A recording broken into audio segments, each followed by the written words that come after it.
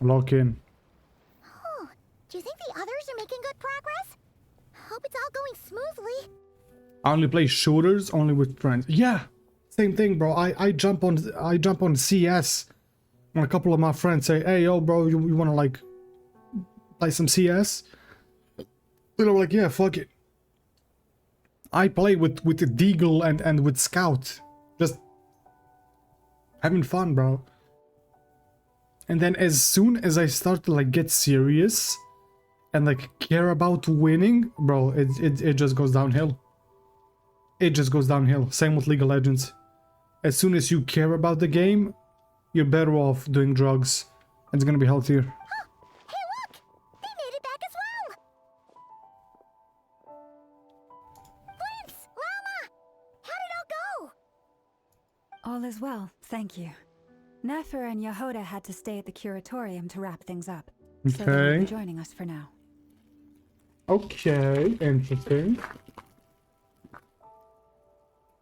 Hey, yo, lock in, bro. I ran into Miss Anefa and Miss Aino on the way back. Their work is still in progress, so I suspect they won't be back for a while either. Okay. You seem rather cheerful today, Mr. Flintz. Maybe he got laid. I certainly am. I achieved what I set out to do and came away with more than I bargained for. Not everything is about winning. No. The whole point of the game is to win. But I'm saying if I take it way too serious, bro, and I start caring about ranking it, like ranking up, yeah, that's it, bro. It's over. It's over. I go down a very toxic path. When I played League of Legends, I was very fucking toxic. I'm gonna be honest. And if I jump on League tomorrow, I'm telling you, in like 2 days, I'm gonna be toxic again. Because it's just how the game is. There's a lot of things that are out of your control. Same thing with CS, right? I'm gonna be holding a fucking angle in CS for like 20 seconds. I'm gonna take a peek on my map. The guy's gonna peek me and kill me. Because that's, yeah. It's how the fucking game works. Fighting alone can get quite tedious, but I had the good fortune to run into a pair Yo, of what's brave good, young warriors. man? Do you know who this is? Yes, sir. It's been a long time coming. We meet again. How have you been? What's good? Hey, let me see your brother in the back, please. Albedo! What are you doing here? Okay, I'm gonna be honest, I don't give a fuck about you. I wanna see your brother. It's been too long, I'm guessing you're here to serve Barca. That would be a natural assumption to make. Yeah. It's also the correct one. These two Move, let me see your courageously brother. lent me a hand while I was fighting the wild hunt. When they told me they were Sir Varka's colleagues, it all made sense. Yeah, let me see Doran, because I see a little bit of his horn right there. And given how people Let- of outstanding let me get a talent full tend to picture. cross paths, it's no wonder you're already acquainted. Yes, we are. Please, let me... So, who's your travel buddy, Albedo? Paimon, listen, Paimon. I'm gonna be serious here, Paimon. I think you may need some help. I think you might be too slow. Okay? I mean, technically... Okay, yeah, technically we never saw him. Right, okay. I'm sorry, Paimon. Because technically we never saw him. Right? Why don't you come and introduce yourself? Yo, what's good? Yo, he's kind of dripped out. I ain't gonna lie, he's kind of dripped out, bro. He looks good. I like him. I like his color scheme. The black and like purple. A little bit of like a gray, white. Yeah. His color scheme is great. A gentleman of few words, I see. And a rather stern countenance. I presumed you were acquainted with him. Is that not the case? Those horns, you must be... Nice to meet you. again. We've technically met before. We have, yeah, back in Simulanka and back in Mondstadt we have, yeah. Look at him, all grown up. Man, they grow so fast. He's probably like 2 months old or some shit. Wait a sec. You're Mini Durin. Yes, sir. That's right. It's me. I'm glad to see you again. I'm so excited for his like story. Honestly. By the way, he says it's okay if you drop the mini. Fair. Yeah, fair. He's not mini anymore. He's actually taller than us, bro. Yeah, I'm not as mini as I used to be. I mean, technically you're still a kid. But yeah, you're not that little. Interesting, isn't it? The first step towards blending into human society appears to be reflecting on whether one's name really reflects who they are. Yeah. Wow, you look so different. In a good way, of course. It's great to see you looking so healthy. Looking good, not gonna lie. Thank you, Paimon. And although you're as mini as ever, I understand that diminutives don't always convey endearment. I'll be sure to simply call you Paimon as a sign of my great respect for you. Listen, bro, Doran.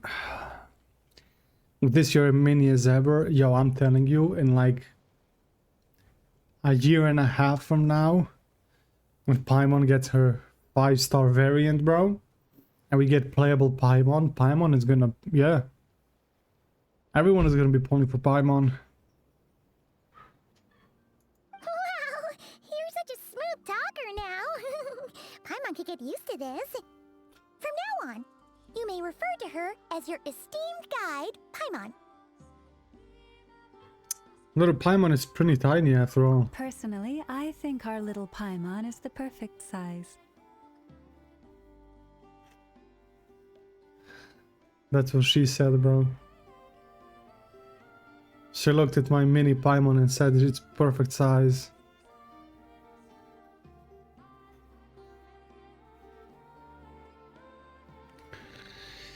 Yo, where are we going with this quest, guys? When people call her little Paimon, it's just because she's so adorable that they can't help themselves. If that's not a sign of endearment, what is? Okay, you've been calling her little Paimon for like the 5th time, and I'm starting to get worried that she might actually get a big Paimon. Like she might get big one day. Nah, like seriously. They knew what they were doing with that line? Oh, 100%. 100%. You're absolutely right, Miss Lauma.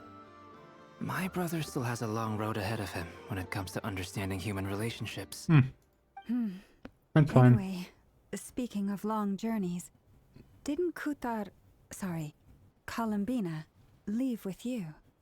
How come she isn't back yet? She died. She's been catching up with old friends. Wouldn't be surprised if she stopped for a cup of tea or 10 on the way back. Uh-oh. People are talking about me. Oh, there they are. Hope it's nothing negative. Nah, you're fine. You're fine. Seems like she's in a much better... Seems like she's in much better spirits after meeting her old colleagues. Judging from your expressions, I'm guessing it all went well. I mean, she's kind of stronger now, right? She is what she used to be. At least back in, like, Fatui, right? She is ranked 3rd again. So currently, I mean, if we're going by rankings... Although I don't know if she is, like, stronger than Arlecchino right now. Since Arlecchino also got the marrow and, yeah. I don't know. You see Big Paimon when you start watching HI3 stuff? Maybe. It's getting crowded here. I'll go grab some chairs. Hey, how about we get the fuck in? No need. This is a job for an alchemist.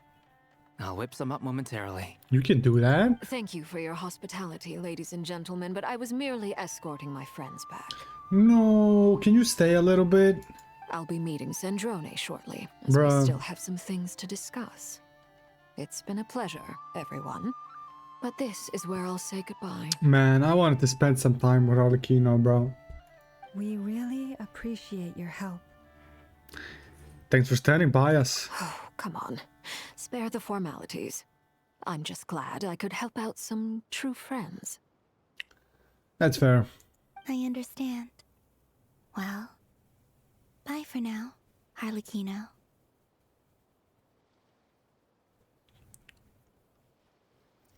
Yo, what were you two doing on the way back?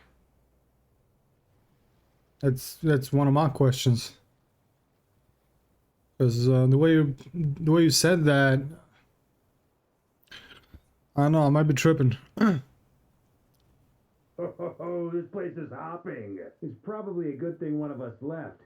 Otherwise, we might not fit all these people in. Okay, fucking hell, man.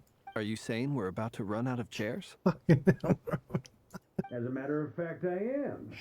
Come on in and see for yourself. God damn, bro. He said, thank God someone else left. Yo, I love this guy. Yo, I love this guy.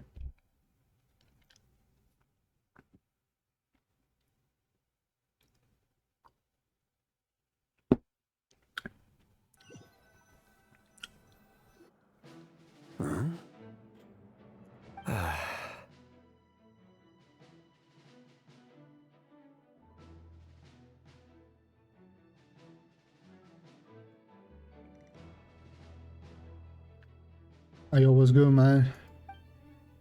I haven't seen you since I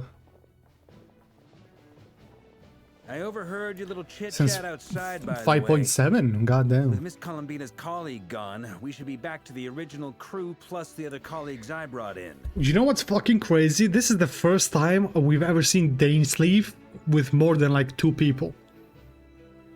Not counting Paimon. The only time Dane has like interacted with a different NPC, or not an NPC, with a different character, has been like fucking OdinssoN. I don't think he's ever interacted with any other playable character outside the Traveler and OdinssoN. I might be crazy, but I don't remember he did. So seeing him with all of these people, it's kind of crazy. You know what's also crazy now that I think about it? This guy right here and this guy right here. Does he know? Do you think Dainsleif knows that Albedo is Ryan Daughter's creation? I mean, both of them, technically.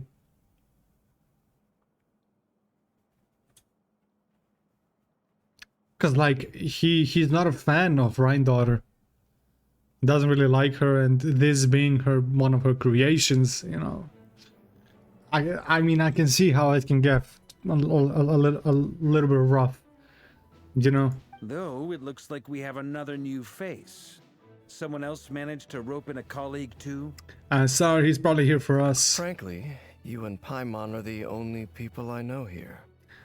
Okay, so he doesn't know about Albedo. This here is Dainsleif, colleague of Tibet's greatest guide, Paimon, and greatest adventurer, the Traveler. Well, not exactly colleagues, more sort of friends. Yeah, I mean, I guess, yeah. When someone else jumps in to do the announcing, you know you're speaking to someone important. True. Let's hear what he has to say. The Twilight Sword himself. Note to self. Once Paimon knows your name, the rest of the world will soon follow. True. Hey, they don't call her Paimon the Yapper for no reason. When he comes looking for us, it's usually something important. Paimon's guessing you've heard about the Wild Hunt then. I mean, he is hunting the sinners. So naturally, with RERIR being here, it's natural that Dainsleif would appear himself. Internet sucks. So real for that. You're so real for that, yeah. My internet can be dog shit sometimes as From the well. looks of it, you're about to hold a meeting. If I were to say that the Wild Hunt is our mutual enemy, would that earn me a seat at the table? Sure. As the saying goes, the enemy of my enemy is my friend. Mr. Dainsleif, there's a seat with your name on it. How about you introduce yourself? Though, I can't promise the same for everyone else. Hey, Albedo, think you can rustle up a couple more chairs? After all this time apart, Grandmaster Varka's first order is to rustle up a couple more chairs. I've missed this. Yeah. Yo, you can see that he missed this guy, man. I mean, who wouldn't miss a guy like Varka? Let's be real, man. Is he being sarcastic? I don't think he is. Hey, he's your brother. Why are you asking us? I've still got a lot to learn about the nuances of human conversation. Trying to decipher Albedo's way of speaking has been like jumping in at the deep end. Yeah. Oh, good point. I'ma get you now. Don't sweat it. There are people who go their whole lives without getting the hang of it. You're ahead of the game already. Look at you, Paimon. Expert in the art of encouragement. What the fuck am I? Yo, what the fuck? I wonder what's taking What them the for so long. Yo, what the fuck was that all about? Our eyes getting teary and stuff? So proud. Perhaps you should go and check in with her. If anyone can hurry her along, it's you. I just got back from the curatorium. Besides, aren't you curious to see what's taking her so long? Miss Nefer doesn't strike me as the type to share secrets. And since gathering intel is her specialty, I'm guessing she'd prefer to keep her methods confidential. That's fair. Under such circumstances, would it not be tactless for me to impose? Oh, but it's fine for me to impose. What can I say? You have an unrivaled ability to garner people's affection, Miss Moonchanter. Besides, you have far more in common with her than I do. That's true. All right then. That's true. I mean, she's probably gonna get Nefer here. Barely Like, fought back at all. I admire your powers of persuasion, my friend. how often do you stream? Depends, bro. I've been streaming every day for the past like week, or even 2. I don't know. Been catching up with Wuthering Waves, but Genshin Quest came in the middle of it, so we're doing that, and then we're going back to Wuthering Waves tomorrow. As I'm sure Miss Lauma will realize soon enough, the trick in life is to always pitch in with other people's responsibilities so that you can be selective with your own. That's smart, not gonna lie, that Another is smart. trick is to simply hide in the background. True. Or pretend that you're working, that is also a good trick. Like, just pretend that you're working on something so they wouldn't test you with something else. Spoken like a true sage. Anyway, looks like we've got some time to kill before the meeting. Let's take a little breather, folks. And feel free to chat amongst yourselves. We'll get down to business once the other two arrive. Okay, can we chat with everyone? Okay, this is an interesting lineup. You're both awfully quiet. Why don't I start us off with an icebreaker? Much obliged. Have either of you ever had your portrait painted? If not, I'd be glad to help. Yo, Albedo. I mean, man is doing the business, it's fine. That sounds like a lovely idea. That's a businessman after all. You know how to paint then? I dabble occasionally. He's a businessman after all. He's an excellent painter. Tables, chairs, people, dragons, you name it. He'll paint it for you. I'm flattered. If I ever get the chance, I'd like to give it a try myself. You got Discord? Yeah, same as my Twitch username. I'll bear that in mind. Anyway, how about you, Durin? What sort of portrait would you prefer? Bro, I will have a portrait of like Doran, like his wings out and everything, like badass. I'd like that portrait. Oh, I'd be fine with anything. So humble. Whatever style feels best to you. Very well. Then I'll play it by ear. You can replicate any style I want? I can try. If you show me a sample, I'll do my best to match it. Thank you. In that case, I'll dig up some reference material for you. Hey, I'll take a Columbina portrait any day. Yo, what's good, man? Yo. Let's take a picture. Let's take a pic, bro. Where the fuck is the camera? A picture, man, because like we don't get to see you like every year. I'm gonna be honest. It feels like I see you once every 5 years. Is there something you'd like to say to me? Hi. How you been? Killed anyone? I don't know. Yeah. For starters, why'd you just show up here without even giving us a heads up? Yo, Paimon, why the fuck does he need to give you a heads up where he goes? If you think back to our previous interactions, I'll let you later when I that's finish the quest. Hardly out of character for me. You do have a point there.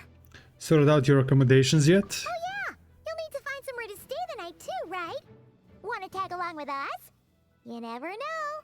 We might get a group discount. Sure, let's do that. Great! Paimon will handle it.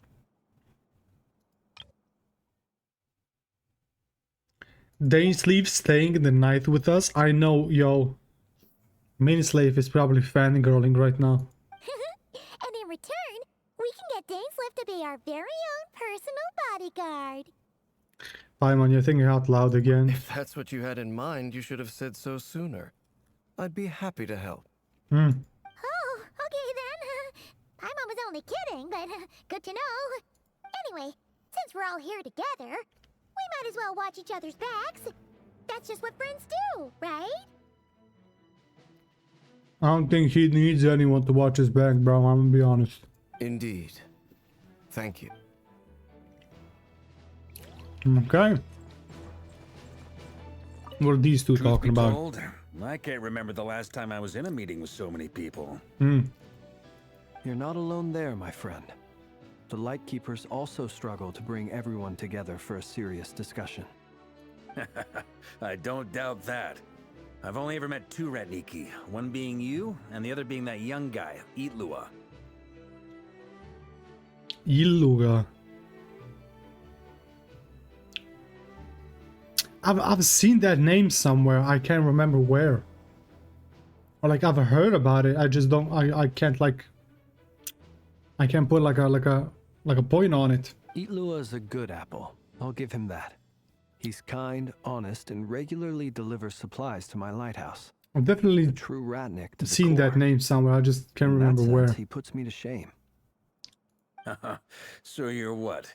A fake Ratnik? That's what it sounds like you're saying. But I get the feeling that's not quite what you meant.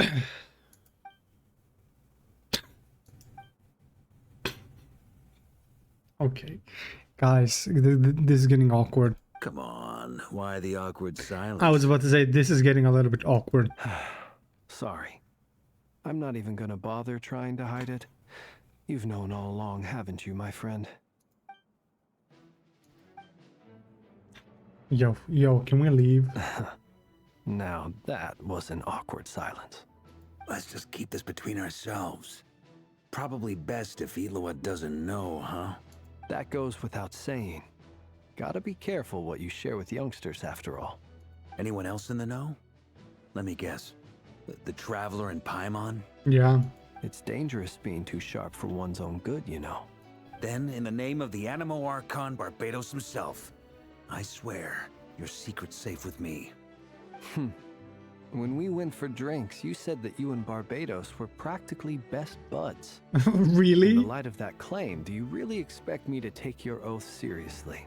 I mean, they're like drinking buddies, yeah? They drink themselves to like until blackout. So like whatever gets said in the bar, bro, I don't think they remember any of it. Of course. Just as long as you don't go spreading around the fact that I'm close with Barbados, all right? Okay. Fair enough, then. Nothing like a bit of mutual leverage to seal the bonds of friendship. Okay, that was an interesting conversation. Yep.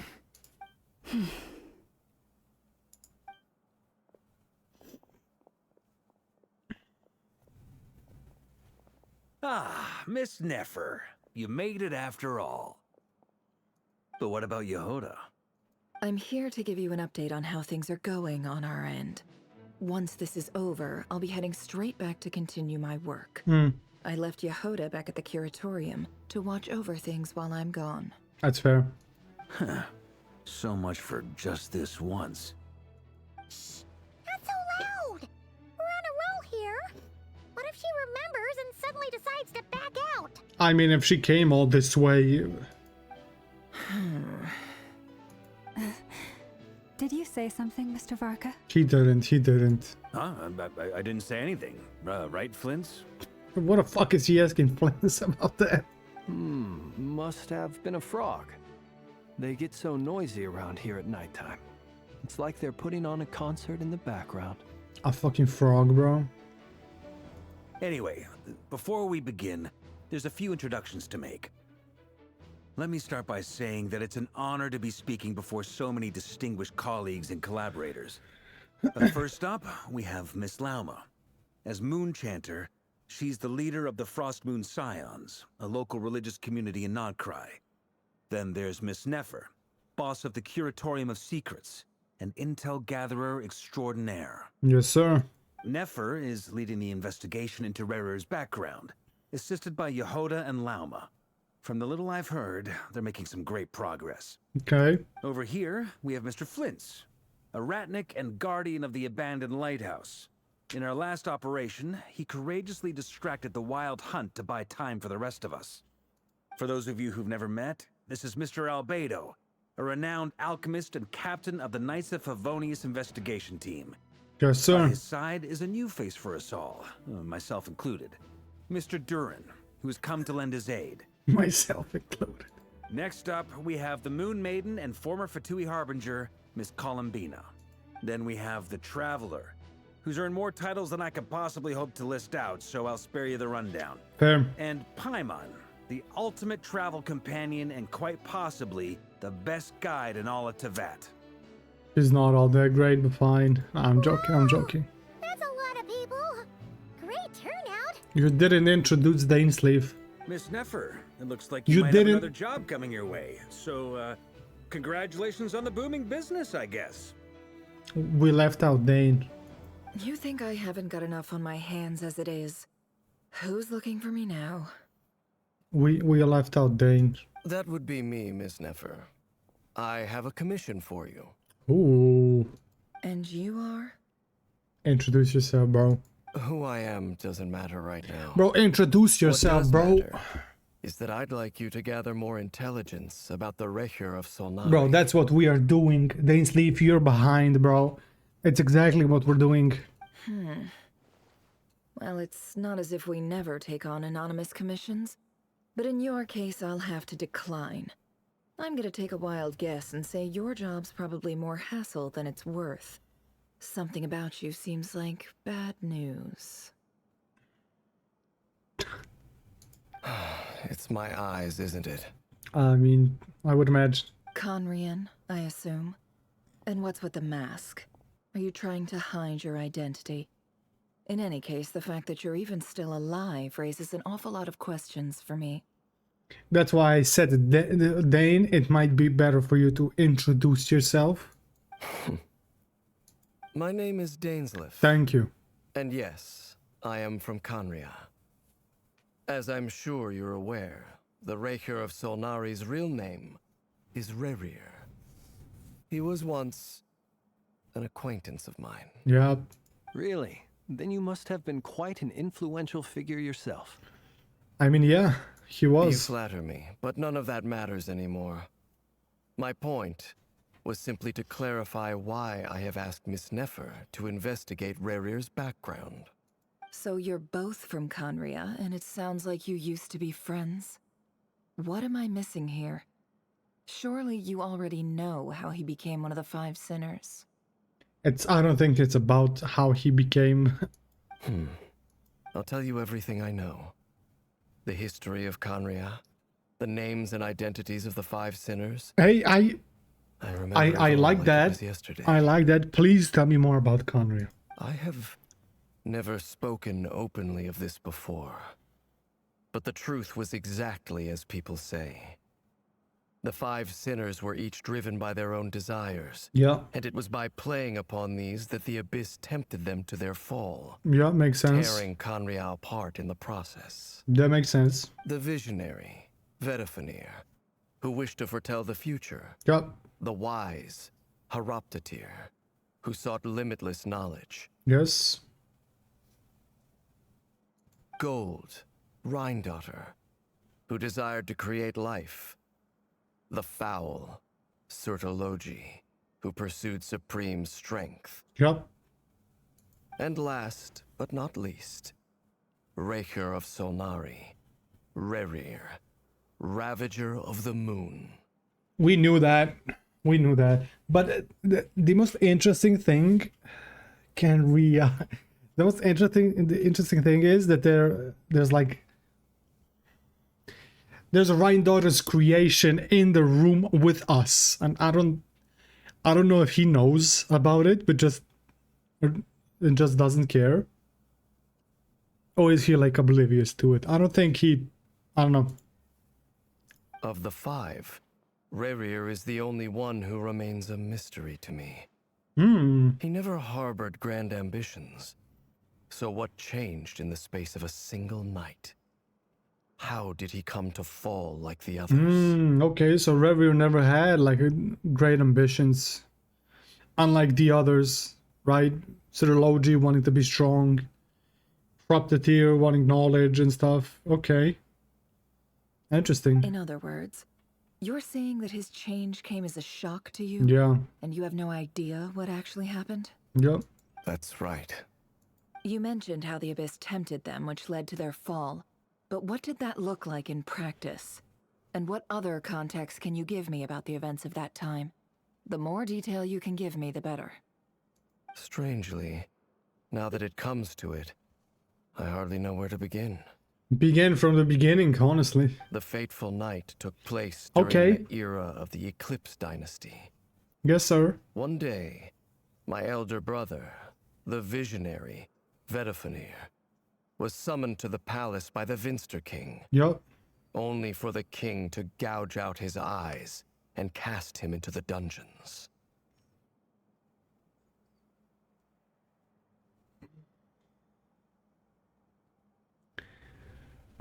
Okay.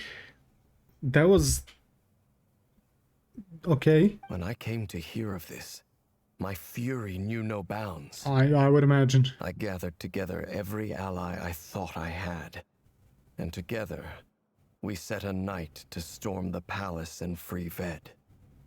Centuries on, the memories of that night still haunt me, like a never-ending nightmare.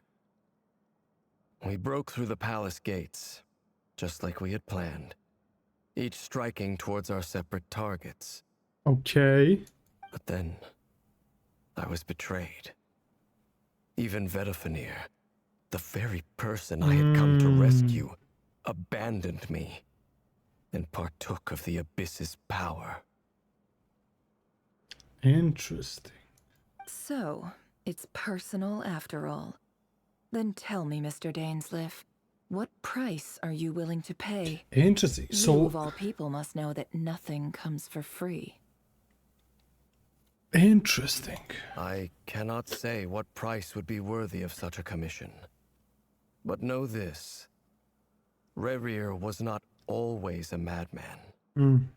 Believe it or not, there was a time when he was just an ordinary man, working for the Conrian Intelligence Service. I mean, he was an assassin, or well, an executioner, right?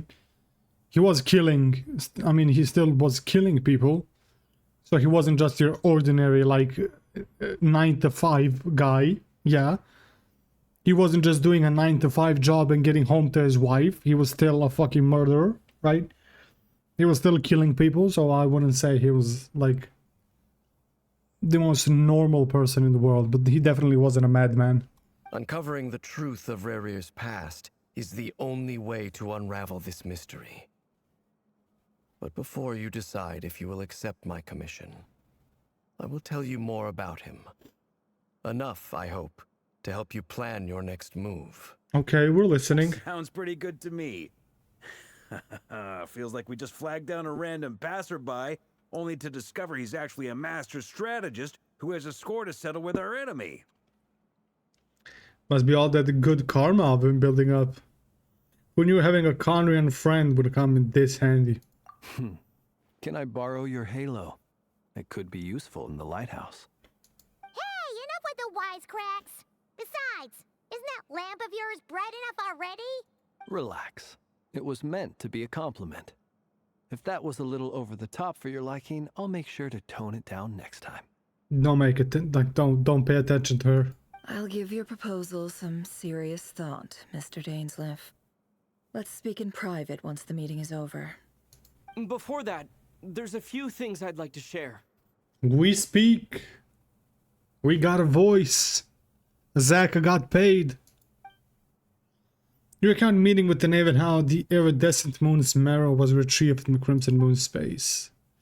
You make it clear that the knave chose to help you of her own accord, then conclude by reporting how the hearts of the three moon are finally in your hands. Now that we've united the Yeah, we hearts got of all the three of them. moons, your power should be greatly enhanced. But it seems like that hasn't happened yet. Okay, ads are gonna run in like 2 minutes. So we're gonna run 3 minutes of ads so you don't get any while we do the quest. I'm gonna go to the kitchen to get something and we're gonna be back, so you're not gonna miss anything. So yeah, 3 minutes.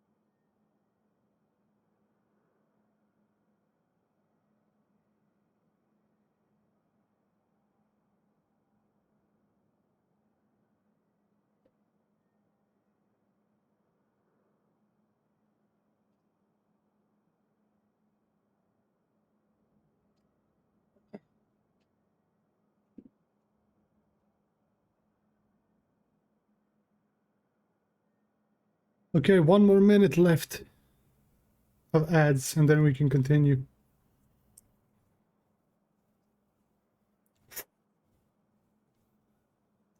I'm gonna be honest, this quest started off really well. Not gonna lie, this quest actually started off really well.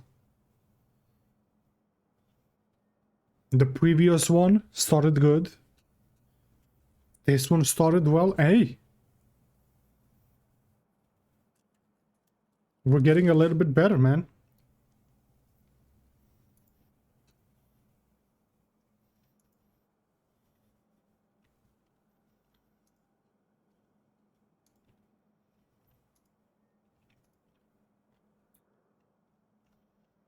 Slowly but surely.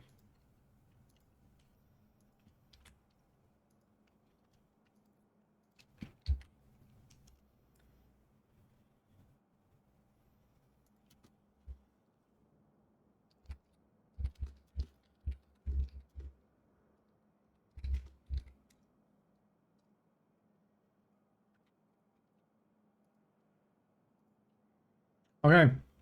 Ads are done. We can move on. Alright.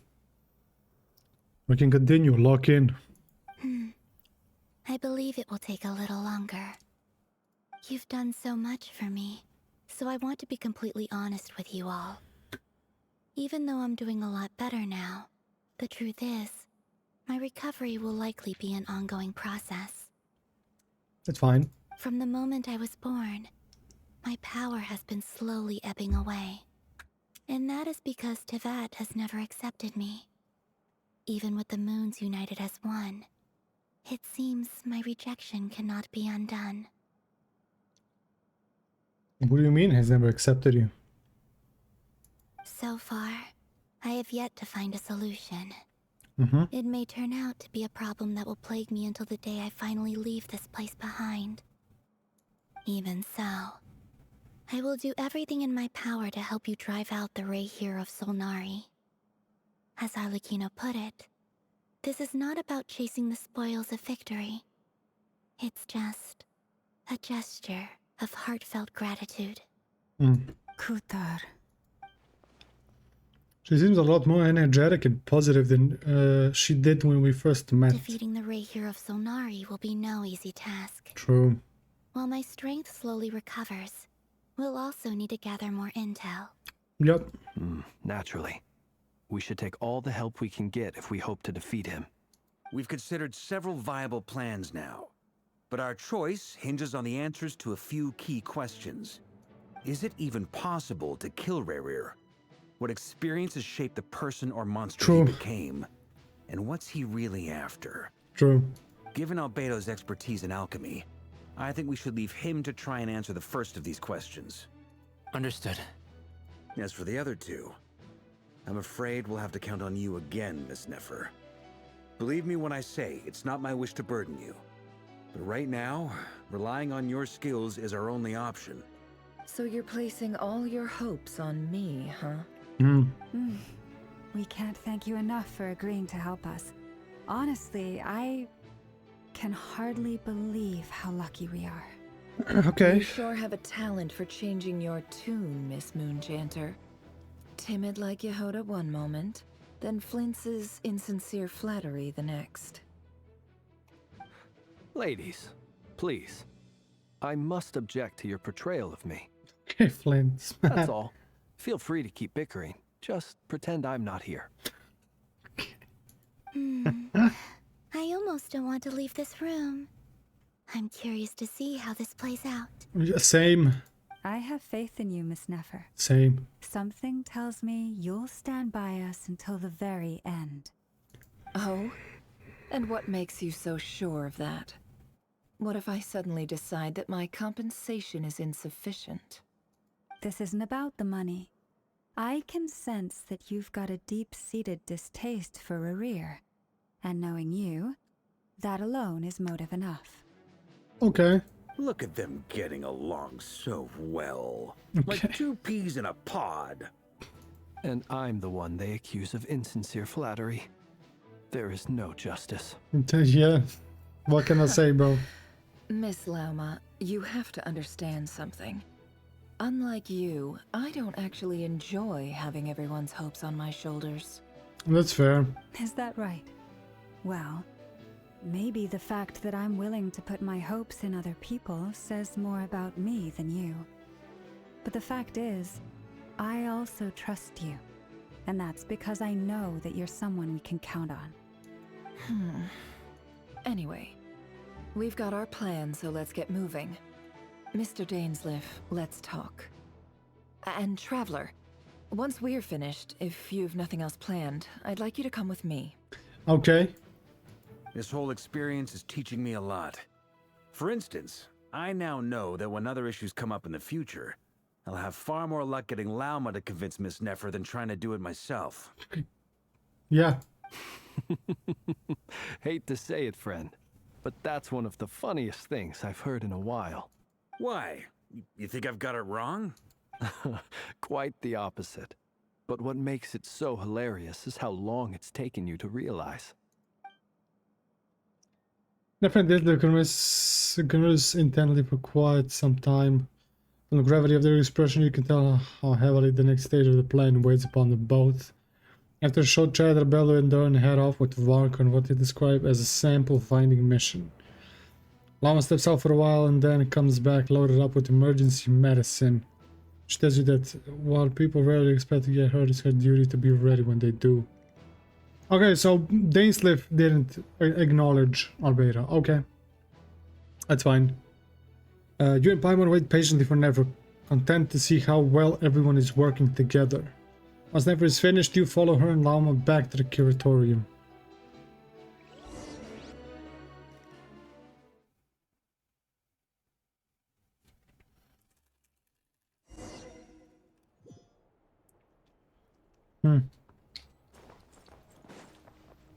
Okay.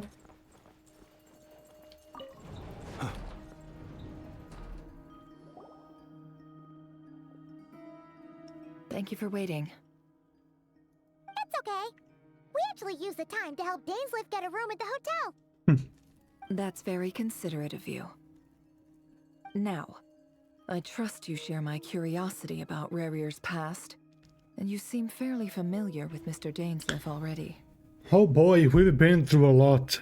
That's right, we've known each other for quite some time now. We spoke at some length after the meeting. He was the one who suggested I should invite you to join this operation. He feels confident that these secrets will be safe with you. If Paimon's not in the room, then yes. Dane has a lot of faith in us, that's for sure. In me, Paimon, in me. Thanks for your trust too, Nefer. Likewise. I appreciate that you got right on board without interrogating me about why I invited you. It shows that you trust me to explain everything in due course. Sure. That's because we know what you're capable of. We appreciate you too, Nefer.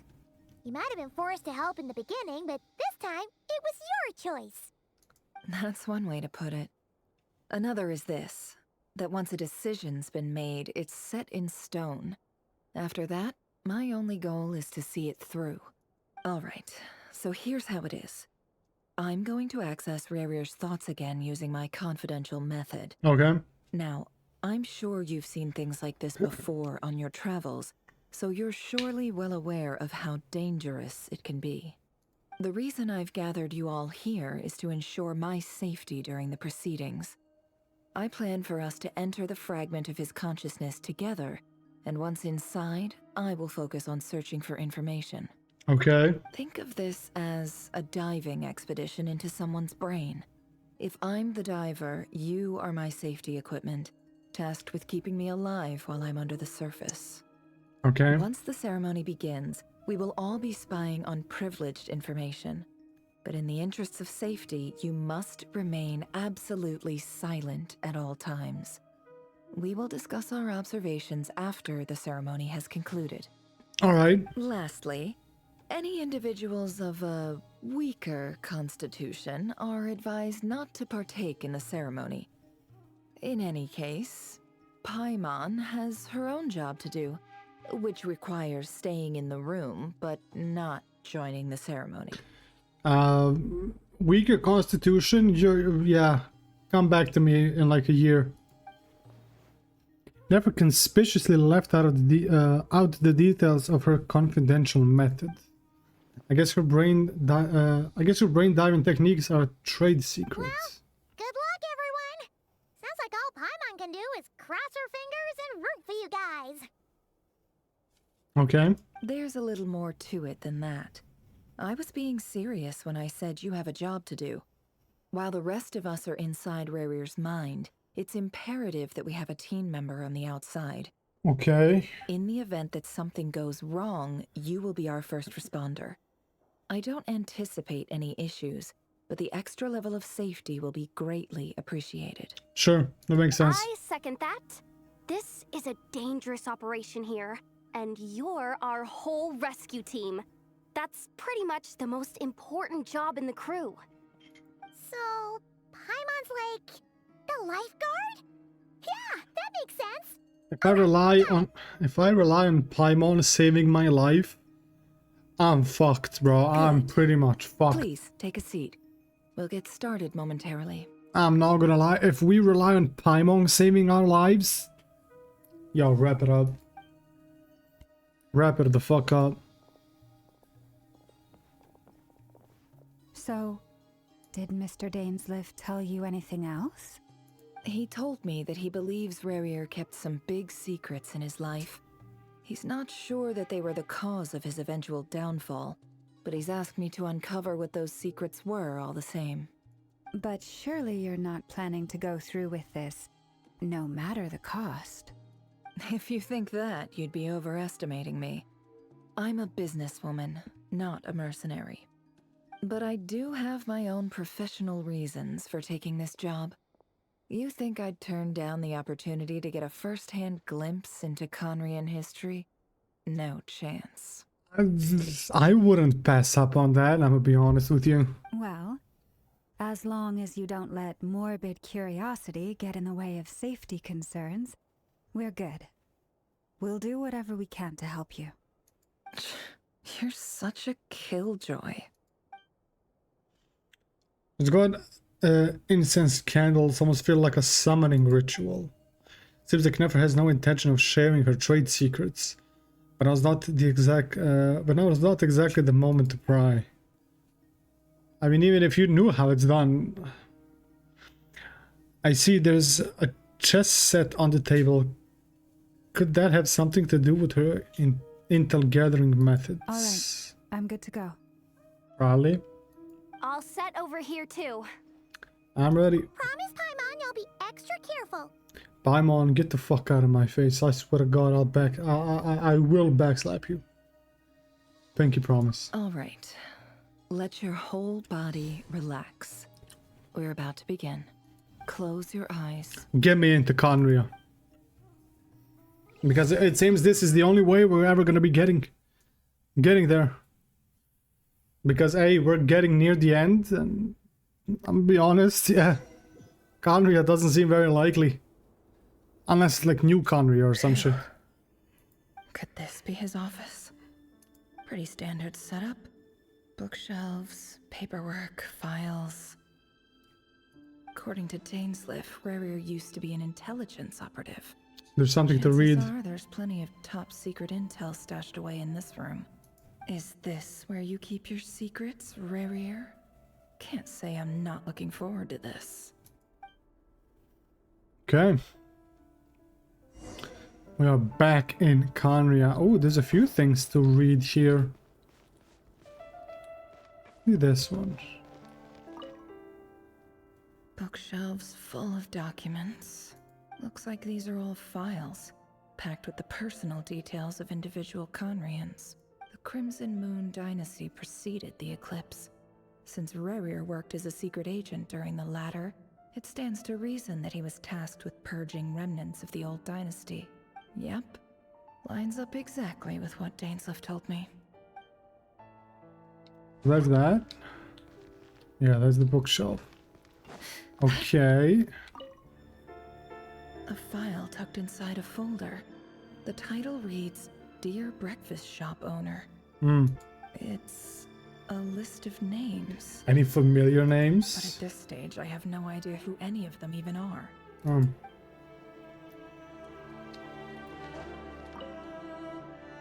Wonder what kind of encryption technique this is.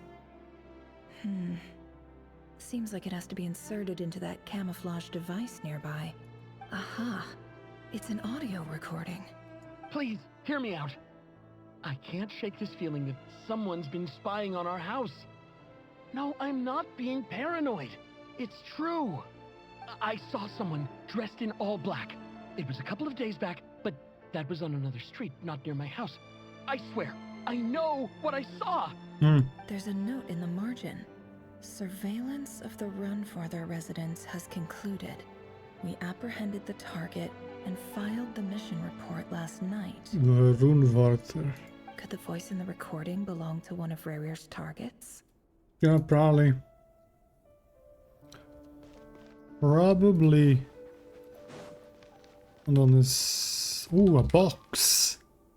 A box containing a ring inlaid with a precious gem. Ah. Must be for his girlfriend. Yeah. Okay, the outside.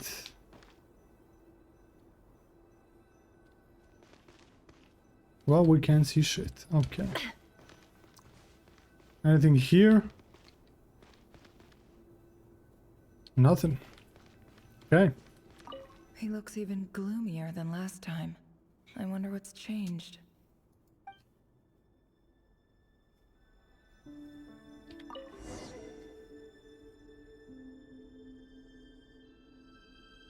Today's files are in. Time to wade through them just like usual. Ooh, okay. Male, 51. Occupation, cook. Confirmed Crimson Moon descendant. Has maintained frequent contact with other descendants over the past year. Poses a threat to the dynasty. Neutralized.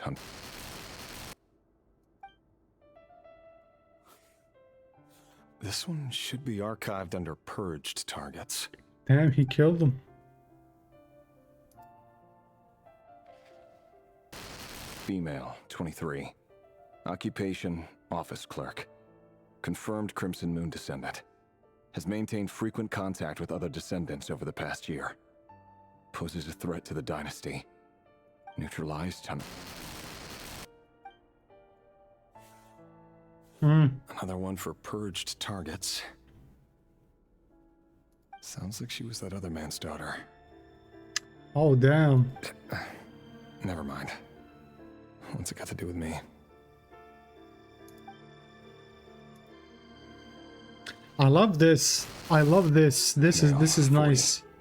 Occupation, teacher. Confirmed Crimson Moon descendant. Has been observed making contact with other descendants during the past year. Poses a threat to the dynasty. Neutralized on...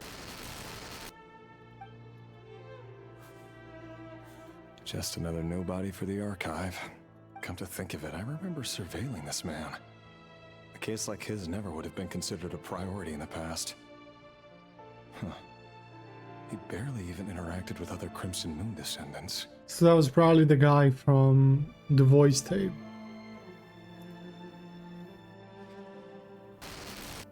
Female, 16.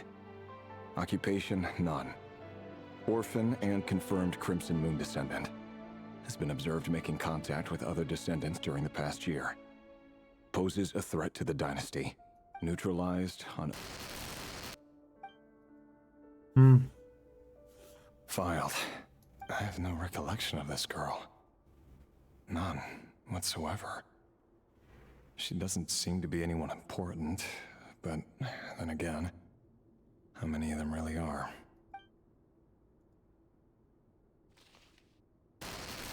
Female, 13. Occupation, none. Orphan and confirmed Crimson Moon descendant. Has been observed making contact with other descendants during the past year. Poses a threat to the dynasty. Neutralized, let me guess. Neutralized. Yeah, bro. Filed. Is this the kid from earlier? Male, 11. Occupation, none. Orphan and confirmed Crimson Moon descendant. Has not been observed making any contact with other descendants during the past year. Poses a threat to the dynasty. Neutralized and...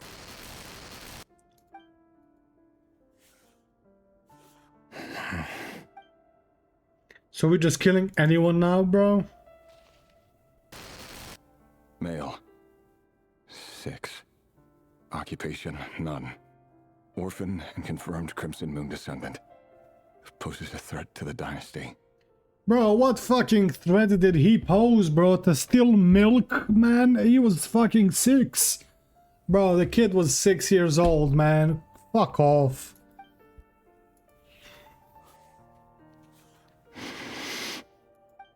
It's funny, isn't it?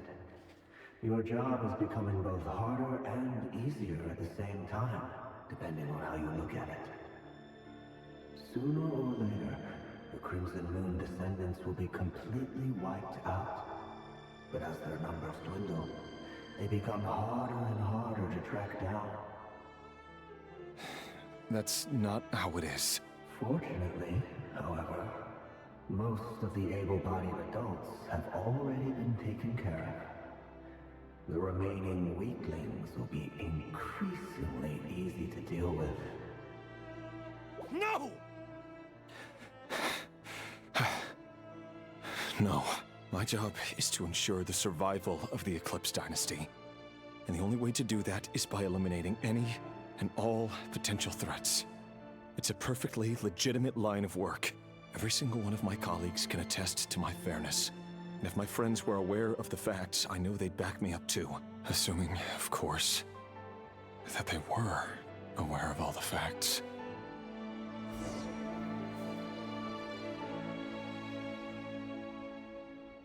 Bro, what threat does a 6-year-old pose, bro? I'm gonna be real with you, that is... That's crazy. Mr. Vedifalnir, it's been quite some time since we last met. RERIR, I trust you're here because you have something important to discuss. Forgive me. I wasn't tuning out, it's just, I noticed you didn't even phrase that as a question. As if you knew I was coming. Tell me, does someone in your position ever feel the need to ask questions at all? It is indeed within my power to foresee certain things. Things like your arrival. I was just thinking. It won't be long before I'll be inviting both you and Dane to my wedding. That isn't a lie, but nor is it a fact as such. It's a wish, isn't it? No fooling a prophet, is there? Ever since that day we met for drinks, I knew it was only a matter of time before you came looking for me. Does it feel good? Knowing how the future will unfold. I'm afraid the notions of good and bad fail to capture the complexity of what such a power entails. Once you've seen what will come to pass, it can be all too easy to succumb to fear and melancholy. Unless, of course, you learn to abandon these feelings. Yeah. You fear my silence, and long to hear the words I left unspoken that day. That's right. You must have noticed my reluctance to broach the subject. And the reason is simple. Because the truth could never have lived up to your hopes. For both our sakes, such words are better left unsaid. The burden of prophecy was never meant for your shoulders. So who exactly do you deem worthy to hear your prophecies? None but our exalted king? Or rather, our king as he once was. You're closer to his majesty than I am. You must know better than anyone how much he's changed. You say that as though it is to my benefit. Yet precisely because of that, I dare not speak rashly. A king can turn out to be the most virtuous of rulers, or a tyrant more terrible than the most vicious of dragons. You are so wise and far-sighted, yet still you would have me live in fear of the unknown? You make a fair point. Especially given my silence alone was all it took to send you spiraling downwards. True. Very well then. Let me offer you some advice. And I say this not as a prophet or a visionary, but simply as the brother of your friend. For many reasons, there is very little chance of your marriage ending in happiness. If happiness is what you seek, you should find another fiancé. It's something that he didn't want to hear, probably. Hold on. There's that same black fog again. Could this memory belong to Thelindis? Guess I'd better tread carefully. He didn't want to hear that, bro. Wait. Hear me out. This time we finally got a clear look at his face and learned his true identity. His name is RERIR, and he claims to be one of the king's guards. Yeah, we heard this in the last quest. What did you say? Yeah. A cruel irony, isn't it? The man you're set to marry leads a double life as a brutal executioner. Why are you telling me all of this now? Simple. It's because I want you to kill him. You are the only person he would never suspect. I mean, yeah, maybe she goes and kills him, and then the king just picks another one of, just another RERIR, basically. He just picks another man to kill all the descendants. So, I mean, killing RERIR really isn't gonna solve the main problem. No, absolutely not. I would never dream of doing such a despicable thing. So you'll just stand by and watch him slaughter us to the last? Do not forget that the blood of the Crimson Moon flows in your veins too.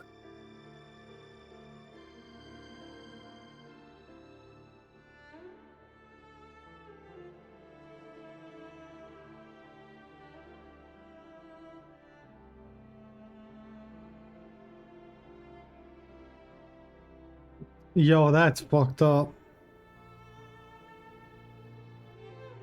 Yo, that's fucked, bro.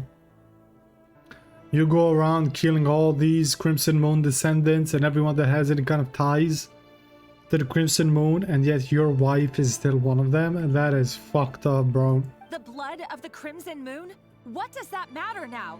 The dynasty has long been dead and gone. You think that alone is reason enough for me to throw away everything I have? Why wouldn't it be? I understand her perspective as well. You two were once a child of the Crimson Moon, just like me. Don't tell me you've never felt so much as a flicker of fury for the way we were trampled into the dust. I can see her perspective as well, man. 100%. As long as you promise to abandon this pipe dream of restoring your dynasty, I can try to persuade him. Or have him persuade the Vinster King. Persuade the Vinster King? Do you even know why he's so obsessed with hunting us down? Why he keeps trying to force us to hand over our secrets? Over and over again? Or why we refuse to give up on restoring the dynasty? The Vinster King. A blind fool. His eyes clouded by powers from beyond this world. A petty little man with a miser's heart. And he dares to sit upon the throne? Mark my words. Sooner or later, Conria will fall. And it will be his doing. I mean, he was right. Conria did fall. If you can't bring yourself to do it, so be it. Just you watch. It won't be long before calamity descends upon us all. The RERIR of Solnari. Yep. That really is quite a secret you've been keeping from me, RERIR. But who am I to talk? Am I really any better? I've kept my own past a secret this whole time too. They both keep secrets from each other, bro. He goes around, he kills all these Crimson Moon descendants, and she keeps a secret from him that she is one of them as well. Love should be built on honesty, but ours was born from lies. And yet, is it really so wrong to hide things that would only make life harder? If we don't cover up the parts that no one else should see, how can we go on pretending to be normal? Vedifulnir must have known all this, and that's why he made his prophecy. In the end, nothing stays hidden forever. But I won't just sit by and watch this disaster unfold. I'll do everything in my power to protect what I cannot afford to lose, no matter who I have to face. That's a lot of secrets that they've been keeping from each other, bro. Huh? Was that RERIR who just walked past the window? Doesn't it give you the chills that he still takes the same road to work every day? As if nothing ever happened. Those people at the deli. Enough already. They're clearly pretty taken by their own disguises, so just smile and play along. Pull the rug from under beasts like that, and you'll risk having your throat torn out. Deli? Oh. They're talking about those people from the opposition. Right. I'd almost forgotten they used to run a deli. People of no consequence always vanish so easily. And no one even remembers them.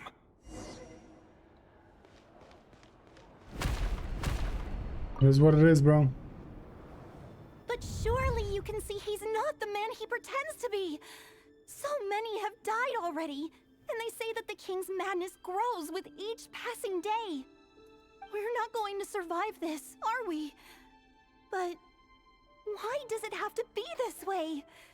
Do we really deserve to die just because of the blood that runs through our veins?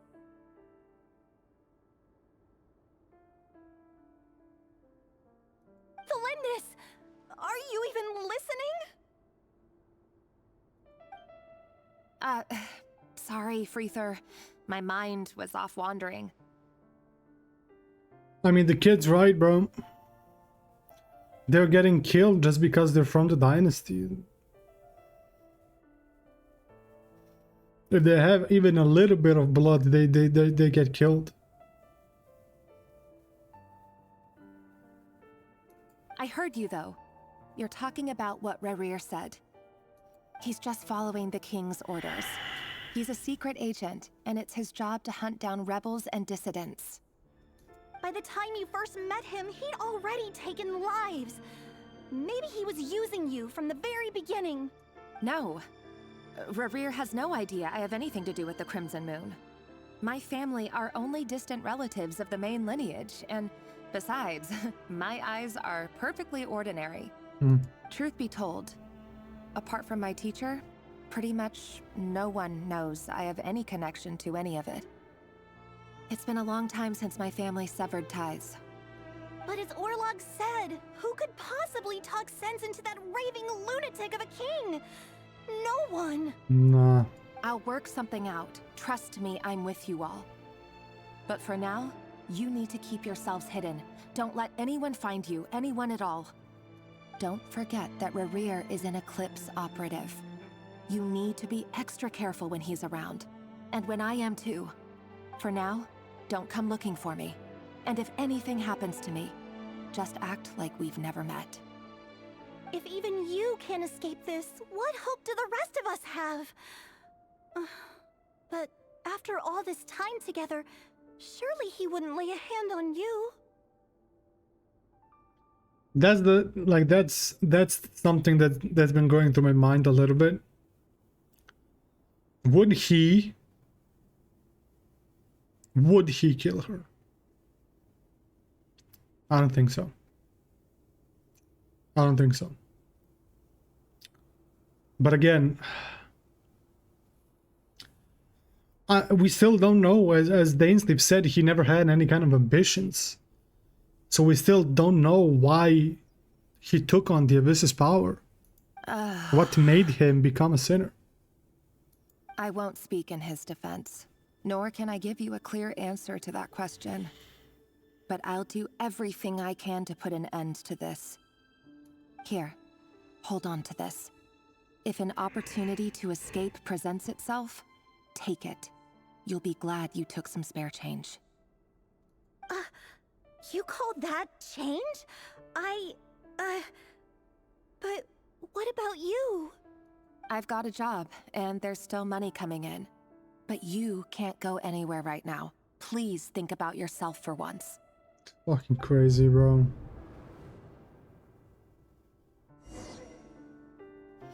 Bro, they were just kids, man. They were like 6 years old, 7 at most. Man, what the fuck were they gonna do, bro?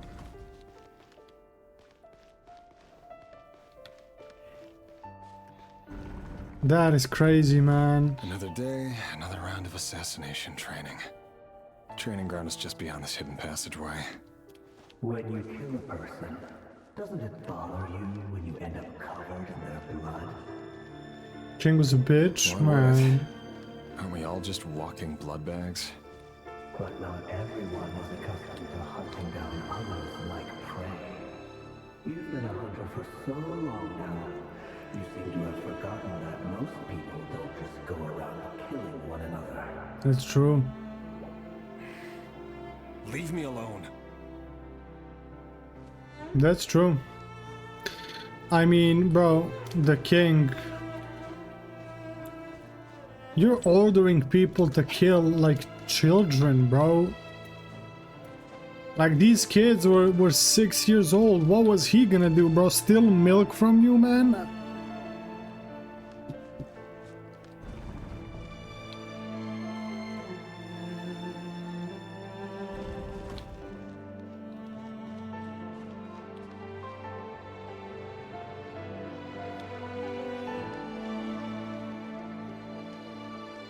Yeah, the Jews type shit. I mean, yeah, actually kind of similar, bro. Not even gonna lie. Yeah, Hitler and Jews. Yeah, kind of similar, man. Kind of similar. He's killing people just because they have the crimson blood, just because they're descendants of the dynasty. Like, yeah, pretty much. Make sure you have a firm grip on the handle, then choose your angle well. Keep your movements light and brisk, and the prey won't sense a thing. I doubt that. I'll bet no one's ever died a quiet death at your hands. I work clean. No traces. He was literally like a hitman. That doesn't make it openly above board, though. The king just happens to need you right now. What if someday he doesn't? Yeah, true. That won't happen. He's changed. Ever since he fell under the spell of that power. In the beginning, he only had you take out a handful of the guilty. But now... The ones I've dealt with have always been guilty. And I've carried out my work flawlessly. Bro, what was the child guilt for, man? Why was...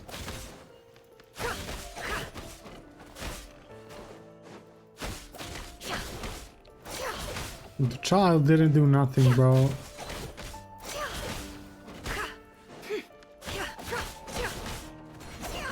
You know why Olympus didn't accept your proposal. What is this shit, bro?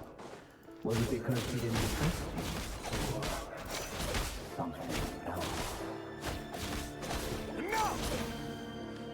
Ooh. Oh.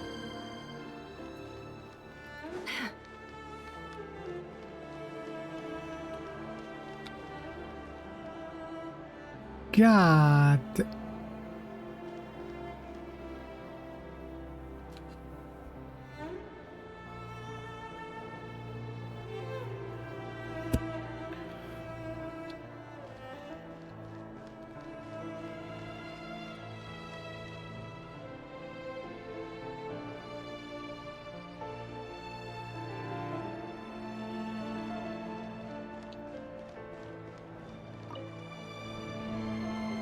Delindis, do you still remember Orlog? Orlog? The boy who was pretending to sell flowers. You spoke for quite a while, didn't Bro, you? that's insane. Yes, we did. What about him? He was arrested 2 days ago. Chances are he's already dead. He... I just don't get it! After everything he's done, why do you still stand by him? Or does it mean nothing to you that people keep dying? No, that's not... Just hear me out. I need to go now, Delindis. They're looking for us. You take care too. If If you ever need a place to hide, come find us.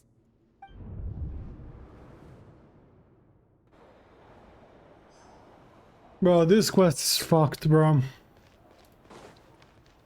This quest is absolutely fucked. I'm not even gonna lie. Over the course of this week, the research object was subjected to interference for a total of 47 hours for experimental purposes. The results are as follows. All subjects of observation that were sent inside have now... The situation within is proving more problematic than anticipated. No progress whatsoever. What now? Won't you give me even a glimmer of hope? Things are getting worse by the day. I have to find a way or we'll all be in danger. But I... If all this research comes to nothing, what then? Sooner or later, it'll be my neck on the line. But could he really bring himself to kill me? That's what I was wondering, bro. That's exactly what I was wondering. Because, like, he keeps making excuses. He only kills the guilty and everything, but... Bro, he killed so many kids, bro. And if it came to it, would he kill, like, his maybe wife? Even Vedelful, told him that, like, maybe you should just start looking for a new fiance, because this is not going to work for you.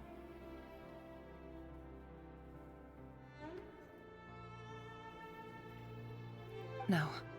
Surely he wouldn't have the heart. I don't know, man. I really don't know. In the beginning, I was thinking definitely not. But now I'm thinking, like, I don't know. I don't know.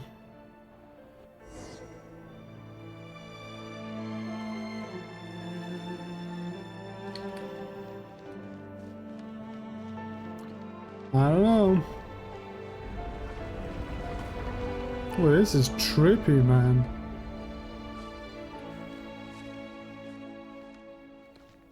Why won't you just let us go? We don't even know each other. All we want is to live ordinary, peaceful lives. You want to live?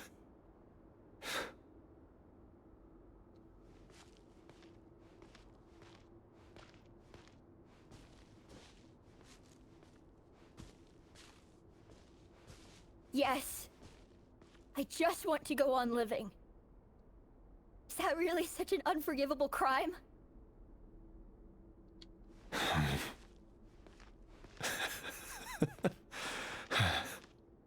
You want to go on living. I want to keep living too. To keep living forever. That's why I have no choice but to continue on the path I'm on. If only some savior would suddenly swoop down and change the way the world is. Too bad that's not going to happen.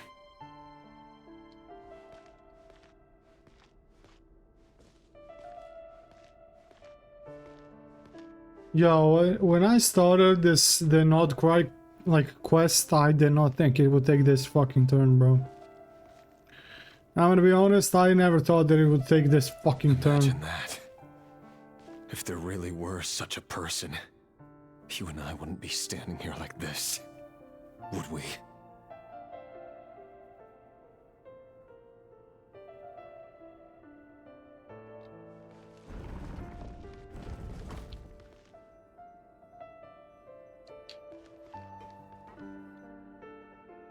So these files are in.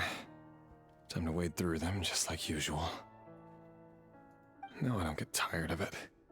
It's my job. And not only am I lucky to have it, I'm good at it too.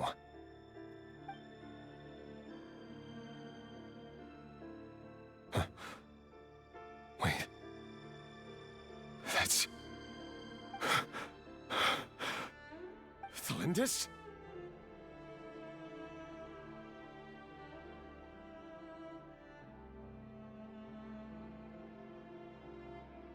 It was bound to happen, bro. One way or the other, it was bound to happen, bro. It was a matter of time.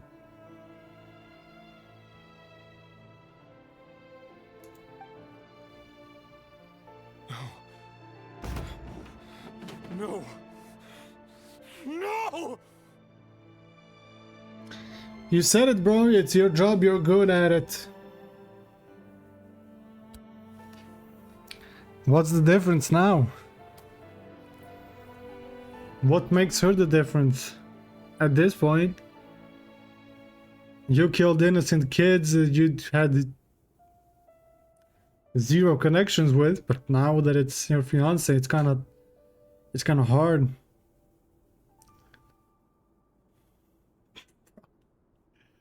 Bro, that's crazy. That is insane.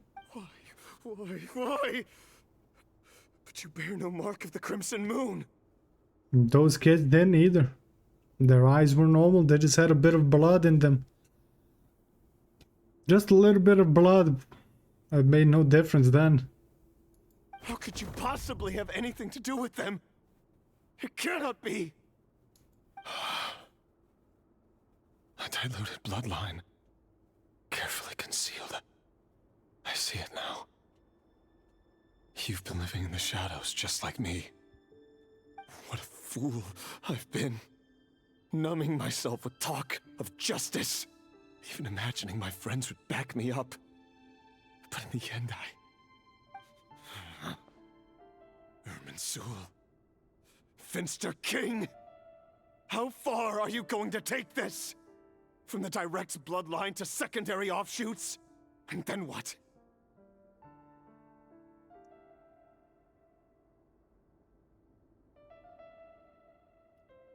What the fuck is his... Wait, did we know? Did we know his full name? And the Finster King?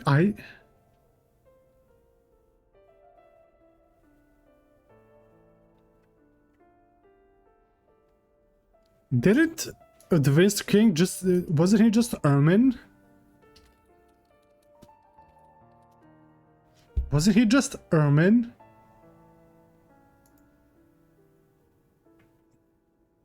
Ermin was the last Finster King of Conria. But now it's Irminsul. And the reason why I'm so confused is because of the fucking tree, bro. Everyone knows the big ass tree. The Irminsul tree.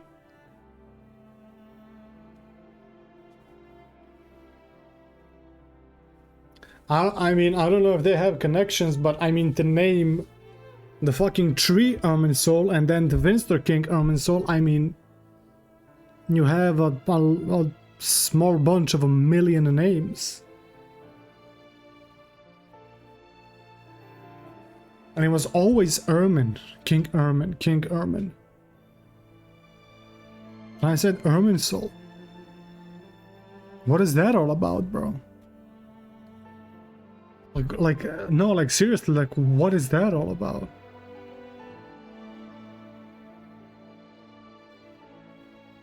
From direct bloodline to secondary offshoots. Yeah, that's how it goes. Today it's the descendants of the Crimson Moon. Who will it be tomorrow? Will you not rest until everyone down here is dead? Oh, now you see a problem. Okay. Now it's a problem. No. This cannot go on. This is where it ends. And now it's a problem. Yeah.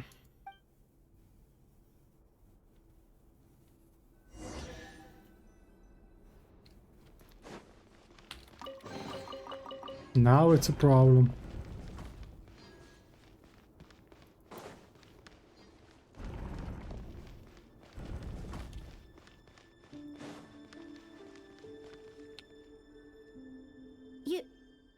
You're really letting me go?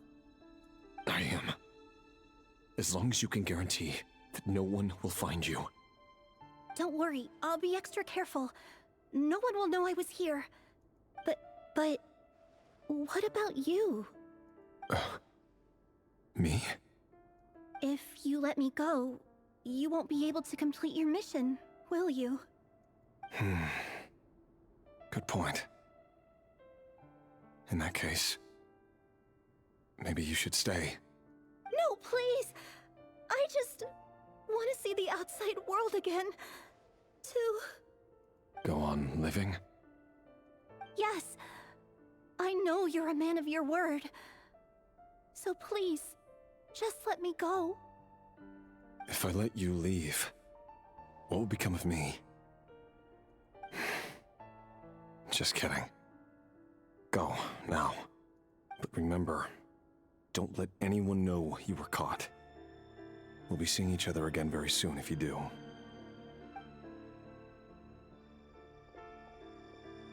Even shadows in the dark must live by a code. But you can't save everyone. You've been whispering in my ear for days now, Vedifilnir. What are you trying to do? Break me down?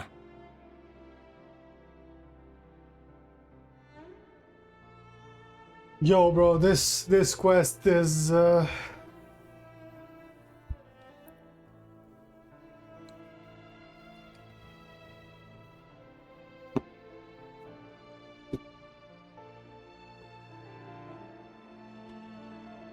I only say this because you long for an answer to your problems.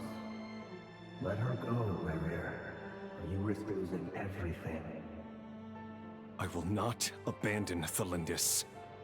Then you'll need a little more vigilance and a lot more power. The world is changing, RERIR. Keep your eyes peeled for your moment of opportunity. That voice used to be so unclear. But now I know exactly whose it is. It's Vedifilnir. so then he become a sinner. Just so he can like protect her in a way. Because he said you're gonna need a lot more power.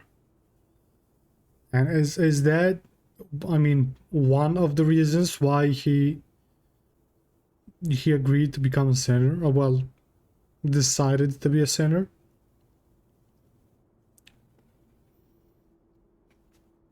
Because he never had ambitions, and it makes sense. If he really wanted to protect her that much. He won't tell me how to actually resolve any of this, but he keeps trying to manipulate me like a puppet. What's Seems his like game it. here? Tell me then. What will this moment of opportunity look like? And no answer. He's like a ghost. Always disturbing me when I'm on edge, but never answering when I need him most. So, the Eclipse Dynasty was purging, well, massacring the descendants of the Crimson Moon. And it seems like it was all connected to the Vinster King's research. The King's obsession with abyssal power left the future of Conria hanging in the balance. No wonder every aspect of RERIR's life was so unstable. And it looks like this Thelindis, RERIR's would-be fiancée, herself belonged to a sub-branch of the Crimson Moon Dynasty's descendants. Wonder who the voice is? What do you mean? It almost defies belief that a couple like them could hide the truth from each other for so long. If the Vinster King hadn't intervened in such a drastic way, they might have gone on deceiving each other for the rest of their lives. Probably. And why does Vedifilnir, Daneslif's older brother, keep talking in RERIR's head? This guy kept more secrets than I ever imagined. The human mind is like a vast desert of shifting sands. When you follow the flow of someone's memories, you only ever see the parts they're willing to let surface. The voice that was talking with RERIR? Who, Vedifilnir? Vedifilnir? Vedifilnir? Fucking, yeah, you know who I mean. Time for something a bit more creative. We've been inside RERIR's mind this whole time, building up a picture of his psyche. There's already enough clues on the board to start reading between the lines and mapping out the rest. Now, we can finally begin to put the pieces together. Sure, it'll only be a reconstruction, part simulation, part reasoning, but it's usually pretty accurate. Once we've built up a cognitive profile, we just need to cross-check the logic behind his actions. And then we'll be able to take a sneak peek at whatever it is that RERIR has really been hiding. Interesting.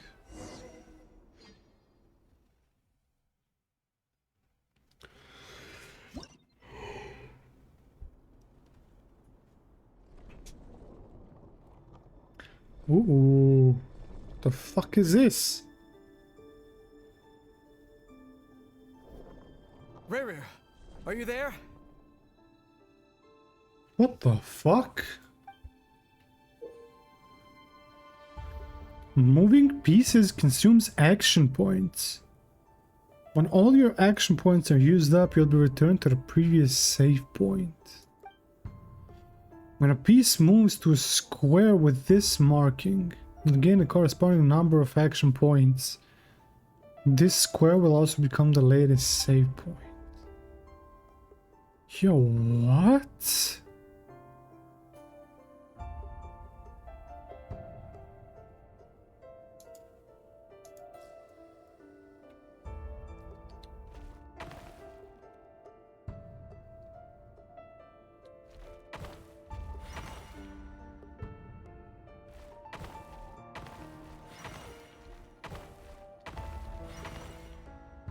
Bro, it's like bro, it's like fucking chess. Come out, it's urgent. Dane? What's wrong? Dane. Quick, come with me. I'll explain everything once we've met up with the others. This is where, yes. This is where the Venster King gouged Vedelfornir's eyes out and put him in a cell, and now Dainsleeve is gathering everyone else to help him free his brother. And then I assume they're gonna... Yeah, after this they became sinners. Okay, I'll come. But the Lindis is still over at the Universitas. I'll need to leave her a note. All right then, but make it quick. I've never seen Dane so worked up before. Yeah. Whatever this is, it must be big trouble. With Vedelfornir being blinded.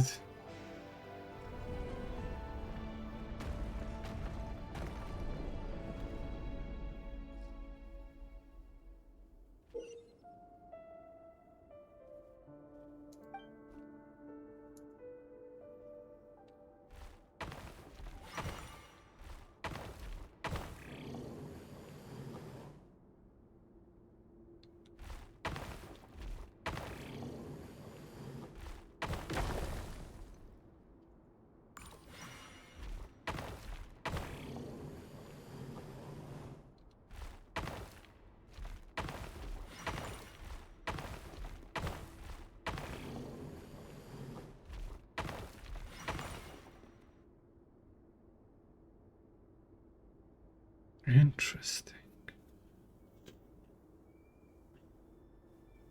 Well, this is a nice change, meeting you all at this hour. When men and women of ambition can speak face to face in broad daylight, I say that's a big step forward for our dear Conria. Don't be ridiculous. We do not fear the day. Why would we seek refuge in the night? You might ask your blade that same question. I'm told it prefers the cover of darkness. The word on the street is that Sertologi only strikes when he has an unfair advantage.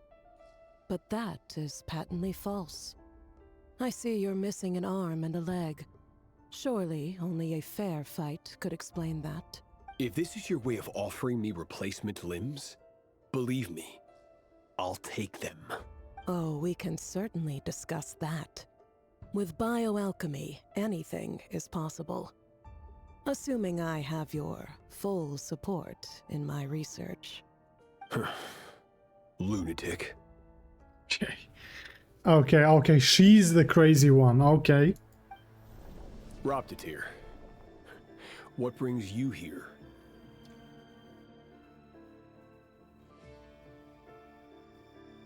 Why, Dainsleif, of course. He invited me. Is this the first time we hear his voice?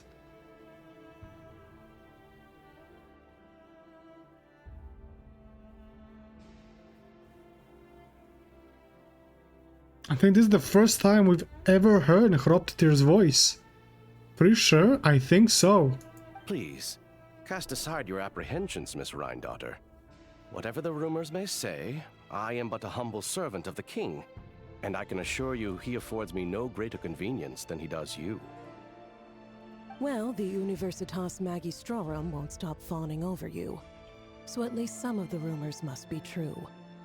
You're clearly doing well for yourself, so drop the humble servant act. It endears you to no one. You're president of the Universitas Magistrorum, the chief royal mage known as the Wise by royal appointment, and by far the most favored among the 4 pillars of Conria. Vice President Veit doesn't even try to hide his envy when he sees you. My success is the product of hard work and good luck. It's as simple as that. Were the king not such an extremist, I hardly think I would have received a senior post at my age. Of course, no job is without its gripes. Serving a king like ours can be a challenging task, as I'm sure you can imagine. And as for Efterveit, in missing out on the presidency, he's dodged a mountain of stress. Like everything else in life, it comes with pros and cons. Efterveit? The first time I've ever read or heard this name. You're all here. I apologize for the short notice, but it was an emergency.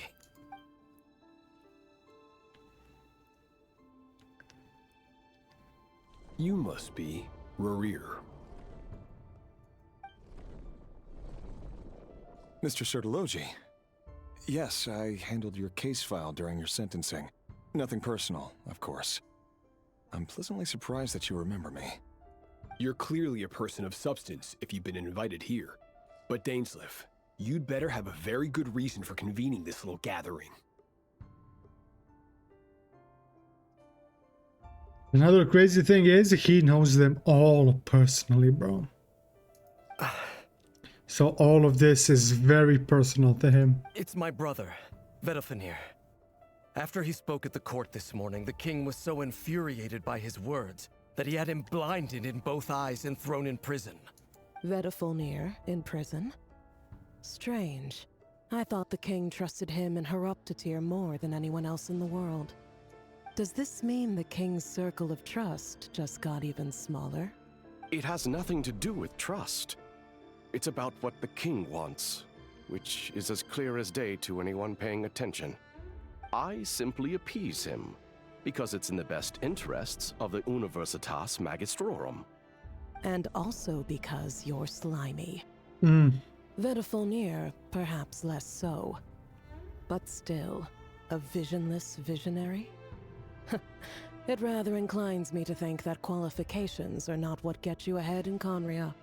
Do you honestly think this is an important discussion to be having right now? Dane, what are you planning to do? Rescue Vedofenir, I assume. Correct. It will mean storming the palace by force. Tonight. I need all of you on my side. That's far too dangerous. And don't forget, Dainsleif, you're captain of the Royal Guard. You swore an oath to the throne. You've been planning this for a while, haven't you? I have no desire to commit treason. But whatever critique the king may have of Vedofenir, disfiguring your most loyal subject for putting the best interests of his court and nation first, this is not the conduct of a wise ruler. My blade will force the king to see the error of his ways. So, Vedofenir's prophecy enraged the king. I'm sure it wasn't what he wanted to hear, but if he won't take counsel even from the visionary, that is deeply troubling news. The extent of His Majesty's madness is now all too clear. The question is, how does a man like me get out of this situation unscathed? You have noble ambitions, Dane, but I'm afraid they don't do much for a guy like me. I'm not interested in saving the world. All I want is a letter of pardon. A letter of pardon? For whom? Thelindis? The chances of the Vinster King issuing a pardon for anyone connected to the Crimson Moon seem vanishingly slim.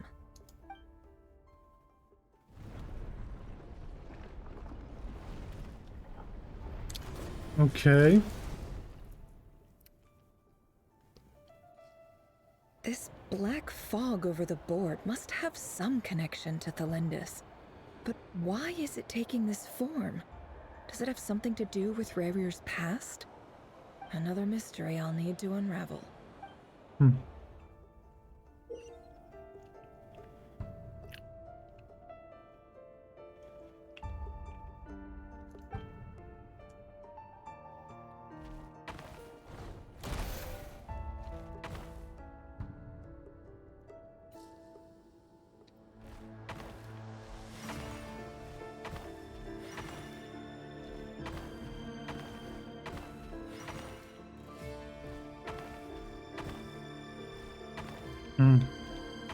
Okay.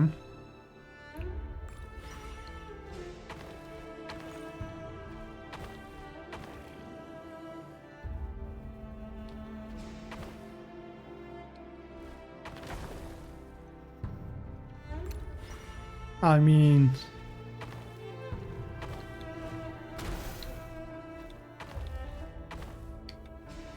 yeah.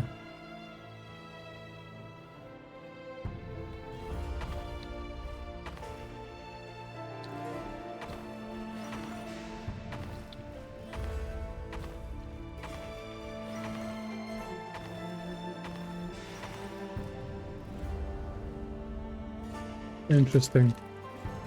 Author Thelindis.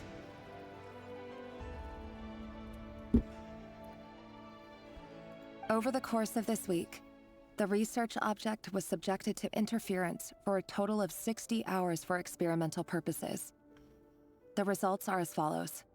Research dating back to the Crimson Moon Dynasty has established 2 points regarding moon marrow. Firstly, its origins have something to do with a god's power. Secondly, it serves as a portal to an as-yet indeterminate location. Moon marrow can thus be defined as a spatial gateway. Okay. However, there are a number of hurdles to overcome before we can answer the question of where it leads to. To start with, opening the gateway requires a specific power source, which the relevant literature indicates.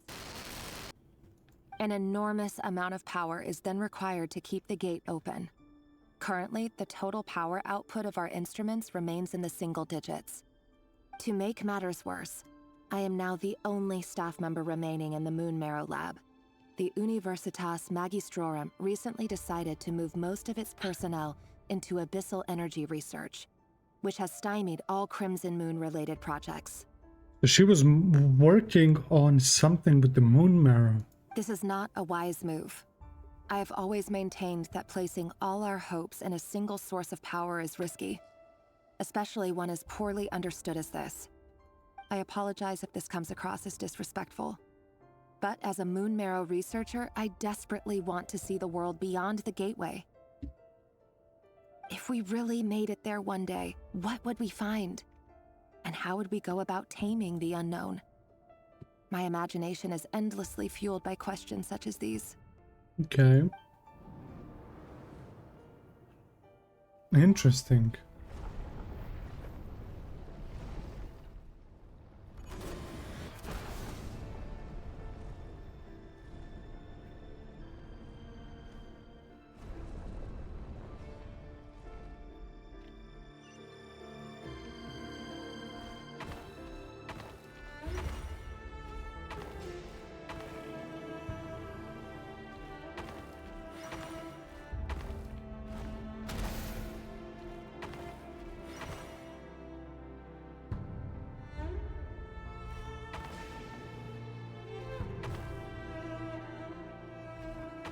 No, you can't do that.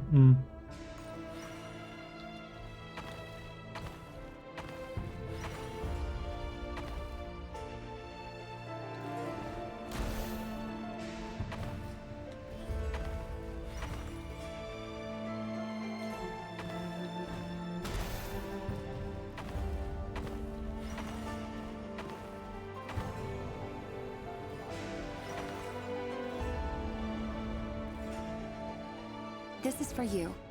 I heard you're gonna leave the city with your parents. The Lindis. Did you hear about what happened? I've heard nothing. RERIR got back very late last Friday, and he was acting a little unusual, but he slept pretty well, so I'm guessing whatever he did was a good deed. You never saw him, and I don't know what he did. And this conversation never happened. You understand? What if he finds out that you pried into his secrets? Don't be silly. I don't know what secrets he does or doesn't have. All I know is he's just a normal guy who happens to run some errands for the king. Yeah, some errands, sure. Are you scared of him? I don't know. The RERIR I know doesn't match the person you all describe. Logically, I should be scared of him. And yet, I don't want to lose him. But enough about that. You should get going, and be careful with the package I gave you. Keep it secret. Keep it safe. What's in it? A piece of the moon. All you need to know is that as long as you keep it safe, then in the future, everyone will be able to see a red moon.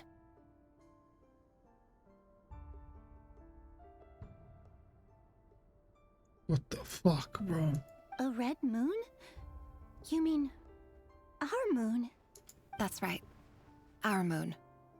Promise me you'll look after it. I promise, the Lindis. The Crimson Moon bloodline will never die out. Its light, the color of blood, will become like a fire that flows in our veins, no matter how long it takes.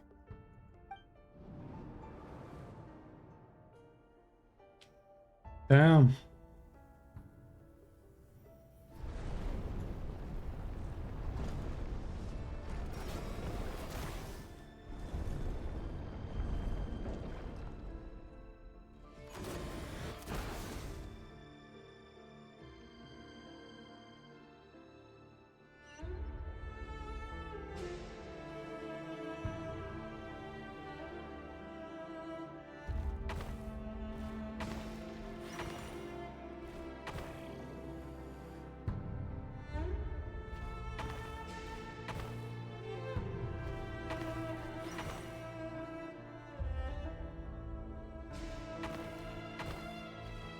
Okay, well that's not gonna work.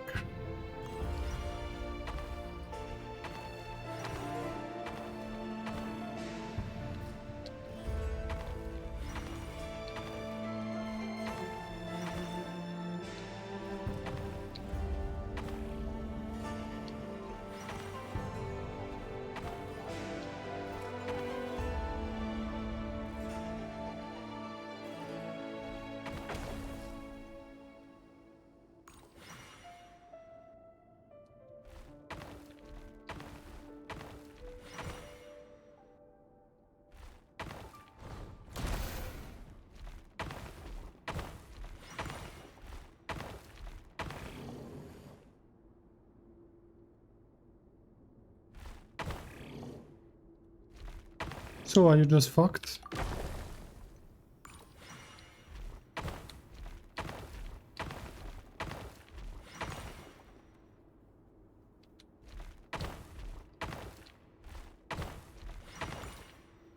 Okay. Hurry, everyone, and stick to the plan. Sir Dainsleif, what are you? Is this treason? You know what happens to those who betray the throne. Please, don't do this! It is the king himself who has betrayed the throne. He has betrayed all of Conria. If you have any love left for justice in your heart, you should join me. It's showtime. Dane and his group will handle the troops in the palace. Then Hraptatir and Rheindater will disarm the security measures. My job is to enter the prison and rescue Vedifalnir. Stay safe. Wish me luck. Look after my brother. Draw your blade. It is time for justice to prevail.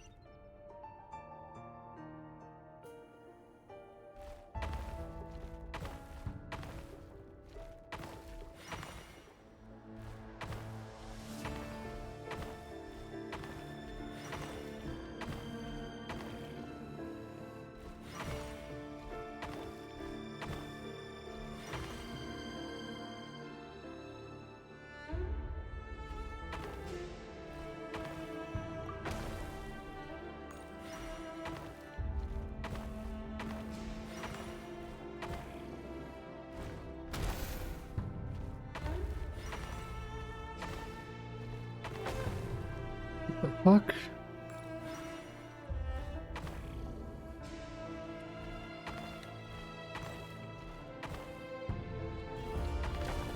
So you can do that, okay.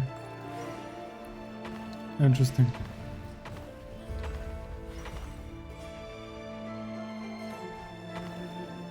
I mean, this is the same shit, no? This is the same fucking shit.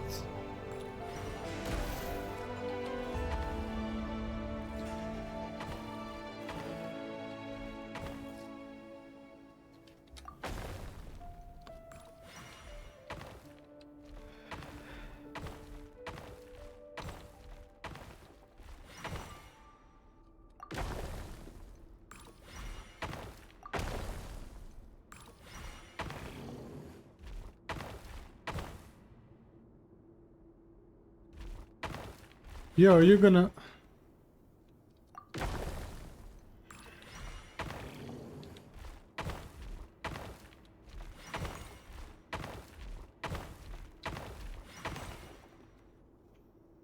Rheindor lore? Yeah. I'm interested in that as well. This place is filthy. And the smell is abominable. Clearly, the king doesn't allow his prisoners a single shred of dignity. This is dire. Found you. Hello, Mr. Vedafilnir. Ah, it's you. Surprised? Oh, wait. I guess surprise isn't an emotion that prophets feel very often. I certainly felt some surprise in the moment when I was blinded.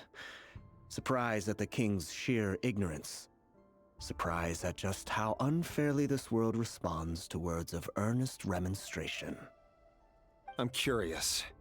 What did you prophesize this time? It wasn't a prophecy. It was a word of warning. Someone had to say it. The king has forsaken all reason in pursuit of his obsessions. I simply told him that if he continues on this path, Conria will surely fall. It's the serpent ring. The one he gave the Ainsliff. But he didn't listen. Worse still, he stabbed you in both eyes and locked you away. Dane asked for my help. The court is in complete chaos now, but I'm sure you predicted that. Everything is transpiring as I foresaw. Yet I am powerless to change it. Fate is an immutable force. I can but lament as the inevitable unfolds. I do wonder whether giving a man the power to see the future does nothing more for him than slowly crush his spirit. Forgive my curtness, Vedafilnir, but the king did not suddenly turn on you today. His suspicions have been brewing for a long time. You can't have wisdom beyond the reach of your fellow man without attracting his fear and suspicion. There are things the king does not want to see.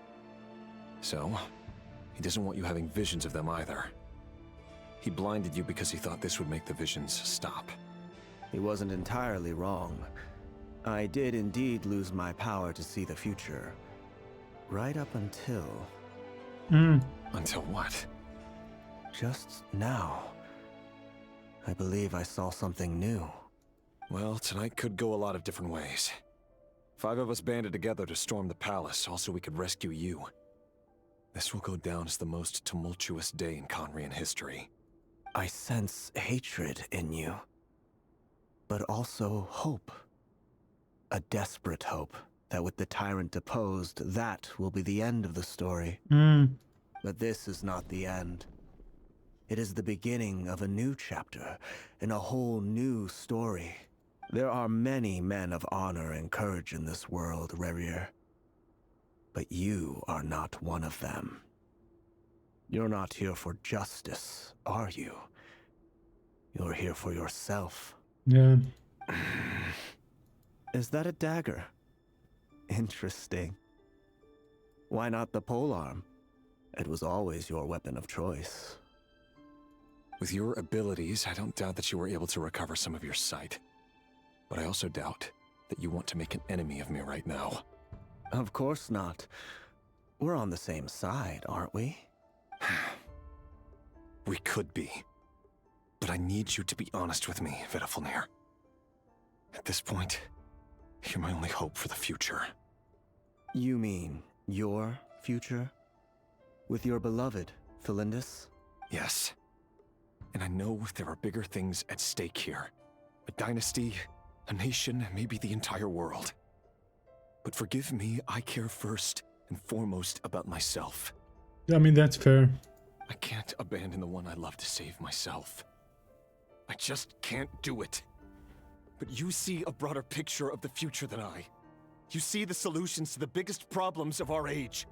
So tell me, what is my solution? What's the answer? In matters of fate, answers are either right or wrong. What will be and what will not. Maybe you are willing to pay a certain price in the pursuit of happiness, but unfortunately, fate does not negotiate. That is the cruelest thing about fate. It is unmoved by your sacrifices. That can't be true.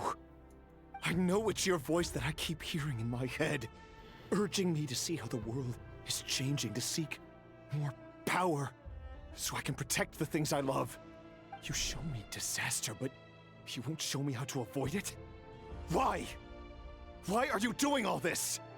My voice. In your head.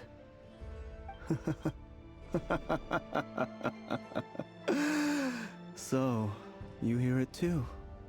The voice that steals your mind, gains your trust, and drives you crazy. It turns out that we are not so different, you and I. Vedifilnir just broke into the strangest smile I've ever seen in my life, as if he'd discovered some monumental secret. But then he suddenly switched to looking extremely weary. Very well then. My advice to you is as follows. You must persevere. Whatever trials and tribulations you may face, be steadfast in the belief that they are your path to the future.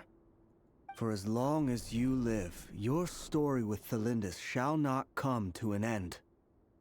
That is the only chance you have of fighting back against fate.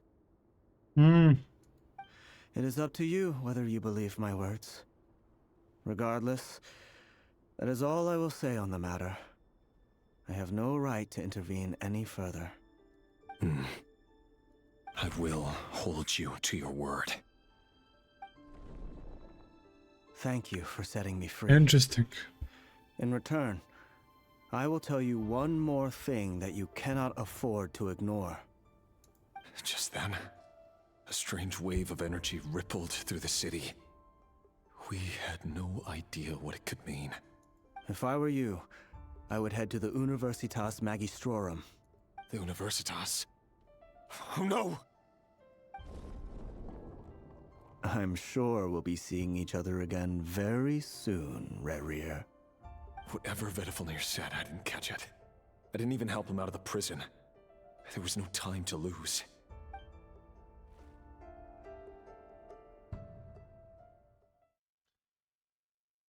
Oh man.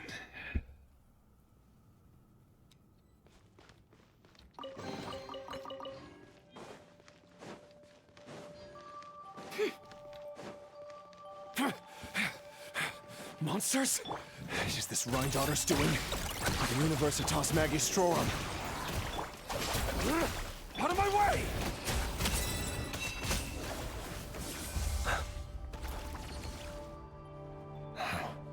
The Universitas. That reminds me of a rumor I once heard. Allegedly, the king installed secret mechanisms in the palace and around the city. No one knows where they are or what kind of power they hold. But if they were ever going to activate, it would probably be on a night like tonight. Help! Help! Hold on! Don't let them anywhere near you! Save me! I can't! Ah! That sounded like an explosion. So, the rumor is true? The king really went through with it? What other means does the king have at his disposal? They must run on power from the Abyss. And given it's a major center of Abyss research, anyone over at the Universitas will be in grave danger. I have to hurry! Yo, whatever the fuck, yo. What happened that night, man? That night literally changed, bro, like everything. This night literally changed everything. Now that you like think about it.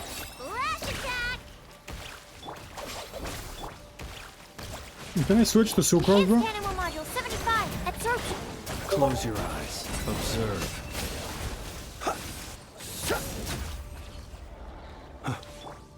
You on this? Ding dong water pop. It all adds up. The mystery unravels. Let's see what you're made of.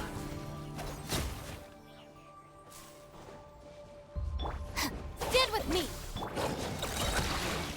Look, a rainbow. Out of my way. Animal test 6308. Absorption test. No more lies. Let's see what you're made of.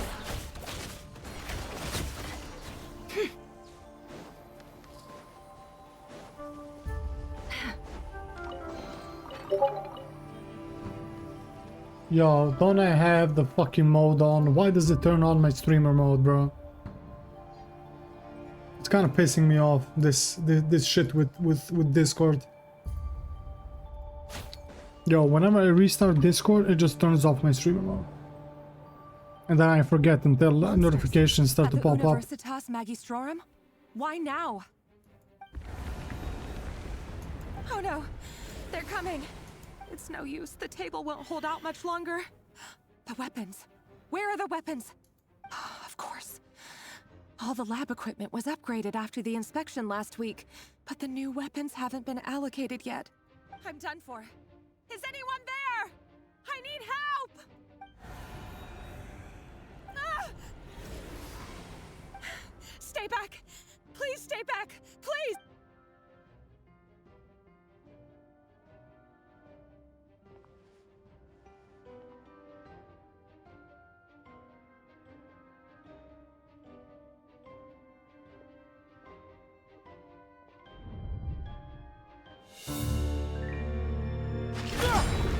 Okay. What's that? RERIR! So the rumors about your work are true. What? No! Listen, something happened at the palace tonight. We have to leave! You don't need to lie to me anymore. What do you mean? I know why you're worried, and I will respect the decision you've made. But it's okay, because I found a solution. The fuck is that? I know how to end all this. You can have it back. The normal life you so desire. But until then, I'm afraid our wedding will have to wait. Cylindus? No, don't do it! Cylindus! Cylindus!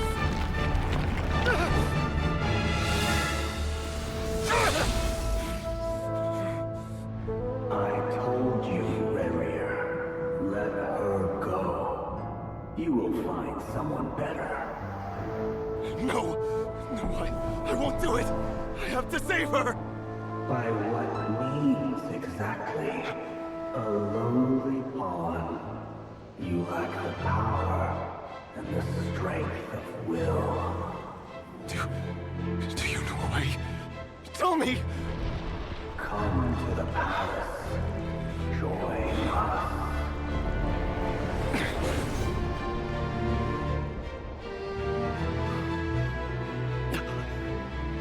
RERIR, thank goodness we... Step forth and take your share. You made it. Not you too.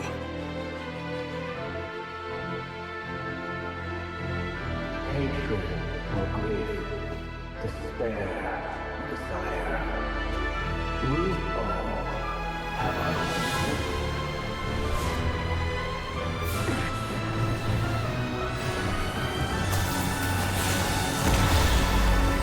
God damn. RERIR. RERIR. Lindis? Were you daydreaming?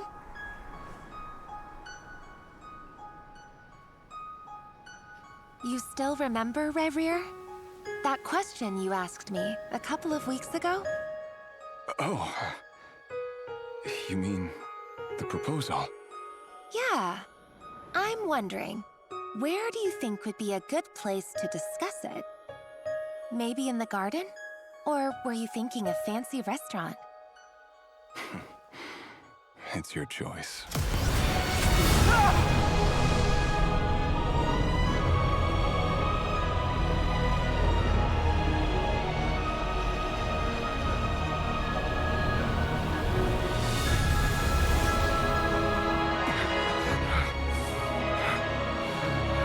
That's how he became a sinner.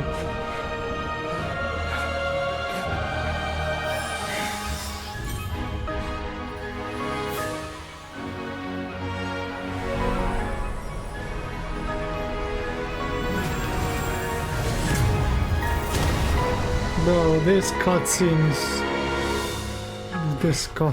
bro.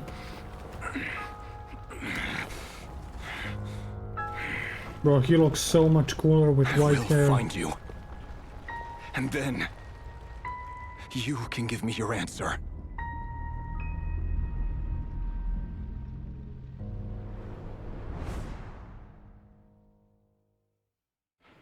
Bro, this cutscene was fucking amazing, I'm not gonna lie. Yo, I didn't utter a word during it because I was so fucking invested. Yo, what the fuck was that, bro? He looks so much cooler with white hair, man. So that's how I became a sinner.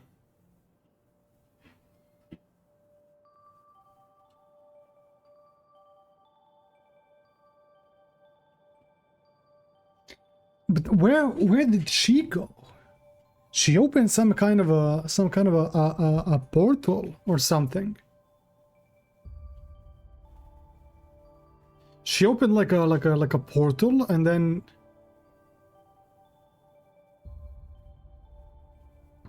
interesting. It reminded me like that the portal when you enter like Spiral Abyss for the first time, the portal in the sky that you enter and then it like carries you to the Spiral Abyss. It's what it reminded me of at first. But I have no fucking idea what that was, bro.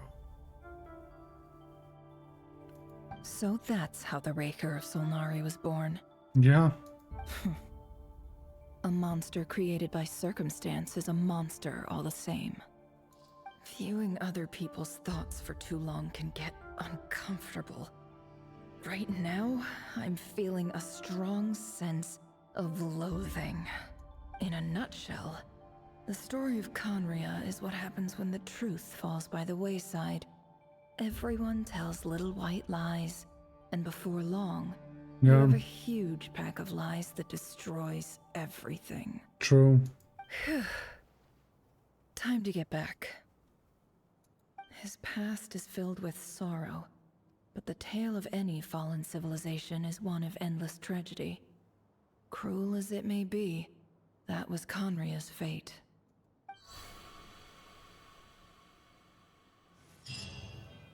Oh, this was long, bro. This was like over an hour. Damn.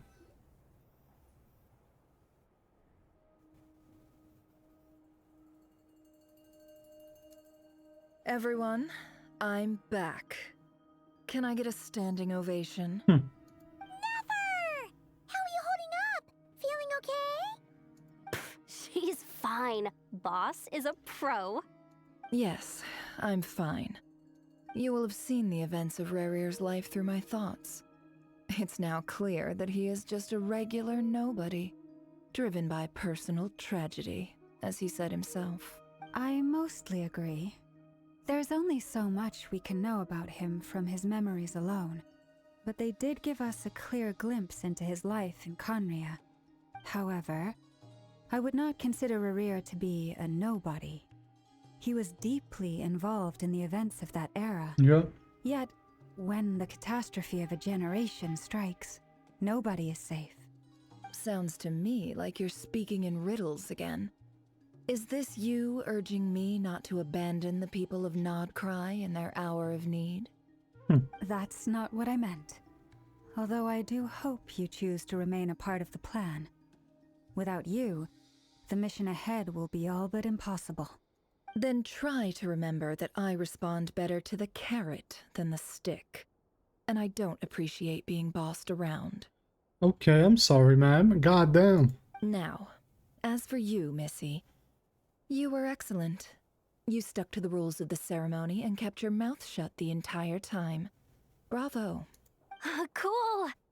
So, can you fill me in on the deets now? Most of what I saw went right over my head. Patience. You'll hear the whole story, don't you worry. But let's meet up with the others first. It will save me narrating it twice. True. Yehoda? Yes, boss. Let me get that door for ya. That's more like it. For a moment there, I was worried you'd forgotten about the first clause of your employment contract. Forgive my curiosity, but what does the first clause say? It says I gotta do the annoying stuff that boss is too lazy to do for herself. Like opening the door, pouring the tea, yada yada. Fair. Is that right? If something is in the contract, it's because she willingly agreed to it. Rest assured that the Curatorium abides by the very strictest of labor policies. You don't seriously think I'm cruel enough to treat her like my slave? I mean... In any case, I've hardly shied away from my share of the work today. Hope I don't catch Flintz and Varka lounging about in their chairs, enjoying a leisurely cup of tea. There's nothing I dislike more than other people enjoying themselves while I'm hard at work. Fair, she's so real for that. You're so real for that.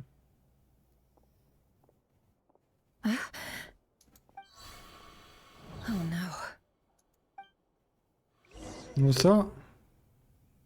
What the fuck?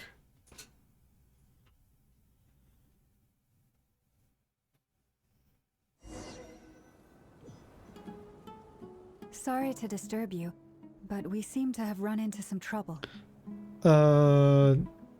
Never? Evidently so.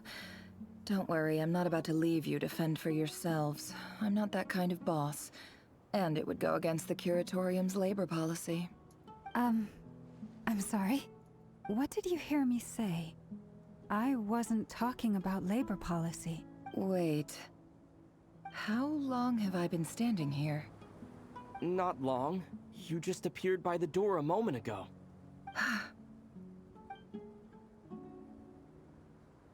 Boss, what's wrong? You look like you've seen a ghost. Yo, I don't understand none of this shit. We've been tricked. We never left at all. Somehow I hallucinated that whole scene back inside the office. Hallucinated? But how? How indeed. This place should heed my will alone. All thoughts and actions that occur in here are just a result of pawns moving across the chessboard in a carefully calculated manner. And nobody has access to this chess set but me. So you control everything in here? More or less. But yes, it's a special technique of mine. Has anything like this ever happened before? Only once. It was the first time I used the chess set. Is there any similarity between what happened then and what's happening now? I suppose my thoughts are a little turbulent, which was also the case my first time. Is there anything I can do to help? The first clause of your contract clearly states that I only need your help with things that I'm too lazy to do myself. Meaning you're not feeling lazy right now? Meaning this is not something Yehoda can help with.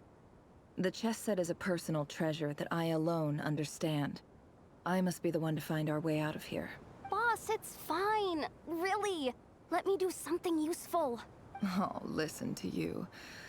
Whatever would I do without you, Yehoda? What? Really? Yes, really. Where would I ever find another employee as obedient and servile as you? God forbid anything ever happens to you. Oh, okay. Well, Anyway, I was thinking of fetching some water. There's gotta be a source around here somewhere. Yo, where the fuck are we, I man? suggest everyone finds someplace comfortable to take a rest. We gotta conserve our energy. Even though all this chess malarkey doesn't exist in a physical sense, mentally speaking, it's all real. And so is our tiredness and fatigue. You don't want to dismiss mental fatigue. Just because it isn't physical doesn't mean it's any less serious. But anyway, I got your backs, so don't worry about a thing. Don't I have the best employees? Jealous much? If we can find a suitable time, I'd love to borrow Yehoda for a day to help out at the Frostmoon Scions. Would you be amenable to that, Boss Nefer? Oh, Lama. Have I ever told you just how pretty you are? Beauty runs from the tips of your antlers to the depths of your imagination. Yo, I can leave if like I'm interrupting something. I can leave you two alone. I can like leave, bro. You can like do whatever. Just fucking make it quick, I guess. God damn. Time to rally, everyone. Follow me. As we continue our journey, the same rules will apply. That means stay focused and no talking, no matter what we encounter. I mean, that was interesting. You have my word that I will get us all out of here.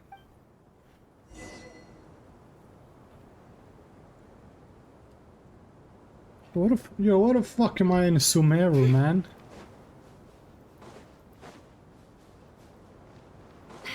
No, real question. What the fuck am I in Sumeru, bro? This place looks familiar. That's not a good sign. There's someone up ahead.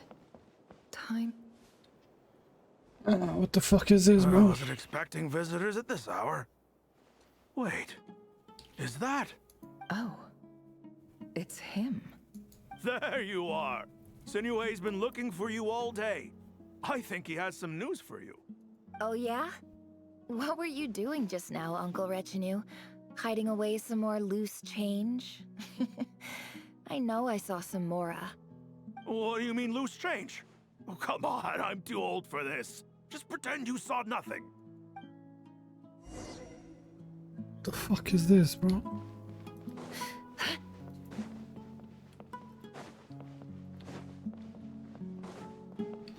It's like her home, I would imagine. Hey, kid. Mind telling me what Sinuhe's been up to recently? I'm trying to get in his good books and I need a way in. Get in his good books? Why? What do you want with my dad, Uncle Apepi? I've written a new song. I was hoping to showcase it at the next festival, but I'll need his approval. A new song, huh? I'd love to stay and listen, but unfortunately, Uncle Retinue says my dad's looking for me. Well, there's plenty of time and I'm not going anywhere. See that pile of stones? I'll be sitting there warming up my vocal cords. Come find... Pile of stones. Got it.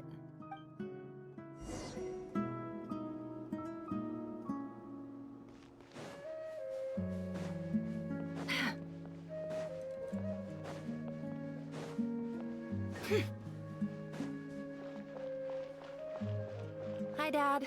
Uncle Retinue said you were looking for me. Ah, there's my little princess. If you'd gotten back just a little sooner, you could have shared the spoils of war with me.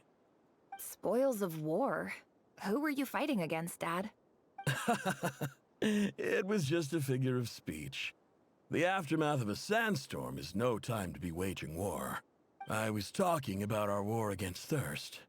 I went out to fix our water supply problem, and now I'm back. We have a well again. That's right. I found a new one and brought back as much water as I could carry. It should last us for a good while.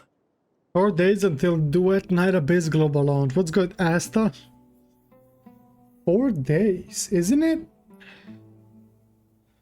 Isn't it on the 20... Isn't it on the fucking 30th?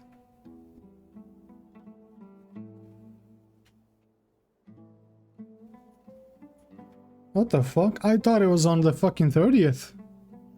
Yeah, 28th. We can play that. Wait, what day is 28th? Okay, that's Tuesday. Yeah, it's fine. That's fine. Yeah. We can try it out. I mean, if it goddamn, if it works well, we can give it a shot. Yeah. Definitely. If it wasn't for these blasted sandstorms, our wells wouldn't be caving in. You wouldn't be spending all your time out searching for new water sources. We can give it a shot. As the chief of our tribe, I'm supposed to be leading us out of hardship and poverty, onto better things.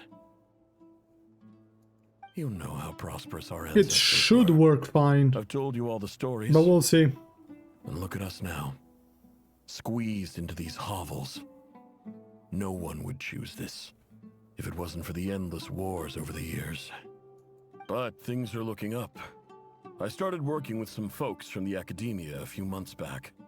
They gave me some contacts in return So Do It for my Night Abyss assistance has in a the no desert. gacha, right? Except for maybe like cosmetics and stuff. There's no gacha for like weapons and characters and stuff.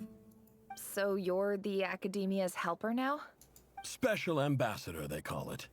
Think of it as a partnership. It's nothing bad, okay? We've been isolated here in the desert for too long. Seeking opportunities elsewhere is the best thing for us. So, do you get anything good out of being a special ambassador? Of course. My luck's improving all the time. One day, I swear I'm gonna lead us out of this place. We'll find somewhere new. Somewhere better.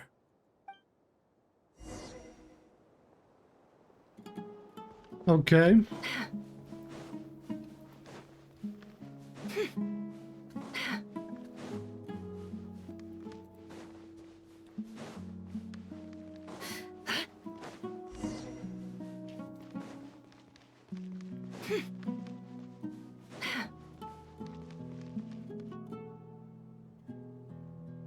That's our well, and you know it.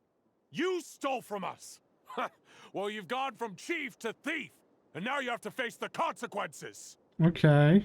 Did you really think you could take our water without permission and get away with it? You're either brave, stupid, or both. And that special ambassador act? Yeah, nice try. We spoke to the academia. They said it was all news to them. You're a liar and a cheat! God damn.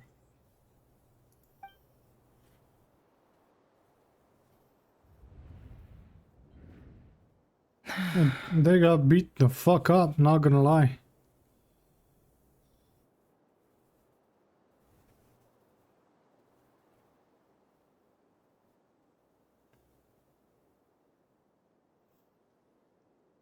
I heard Yehuda gasp, but I don't blame her. Most people are terrified by the sight of blood. Corpses strewn across the ground. The wounds are clearly from scimitars and daggers. The desert dwellers' weapons of choice. There's a handwritten note on the ground. Let's see what it says. Halil, this is Sinuhe, chief of the Shimti tribe. Surely you remember me. I was the one who helped you and your colleagues avoid the quicksand in the desert. This is my second time writing to you. I assume my last letter must have gotten lost in the mail, as I didn't receive a reply. I hope this one makes it to you safely. What the fuck, this reminded me of Stan.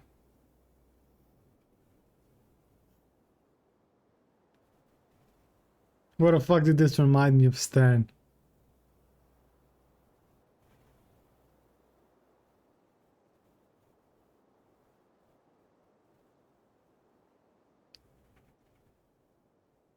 I'm writing to you because I need some help. That sandstorm the other day completely blocked up our well, forcing me to look for another water source in Iab and Unut territory. It was a matter of survival. Praise the gods. The well of the Iab tribe was intact. It was my last resort. I drew what water I could and left, but not without being spotted. I fear they will retaliate. You told me to write to you if I ever needed help. You said you'd be my ally in the academia. I urgently need you to formally recognize my title of Special Ambassador and send some of your people to assist me for a few days. It's the only way I can convince them that this was the academia's decision and prevent them from retaliating. This is an emergency. Please send help as soon as possible. Looks like this letter never got sent. The writer died a grisly death, and the letter was trampled into the ground. It's badly defaced. Some parts are barely legible. What a ridiculous lie the surviving Shimti tell. Their whole village was butchered over a sip of water. That's crazy.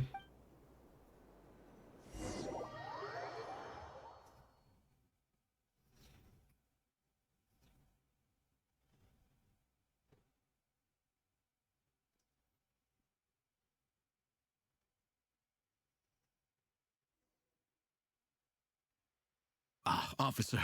Welcome. Welcome to our humble village. I thought you would at least have the courtesy to provide some respectable libations. This is the finest wine our village has to offer. I promise.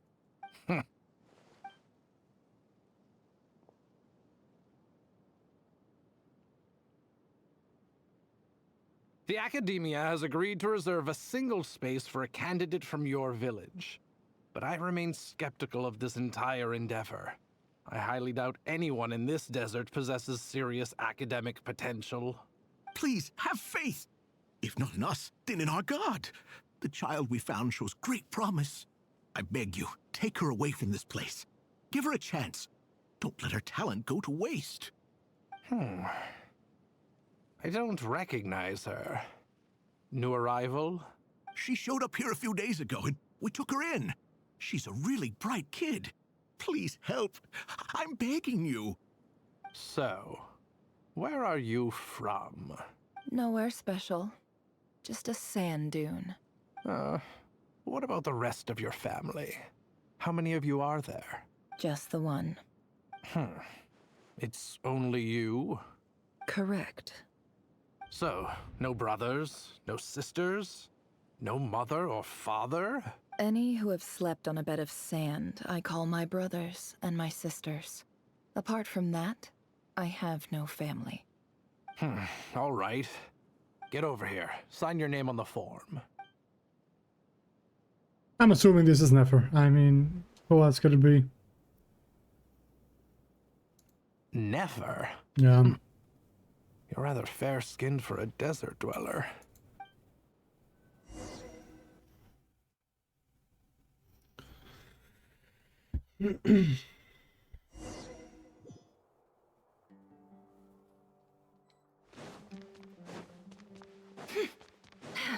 I haven't, bro, I have not been here ever since, like, the Sumeru quest. Damn. I forgot this place existed. This term's assignments have been issued already. Please read through the materials thoroughly, conduct your own additional research, and then write an essay on the topic. Yes, Professor, I'm aware. I just had a couple more questions I wanted to get your perspective on. Oh? Please, ask away. Well, I saw the other students' problem sheets, and I couldn't help but notice that my assignment is much easier than theirs. Do you really think I'm a weak student? A weak student? Goodness, no. Quite the opposite. You have a sharp mind. Almost too sharp. I think what you're saying is, a weak student wouldn't have noticed the discrepancy. And if they did, they certainly wouldn't complain about the lighter workload. You see, sharp as they come. You see things the way they are, and I'm sure you know why they're like that. Because of where I come from. I'm sorry, Nefer. I don't like it any more than you do. It's just... Anyway, you said you had a couple of questions. What's the other one? I wanted to check... If someone sent me a letter to the Academia, where do I go to collect it? Ah, your family wrote to you. As long as they put your name on the envelope, someone should hand it right to you. Not exactly. It's not even a recent letter.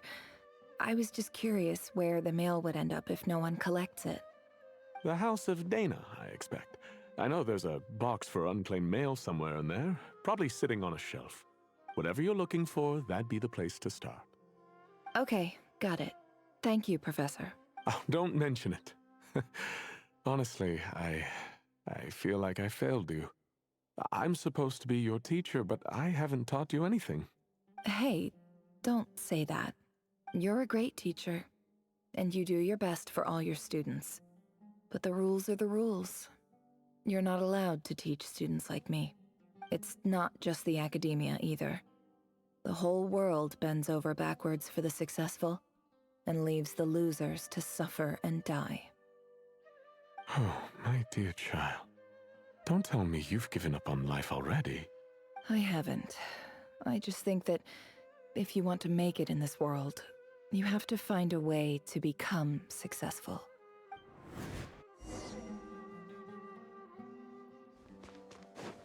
Okay.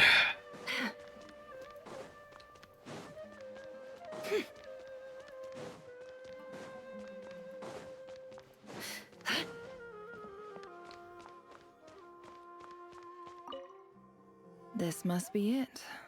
A big cardboard box full of unclaimed mail. And probably some letters that ended up here by mistake, too. Let's take a look. Okay, ads are due in 3 minutes. So we're gonna run 3 minutes of ads. I'm gonna go make a coffee. Because I'm feeling kind of sleepy, not gonna lie. But yeah, 3 minutes.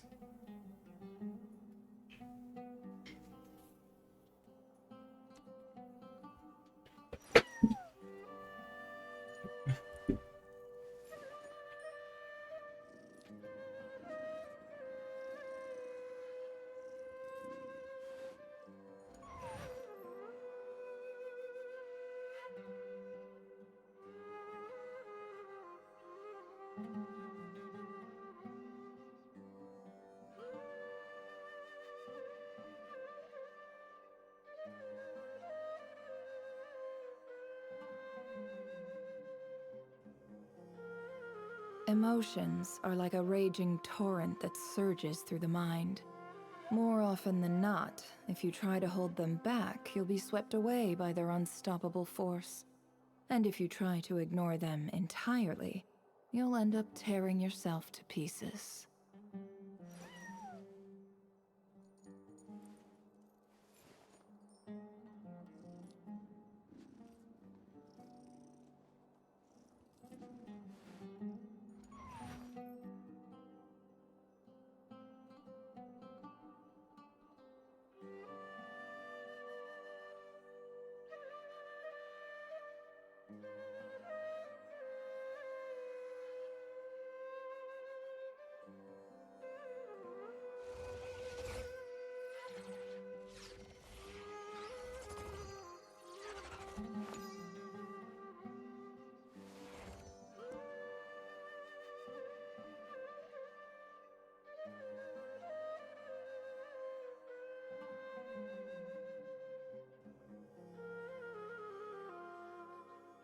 Don't trust your eyes uncritically. People only see what they want to, so don't be your own fool.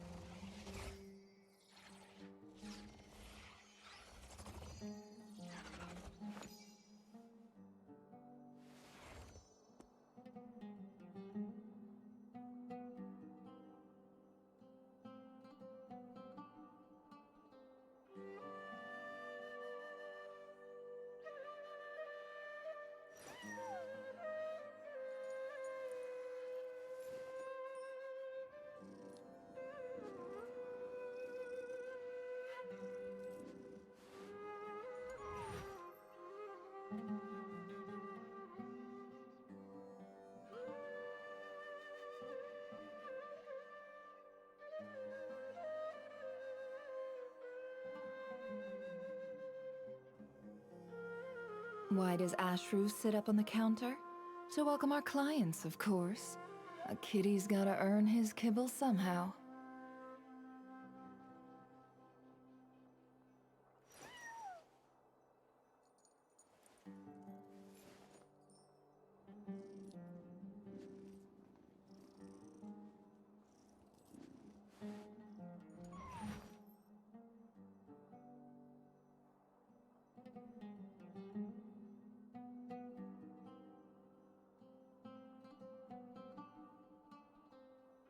Don't trust your eyes uncritically. People only see what they want to, so don't be your own fool.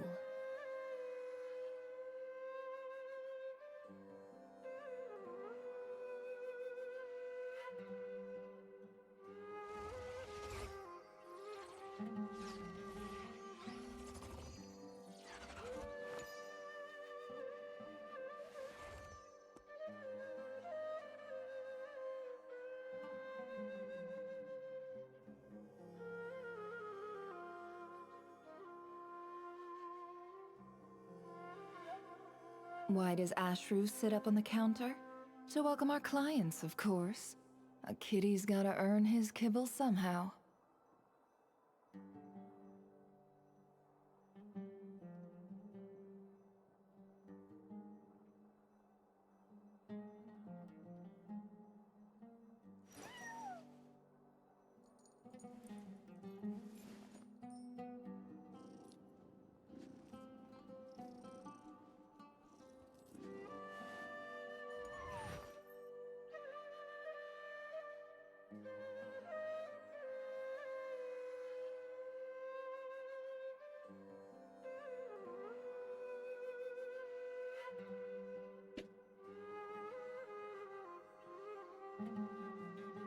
Don't trust your eyes uncritically.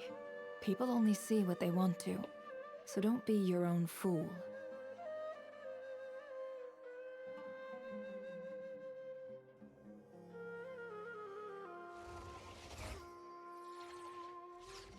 Oh.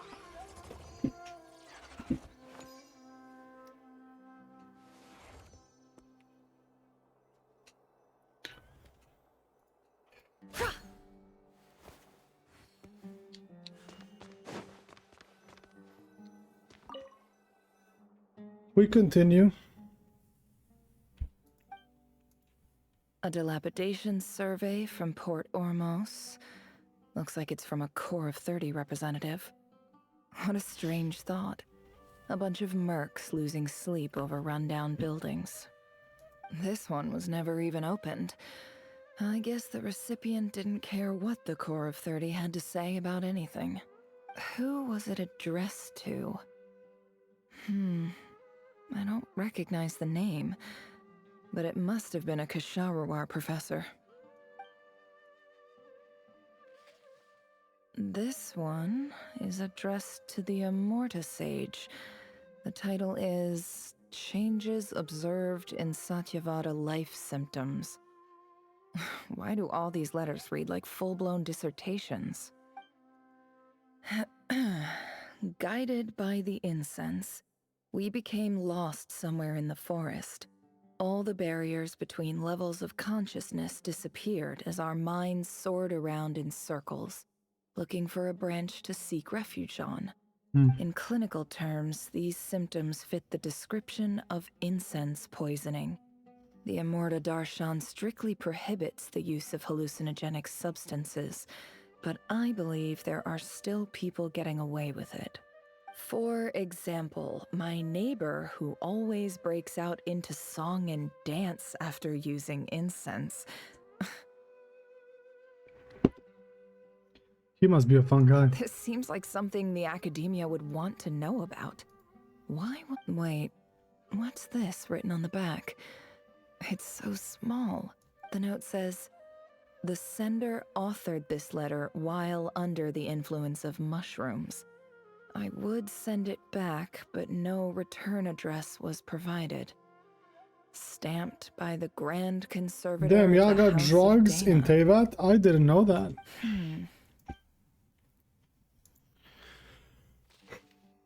This next one is addressed to Grand Sage Azar?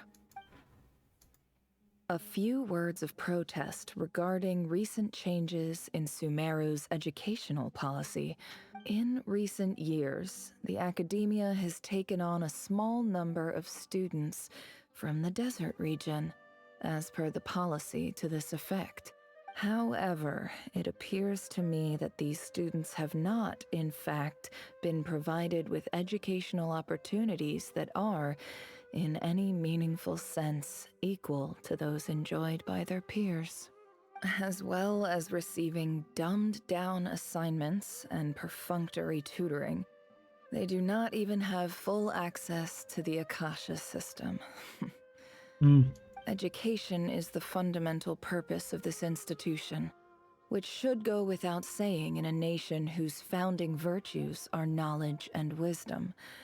I ask you, is the lip service we pay to the policy of education for desert students truly the standard of pedagogy to which the academia aspires? I'm gonna be honest with you, bro. I don't fucking understand a word of this, what the fuck she said.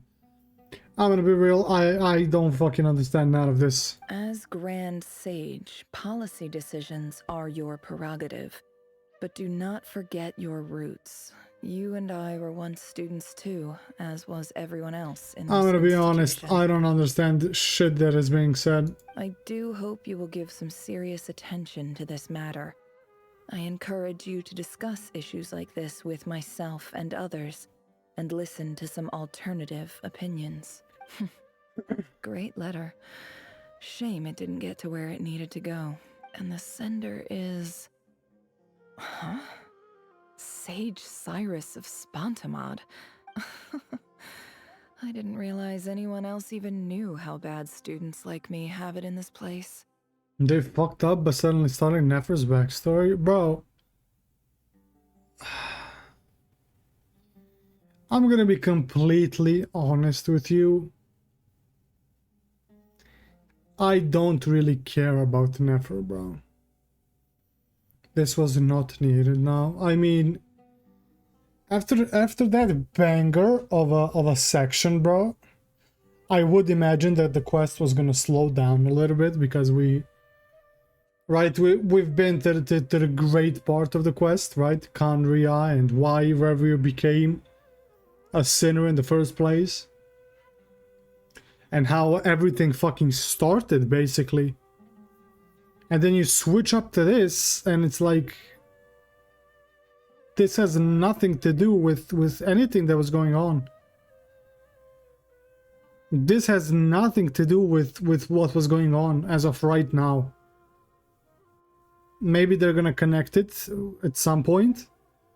But right now, this has no connections to anything that was going on in fucking Nordcry at all. So this is where letters from the Sage of Spontamod end up? Nice one, Grand Sage. Really enlightened leadership. The peak momentum? Bro, the momentum was there.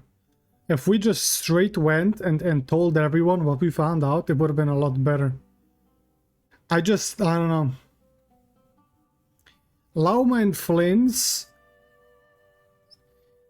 Flynn's had a really good story quest for it to be implemented, right? Their story quest really fit well with the whole Nordcry story. This one just feels off, bro. I'm gonna be honest, this one just feels off. It has nothing to do with Nordcry right now. Whatever. This isn't what I came here for. Moving on. This could have easily been her own story. Just like a regular, story quest. I'm not exactly holding out hope that a letter sent from the desert would even make it here. But if it did, where else would it end up if not in this box? They nailed Lauma and Flynn's. They really fit it together really well. It made sense, and it was done well, it was executed really well. But this just feels it was put to fill time. Honestly, it just feels like this. I can't believe how much it was just added to fill some gaps or something. I don't know. Since someone last went through it all. And this is just one box. The whole House of Dana is boxes on shelves. It just feels like they put this in the quest so it's not short. So it's not like 3-hour quest, but instead they make it like 4 hours, you know? I don't I believe know. for one second This that feels any really human off being as of has right sat now. down and We'll read see. through all the documents in this place. Maybe they Who connect it has really that well. much We'll free see. time on their hands? Maybe they Wait, connect it and... could this be it? Yeah.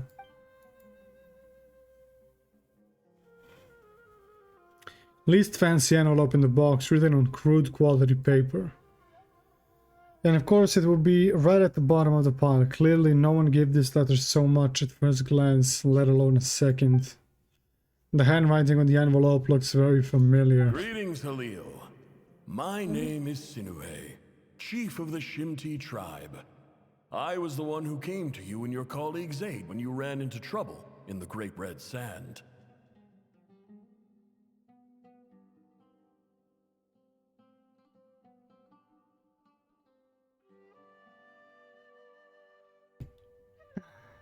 I don't know how well you remember it now, but I brought you to safety and gave you some water and other supplies. You seemed very pleased and told me your name. Yeah, I know. My mother was passing by, so I turned off the camera because she walked in to put the shirt on the fucking thing. Bro, it's hot as fuck today, bro. What is this? This is not October, man.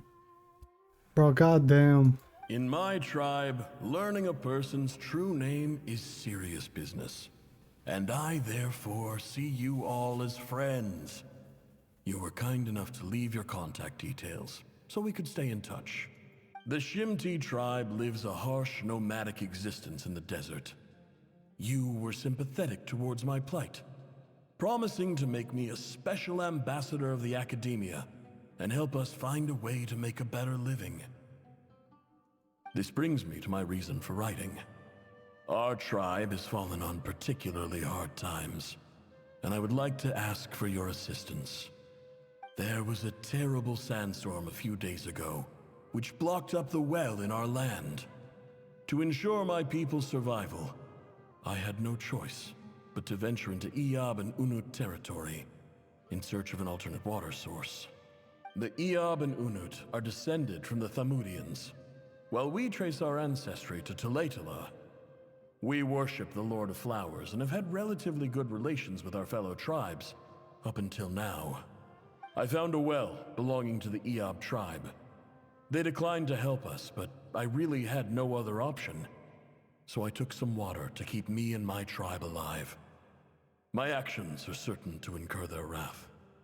When we met, you assured me that you would be my ally in the academia. I would like to take you up on that offer, because I really need your help. I wonder if you could send an academia representative to meet with me.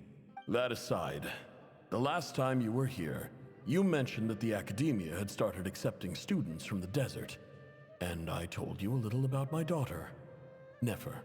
We have next to no resources here in the desert, and my power and influence are limited. Would you consider enrolling my daughter at the academia? She is a smart girl.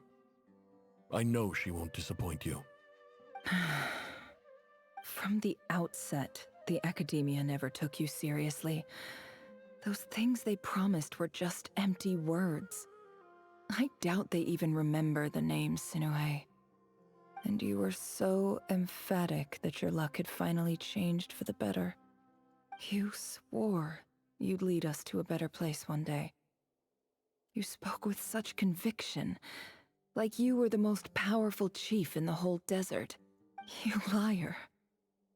You lied about everything. You promised the world and delivered on none of it. And who fell for it? Just me, by the looks of it. Despite your best efforts. Which makes you a pathetic liar. You weren't even any good at it. I think I'll take over from here. Let me show you how it's done.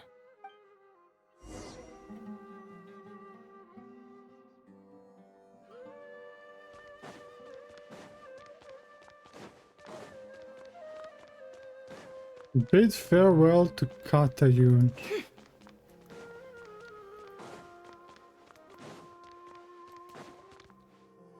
Okay. I just came to say goodbye. Thanks for everything you've done for me in my time here. Nefer? You packed your bags. Where are you going? I'm quitting. Something's come up in my hometown. Gonna head back and deal with it. Huh? But this was a hard-won opportunity for you. You know that better than I do. It was. But it doesn't matter. I have more important things to deal with and they can't wait. Oh, and I didn't want to overfill my bags, so I left some incense on your desk. What's wrong? I thought you liked incense. Although, I did read somewhere in the House of Dana that it has hallucinogenic effects. Don't use it all at once, alright? Damn, she left you drugs. Isn't this the stuff you brought from your hometown? You're just letting me have it?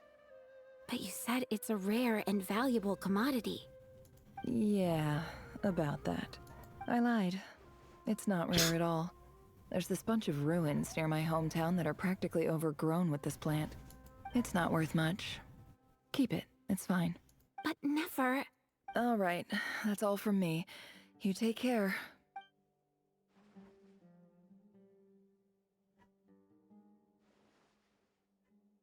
Don't forget me, okay? I mean, we're more than just classmates, right?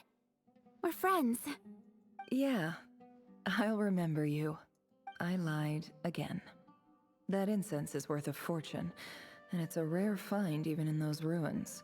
And as for remembering her, I have far too much to do when I get back. No time to reminisce.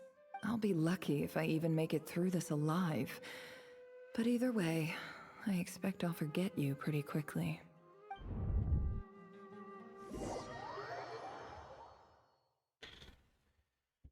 Okay.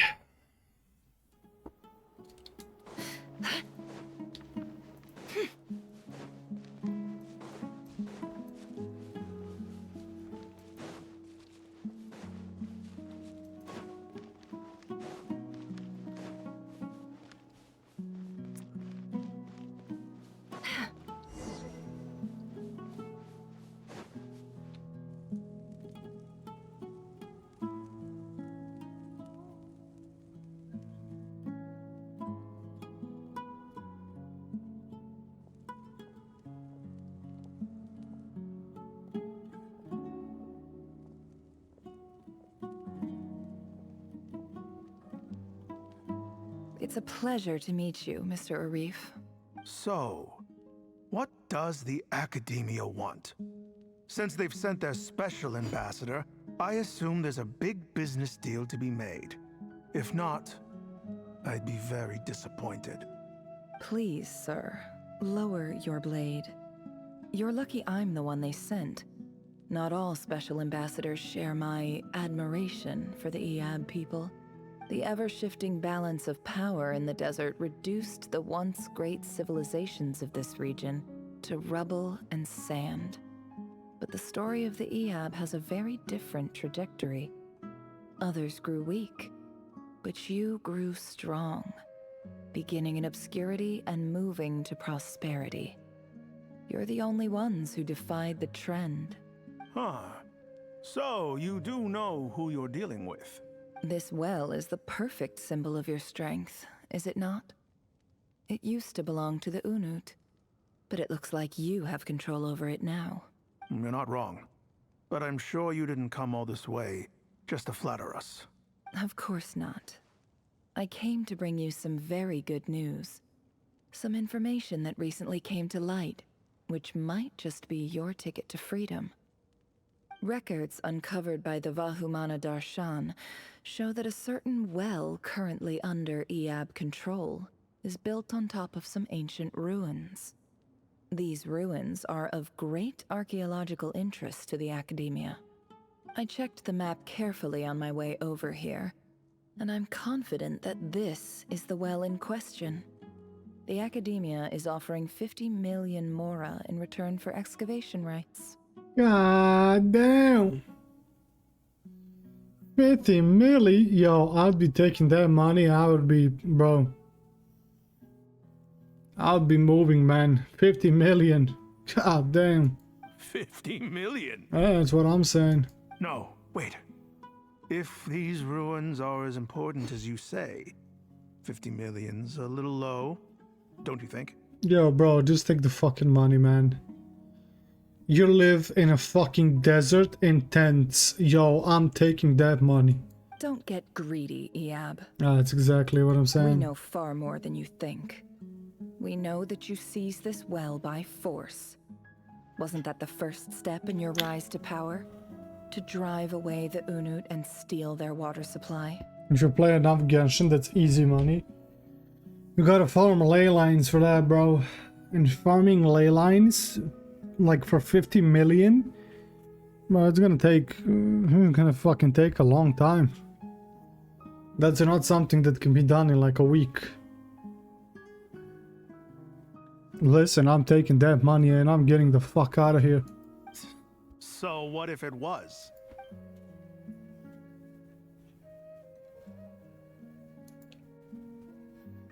Don't worry.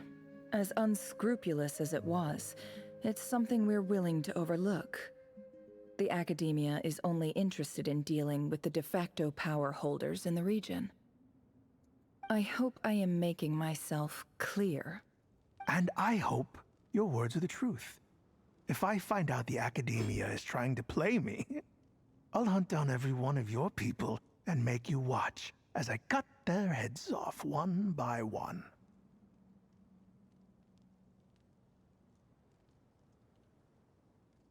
Bro,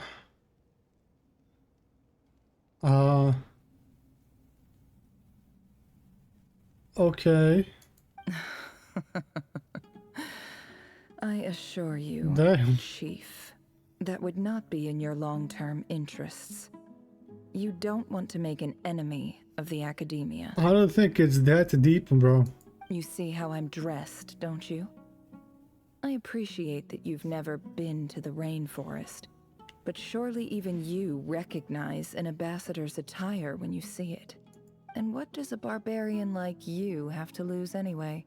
I think she's son Gene. You really think the Sumeru Academia would bother to come all this way just to lie to you? We have more important things to worry about. I mean, in the anime, how many heads did he like get off? People's like he got that one guy in season 1. Huang, right? Actually, 2 people there. The one that put an arm around him, that was the first guy. The second was the Huang. And then in the fucking red gate, when he was facing off against Baruka, the first guy, he like blitzed. We get it, bro. You have a bike, man. We get it. You have a fucking bike, man. Fucking retards, man. Fucking retards, bro. And the fucking Baruka, yeah. The guy that he just speed blitzed. That was aura, not gonna lie, that was aura. And the sad thing is, we're not gonna get a new solo leveling season until like 2028. At least, bro. Or like 2027, maybe. But I'm thinking more like 2028. Because I want that show to be perfect, man. It's so good. All right, I take your point. The Academia is the highest authority in the land. I'm sure you're trustworthy people. In that case, we have a deal. We will sell you the excavation rights. I'd like to thank you, Ambassador. This is good news indeed. Excellent news. In fact, it calls for a celebration. Would you do us the honor of staying a while and enjoying some Iab hospitality? Gladly. I am partial to wine myself, and I trust you are as well. So let's indulge in a few drinks together, in celebration of this momentous occasion. She's gonna fucking poison all of them. rated the lab, the EAB drink. But then the new day brings some shocking news. Chief! Chief, it's an emergency! It's the Unut. They've taken the well. What? Well, don't just stand there. Take it back. Yes, Chief. I have every confidence in the EAB's military superiority, and yet... Well, what is it? The Unut's response was alarmingly fast. The day after we reach a deal, they seize the well. This can't be a coincidence. Perhaps there is a traitor in your midst. I don't think so. I am obliged to remind you, Chief, that the Academia will only deal with the de facto power holders. If you cannot regain control over the well, I'm afraid you won't see a single mora of that 50 million. No! Please, Ambassador, just give me some time. I swear the Unut will not get away with this. That well is ours, and so is the mora. Glad to hear it. I will wait here for an update. If there is a traitor, I will find them. In the meantime, make yourself at home. I'll report back as soon as I have an update. Much obliged. Wow. All it took was a few words and I've got him wrapped around my finger. What an amazing feeling. So, in summary, Ambassador, the Academia would rather negotiate with our tribe instead of the EAB, yes? The EAB are ruthless murderers who don't listen to reason. And now they have the gall to interfere in our research projects in the desert region. So let me ask you, Chief. If you were the Academia, what would you do? Kill them all, of course. Precisely. The Academia does not tolerate those who stand in our way. The EAB have held back our academic pursuits for too long, and our patience is wearing thin. At the same time, there is simply no way that the Academia can be seen to be intervening in desert affairs. I'm sure you understand where I'm coming from. We have our own rules out here. If the rainforest dwellers raised arms against a desert tribe, it'd start a bloody war. Right. We can't confront them ourselves, but we can support their enemies. The Unut have always had strained relations with the EAB, which makes you our natural allies. Natural allies. Weren't the EAB your allies once? You were quick to send them after us to protect your interests back when we stole that water. And now look at you.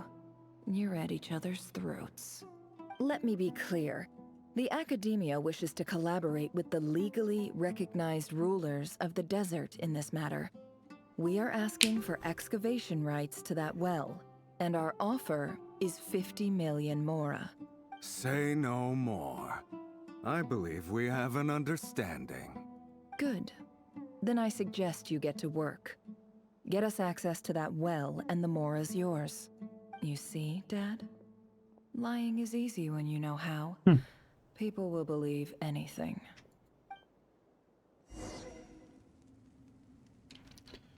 Interesting.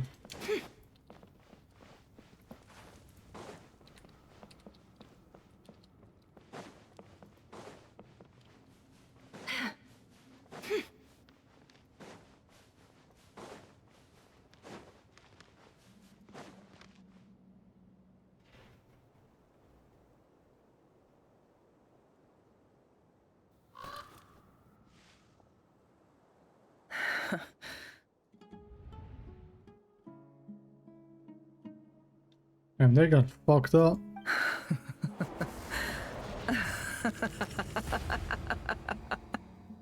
They got fucked up.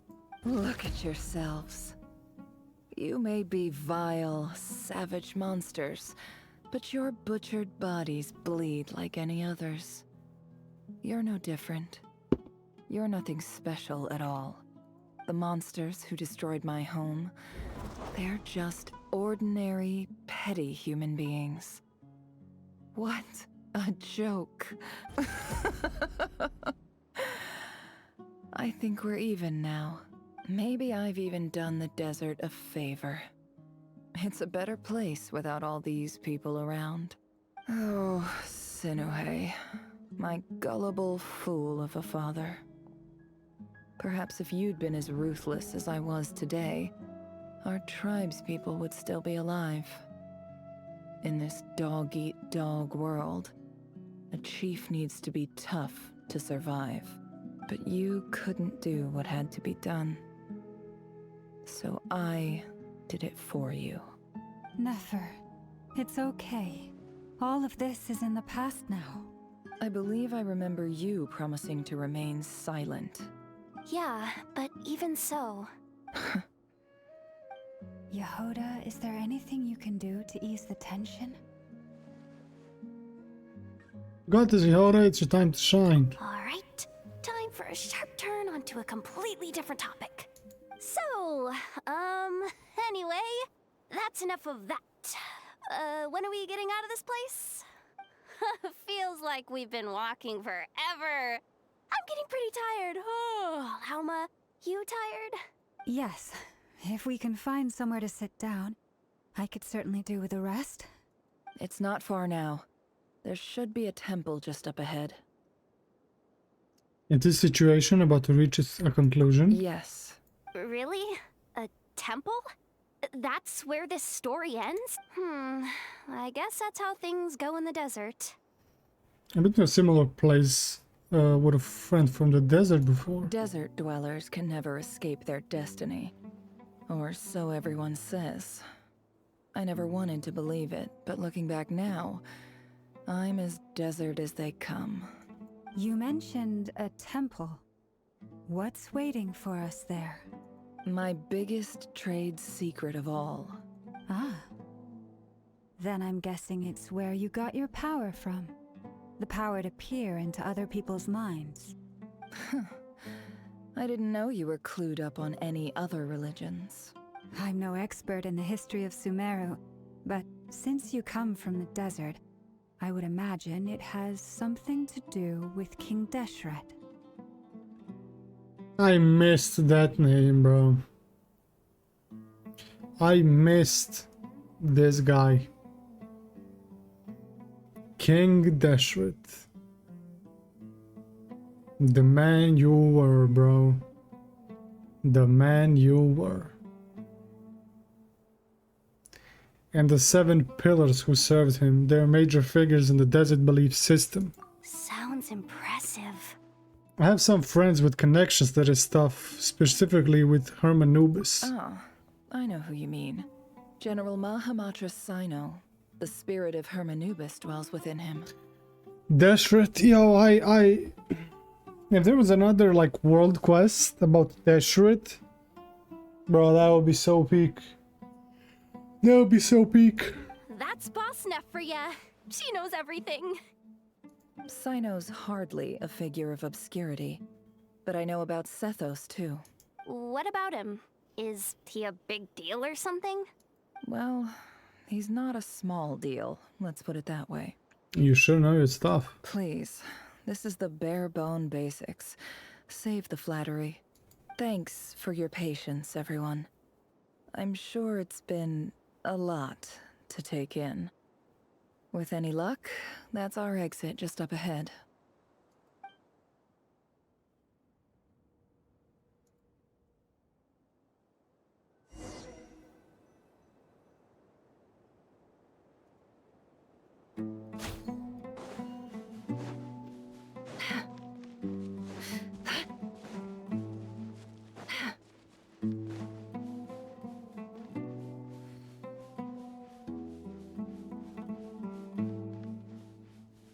I like this guitar, bro, I'm not gonna lie.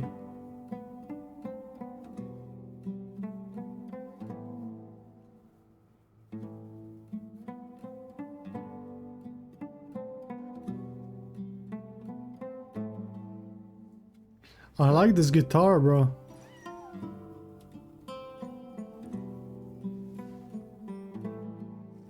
I don't know why, I really like this guitar.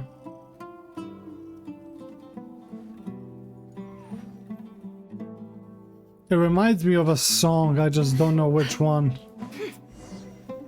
I just don't know which one. Go to the entrance of the temple. I thought this would be like an event, bro. I thought this would be an event.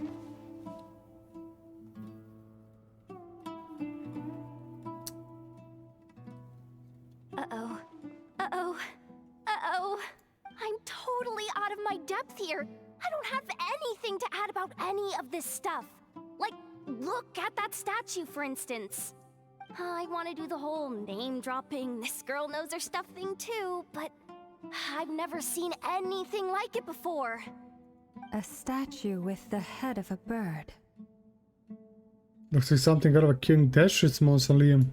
That's Thoth, the Ibis King, one of the 7 pillars of King Deshret. The legends say that he, the Crocodile King, and the Goat King were the 3 retainers of King Deshret.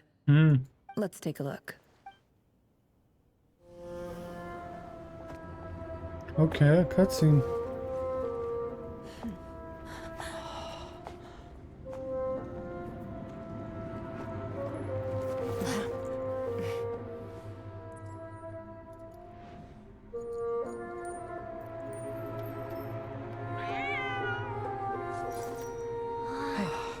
It's just Ashru. So, all is well?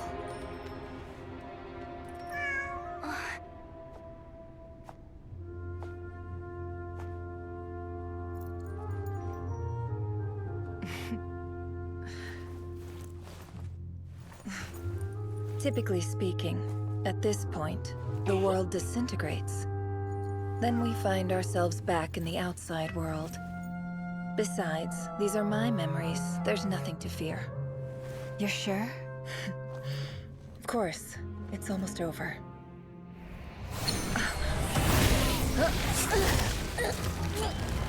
God dang.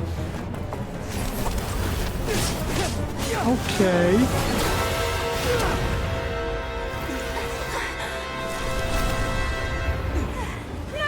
Hold on! What the fuck is he doing here, bro? Look at him, bro. So magnificent. Much is always a death sentence. Speak for yourself. Bro. Hey, yo, Ether, can you be useful a little bit?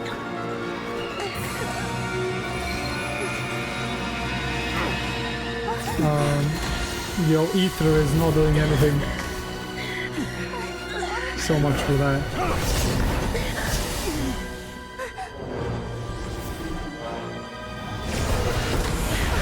God damn.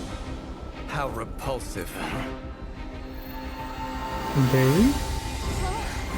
Nah, it's Candy Game. Sounded like Dainsleif.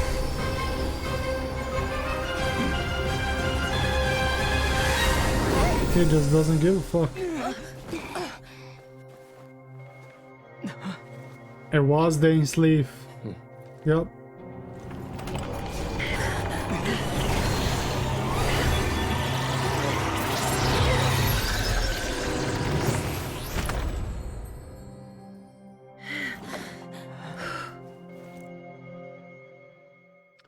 It was Dainsleif.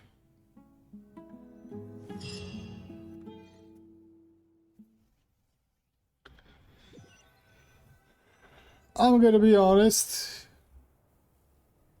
Timed that pretty well, didn't I? I'm gonna be 100% honest, bro. That cutscene was fire.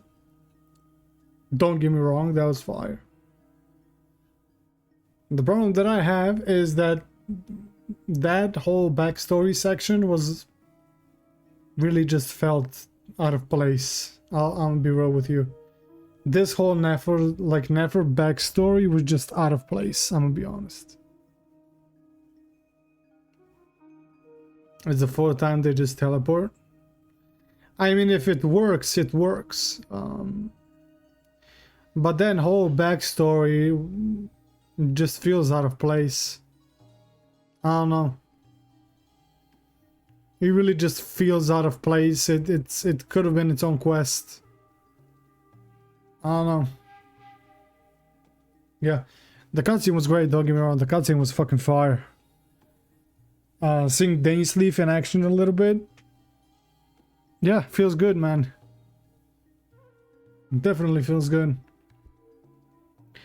You certainly did, thank you. It's okay. I'm just glad no one was hurt.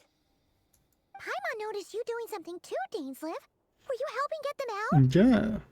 Of course.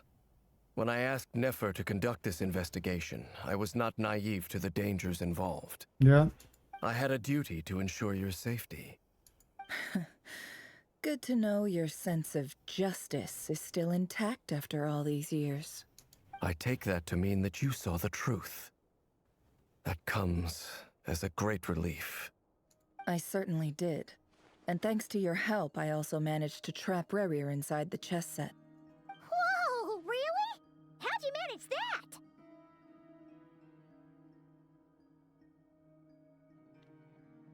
Paimon?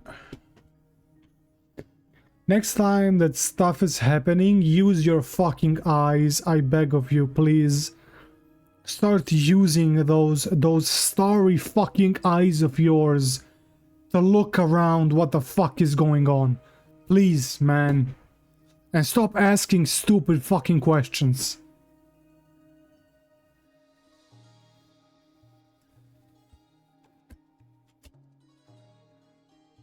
Well, to be honest, I sensed that something was wrong long before we made it to the temple.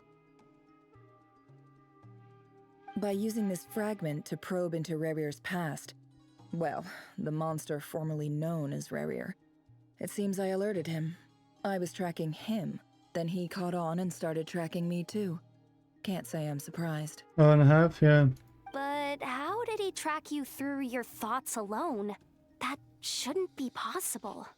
RERIR was a secret agent who reported directly to the Vinster King. He is an expert at finding a trail and hunting down his pursuers. No wonder. He infiltrated the chess set, read my thoughts, and built a new virtual chess set inside of it. That's why we weren't able to leave at first. What? He infiltrated the chess set, read my thoughts, and built a new virtual chess set inside of it. Yeah, that makes no fucking sense. I'm sorry. Speaking of your chess set, I'm sorry, that makes no fucking it's sense. quite a remarkable item. Would I be right in thinking you have some connection to King Deshret? You overestimate me. I only have a connection with one of his underlings, the Ibis King. You all saw how this came to be. A long time ago, the Iab massacred my tribe, the Shimti, in our home village. A few years later, I enrolled in the academia, where some new information came to light. The Unut and the Iab fought a bitter battle over the rights to a well, all for the sake of a non-existent 50 million mora. The Iab ultimately won that confrontation, but their victory came at the cost of almost every warrior in the tribe. The final blow to the Iab came at the victory feast, when an Unut assassin beheaded their chief right before my eyes. The remaining Iab fled and have been scattered to the winds ever since. Having gotten my revenge, I returned to my hometown, where to my surprise, the nearby temple was still standing. There it was, seemingly immune to the relentless hostility of the desert, while my tribal home lay in ruins. As I stood there gazing at the temple, I noticed a cat just outside. This cat, as it turned out, was home to the spirit of the Ibis King. He led me to a gate deep inside the temple, and there he made a deal with me. Damn. This chess set is my gift from the Ibis King.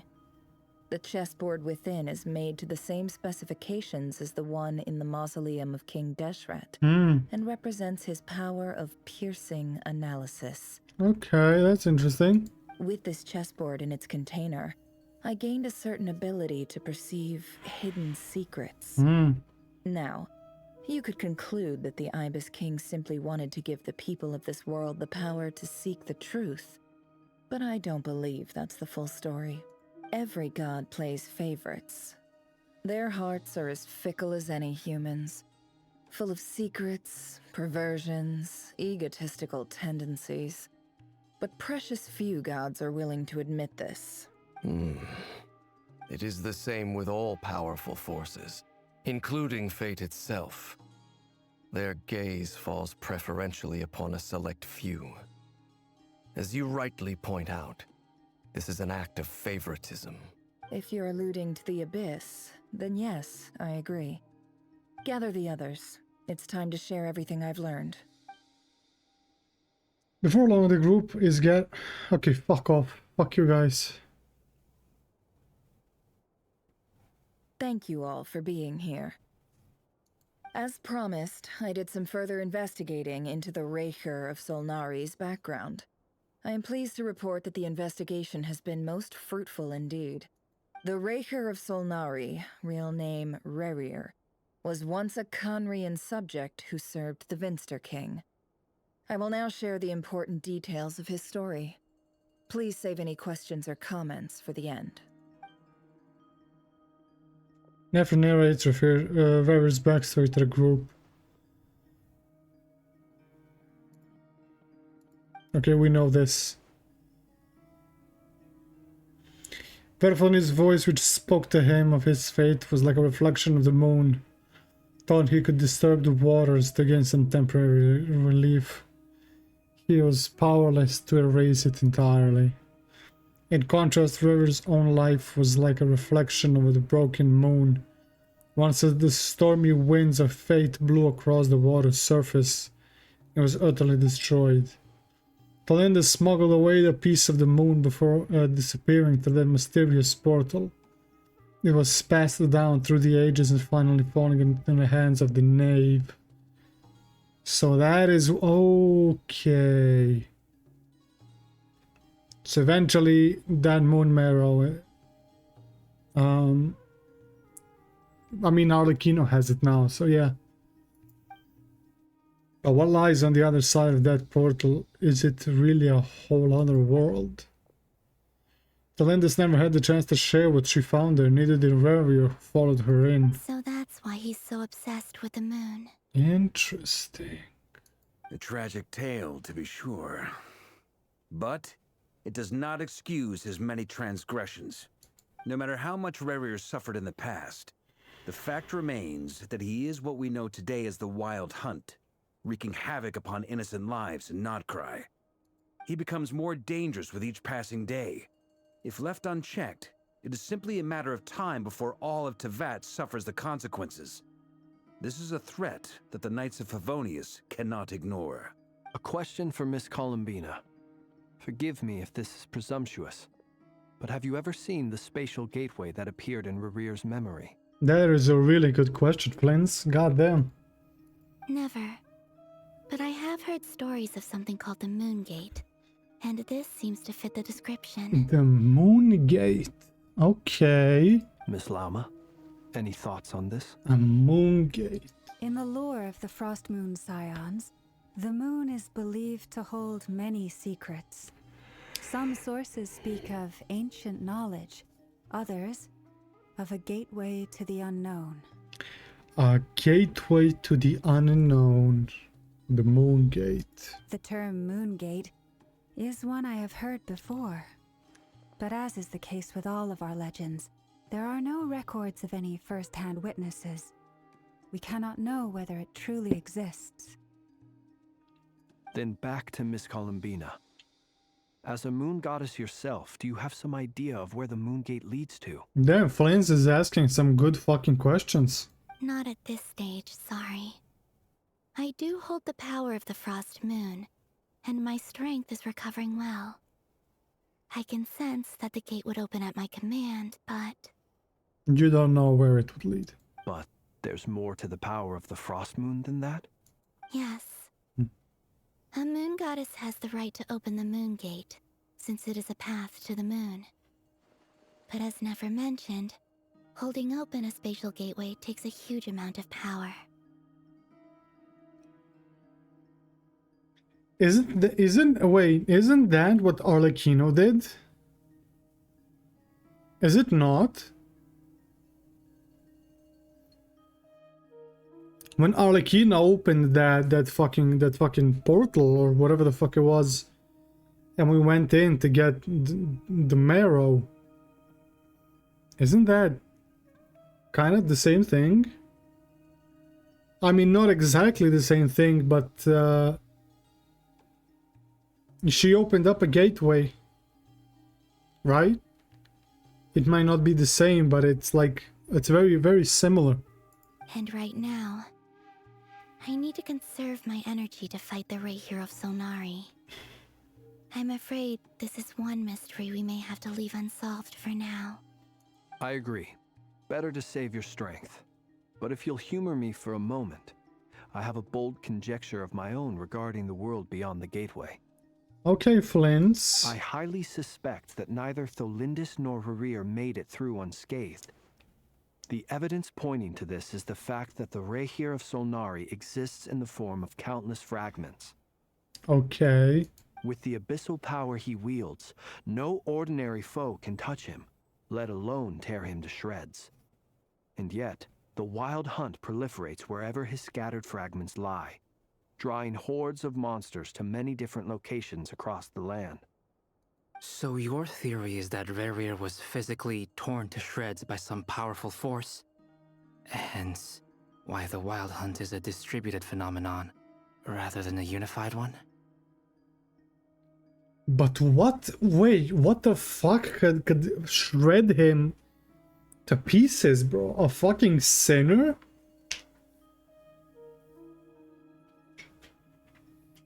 What the fuck could shred a sinner to pieces? Makes sense to me. Explains why the Wild Hunt is so pervasive, and why he's been trying to piece himself back together.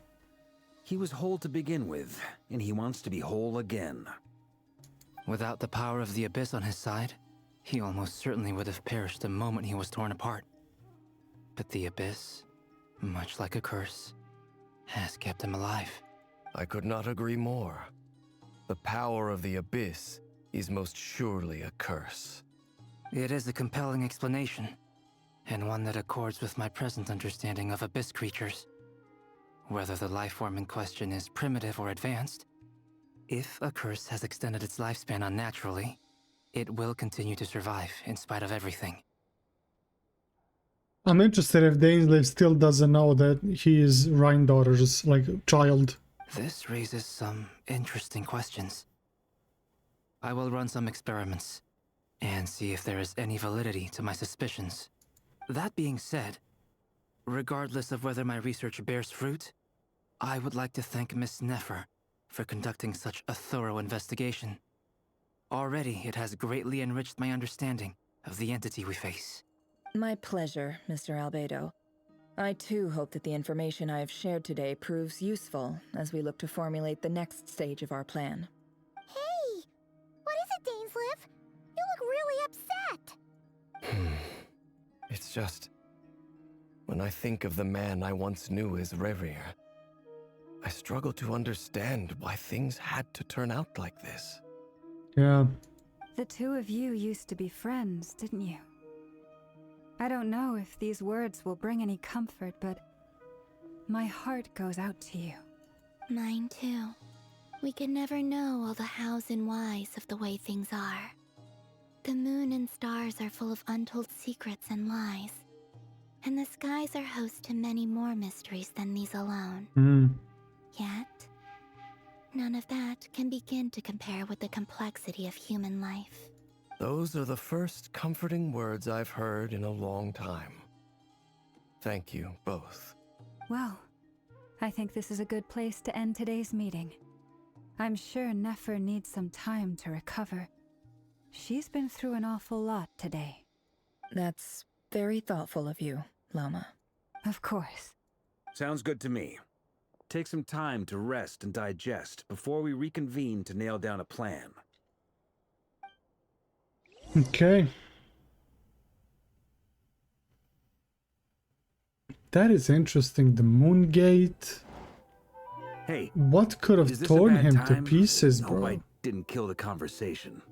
What could have torn a sinner to pieces, bro? I mean, Sertology was outside, is outside Tevat for a long time. And nothing even came close to, like, physically tearing him to pieces. So where the fuck did RERIR end up, bro? I don't know. Okay, we're gonna run 3 minutes of ads because they're due in like five minutes. So I'm gonna get my light on and run 3 minutes of ads. But yeah, we'll be right back.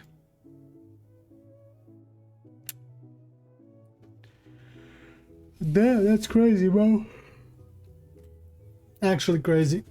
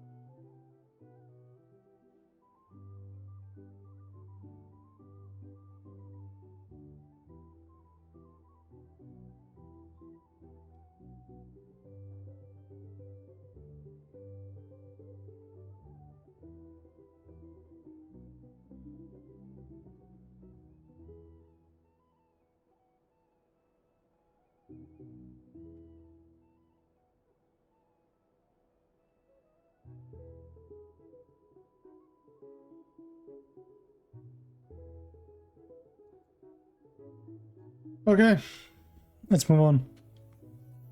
It's fine, come in. No need. Come on, let's talk outside.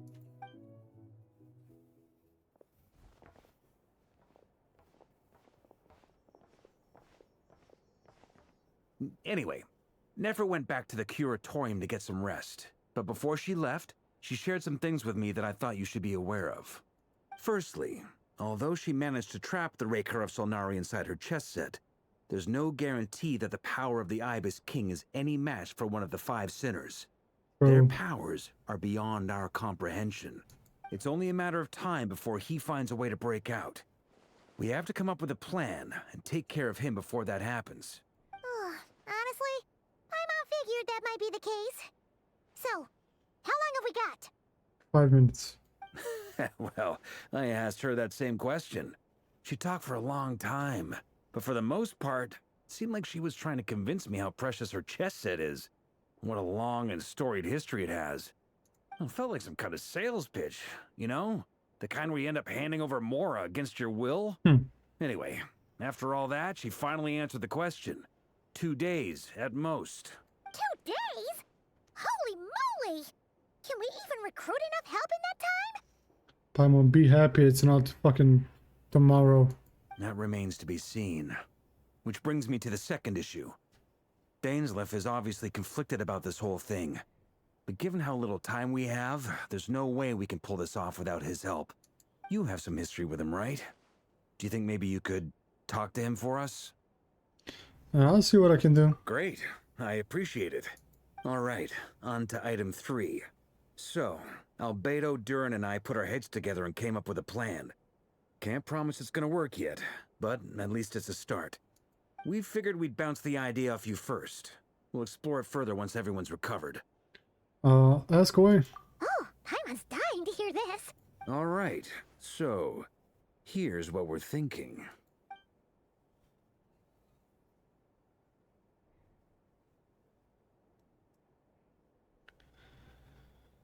I'm sick of these black screens, I ain't gonna lie, bro. I'm fucking sick of these black screens, bro.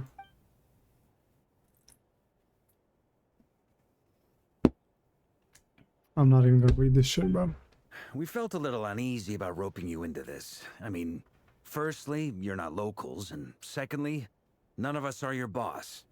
You're well within your rights to refuse if you so choose. During an Albedo, I kind of like brothers. Yeah. Yeah.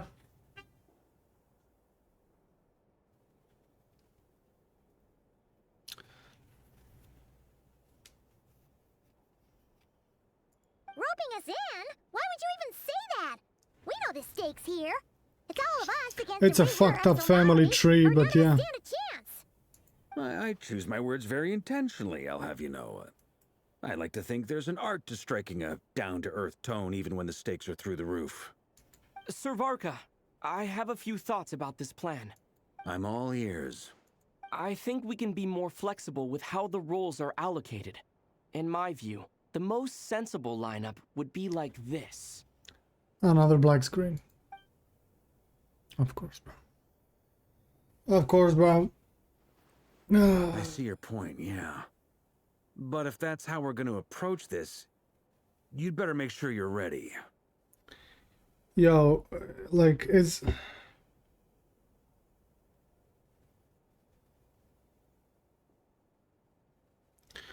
I don't know, bro. To be clear, I don't doubt Shit your pisses me abilities. off. Far from it. I just want to make sure. Are you really willing to take all this on? I want to do everything within my power. The RERIR of Solnari is a truly fearsome opponent, and if I do my part, it'll greatly reduce the risk for everyone else involved. Motherfucker, when he was grabbing Nefer by the throat, you were just standing there looking at the smoke.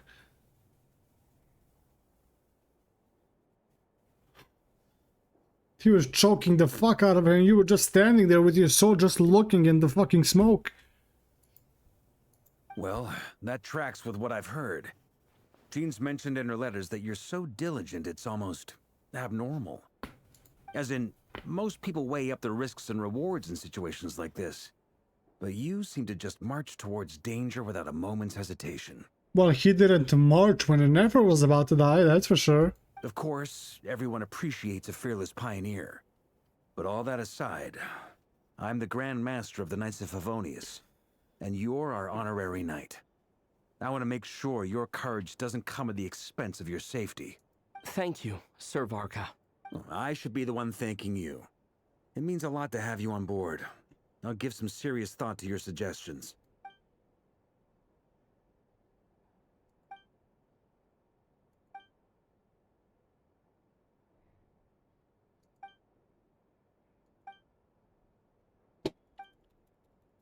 Nah, bro, I'm sick with these black screens. I ain't gonna lie, bro.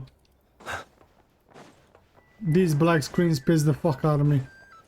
I'm gonna be fucking honest. These black screens are starting to piss the fuck out of me. This is a thorough plan, but I do have one last question before we take action. How can we be sure that our enemy won't leave the designated area? Bro, there's so many other ways to do this besides putting a black screen white fucking text. You've been doing this for fucking 5 years, man. Switch it up, man. Switch it up, please. Like, it's been 5 fucking years of the same shit over and over again. Please switch it up, man. The last quest was fucking, I don't know, they gotta drop the black screen white text. It's genuinely starting to piss me off. We go in a good direction, we improve the storytelling, and then again we go back to black screen white text. Great question. Albedo's been hard at work analyzing RERIR and the Wild Hunt's behavioral patterns. His conclusions are as follows. Firstly, from the earliest known confrontation until now, RERIR has never displayed any ability to manipulate the dimension of space. So it's unlikely he has any power in that domain. Secondly, he seems to have a particularly strong vendetta against our group. If we put him in a fight-or-flight situation, he'll choose to fight every time. What the fuck is Dory doing here? Let's hope they conclude the sector banger, yeah. Thirdly, finally, and most importantly, he is consumed by hatred, both for the moon and for his enemies. Turns out, we tick both of those boxes. We have a reincarnated moon in our ranks, and a spy who accessed his private memories without permission. He'll be baying for blood, not looking to escape. As someone who's had their fair share of interactions with the Wild Hunt, those all seem like valid observations to me. Understood. Then I will defer to the verdict of the group. Well, everyone, that's the plan in full detail. Albedo and Durin are carrying out their part as we speak. Plan approved. Scheduling. Okay, any firepower you need, I got you covered. Let's light this baby up. The Frost Moon Scions are behind you as well. And the rest of you? No objections? I mean, we ain't got no choice. All right, then it's settled. Gotta do what you gotta do. We're going with. Next up, an old tradition of mine. Anyone who wants to back out, now's your chance. Well, we're gonna drink? Wait, we can still back out of this? Shut the fuck up, I'm on. Everyone says things they regret, right? I don't want anyone feeling trapped because their mouth said yes before their brain had time to think things through. A very people-first approach. I hear that's common practice in the Knights of Favonius. Heh. Who'd you hear it from? D-Luke? Shh. We don't use people's real names at work. This contact will be known only as Owl, please and thank you. D-Luke, man. This plan can only work if everyone does their part. Flint's and I will absolutely support it. We shall indeed. You'll be glad you accepted our help. Also, you are the last person I expected to see here, Miss Dory. Same. It's not often I get called Dory in a work context. My peers usually call me Lord Sangamabe. So, the longer your name, the higher your net worth. Is that the idea here? Fucking hell, man. In that case, Mr. Flint's here must be worth a fortune. That's right, I know your full name. It's... True. The walls are thin here. I'd appreciate you keeping that a secret. Okay, fine. Ugh, I'm actually only here as a favor for someone else. Do you have any idea how much it would cost to hire me otherwise? Oh, does this mean someone out there actually has the power to boss Dory around? It most certainly does not. We have a long-standing and mutually beneficial business partnership. She's actually the mom of a friend of yours. Oh, really? On Alice's behalf? Damn. Said mom supplied me with a great little trinket, but now that lady's ruined everything. If I don't start building a little goodwill now, my whole business in Nodcry is gonna go down the drain. Hey, at this point, we might need Alice's help. Fuck it, the entire Hexen Circle. Okay. So what exactly is so special about this pendant? It's a lucky charm that a great mage made for me. We have a business relationship, and she was worried that something bad might happen to me. So, she wanted me to have something that can store power to protect myself with. I finally got it all fully charged up with Kuvaki, and then never went and used it all up at once! Never lost so big in my life! You're right. It was all my fault. I didn't mean to drain all the Kuvaki in the pendant, but I'll make it up to you. Oh yeah, the little thing that that was glowing. You will? Well, in that case, how about you give me your chess set? And we call it Yeah, even. that's not gonna happen. I knew you'd say that. Well, it's yours if you want it. Damn. In fact, take it now, and I'll even throw in a free RERIR of Solnari. Deal? You're putting me in a difficult position here. It's a very useful thing to have around, but I have a funny feeling it won't be around much longer. I guess we'll see in a couple of days. Looks like bankruptcy for me. Hey, don't be so pessimistic. See this through and you never know. You might find a new business opportunity on the other side.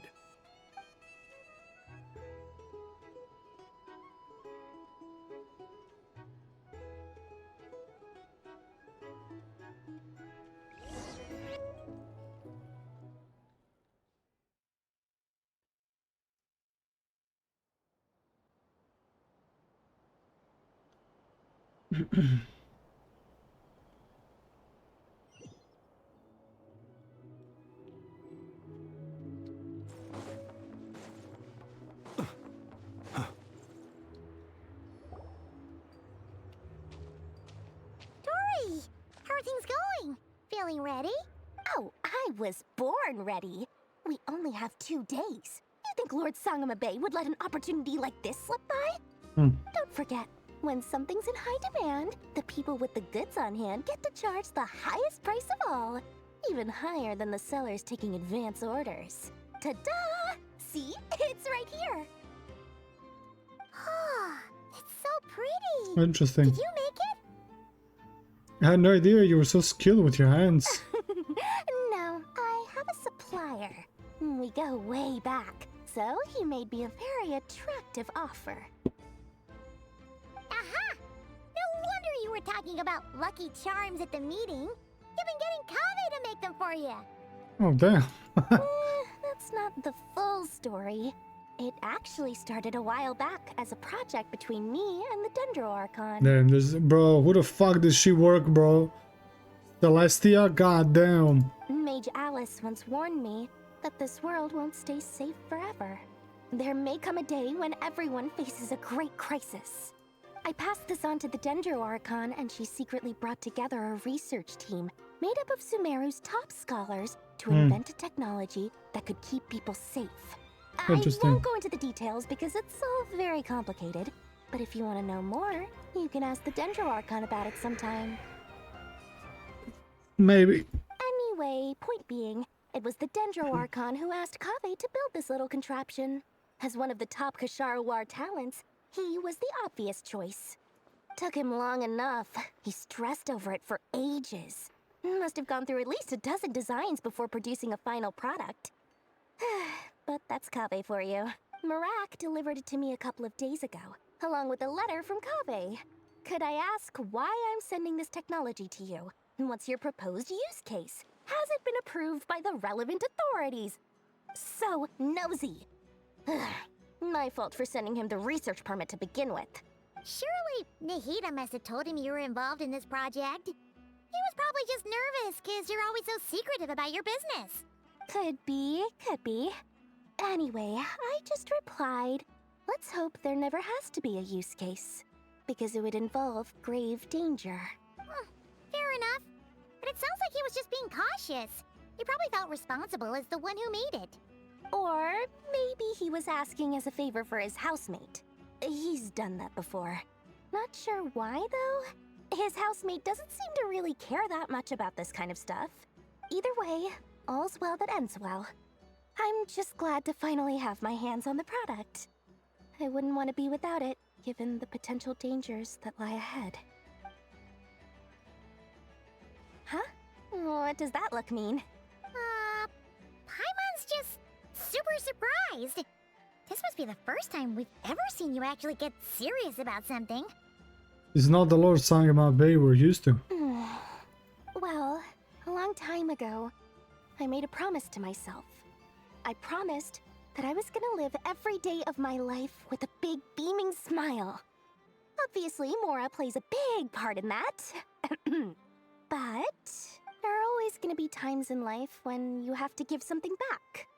That could mean paying back a debt, returning a favor, or showing some kindness. Alice has been a huge help to me over the years. She was the first investor I ever had. And I want my investors to know that Lord Sangama Bay is the best in the business. And more than that, no one knows what the future will bring. Whatever happens, I want to make sure the Dendro Archon and all of Sumeru is prepared to face whatever comes. So back to the pendant, you never attempted to ask for it back, did you? Oh, that? I was just making sure Nefer and I are square. Don't be thinking it was some sort of benevolent act. I'm no saint, so don't treat me like something I'm not. My priority is doing the business that I want to do. So long as my conscience lets me, but it usually does. That's the Lord Sangama Bay business Alright, if you say so. I do say so, and that's the whole point. I'm a businesswoman. Don't go trying to figure out what kind of person I am. You'll exhaust yourself. Much easier for everyone involved if you just take my word for it. Oh, and could you two help me get this stuff where it needs to be? Thanks so much. You're my favorite assistants.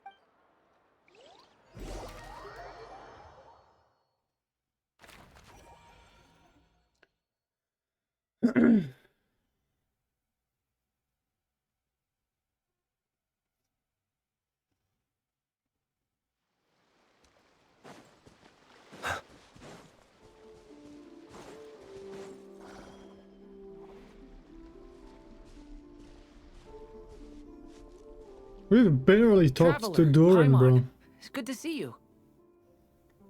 We've barely talked to Doran this entire quest. Everything going smoothly over here? Sort of. As you're probably aware, Varka, Duran, and I captured some abyssal creatures from the Wild Hunt. Per the plan, we dissected and analyzed some samples of these creatures. The process went very smoothly. The findings, however, come with some troubling implications. What? You can actually dissect the Wild Hunt? That depends on your definition of Wild Hunt and dissection. Harmless, lifeless. These words are accurate descriptions. The Wild Hunt is an interesting phenomenon. In and of itself, it doesn't seem to possess anything akin to a human personality. But taken as a collective, the medium through which the Wild Hunt is summoned does appear to have a soul. Master griped a lot about the wise Horoptatyr, and seemed somewhat fascinated with the foul Certology. But she barely mentioned RERIR at all. I don't think that was because of his lower social standing, though. Anyway, it's a pity. I should like to hear her thoughts on the nature of the lifeform he has become today.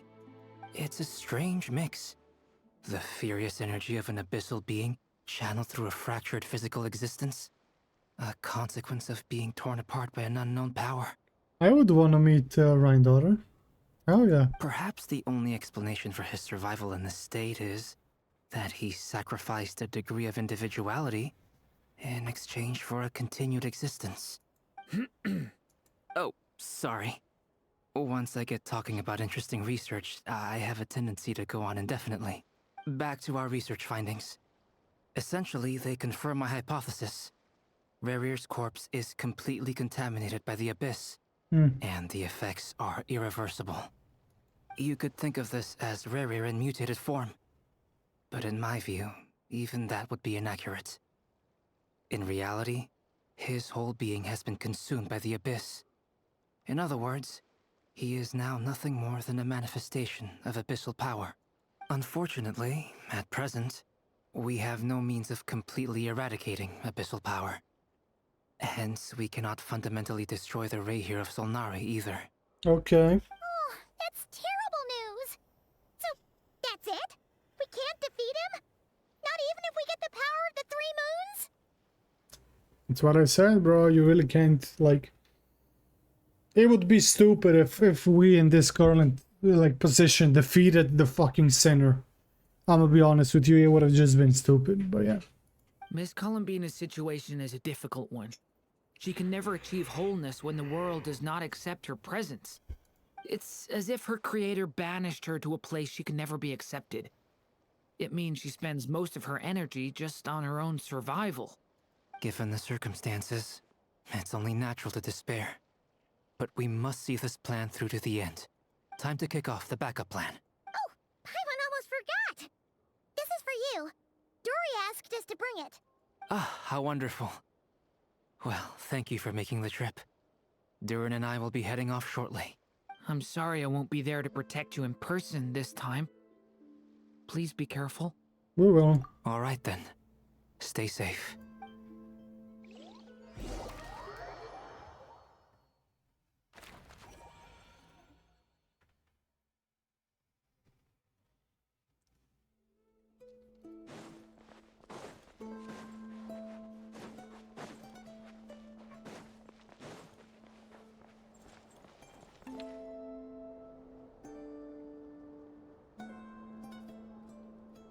Miss Lauma, is everyone here? Yes. The fate of my flock is in your hands, Grandmaster Varka. Please keep them safe. My lady, what are you saying? Within the next 24 hours, we will face the biggest crisis the world has ever seen. This is not a burden that we deserve to bear. But I believe that we reap what we sow in this life. So I intend to act. I must do what I think is right. For me, that means fighting for the future of Nodcry. This gentleman is the Grand Master of the Knights of Favonius, Varka, Knight of Boreas. In my absence, please follow his lead. Hey, everyone. Guess I should introduce myself. Well, to start with, I know my way around a battlefield. I love this guy. Biggest strengths are honesty and hard-workingness. Anyway, point is, I don't intend to let Lauma down. I'm gonna do everything in my power to keep every last one of you safe and sound. Fair. Dainsleif and Columbine. I mean, I guess, yeah, it makes sense. Dainsleif is the strongest one here, so...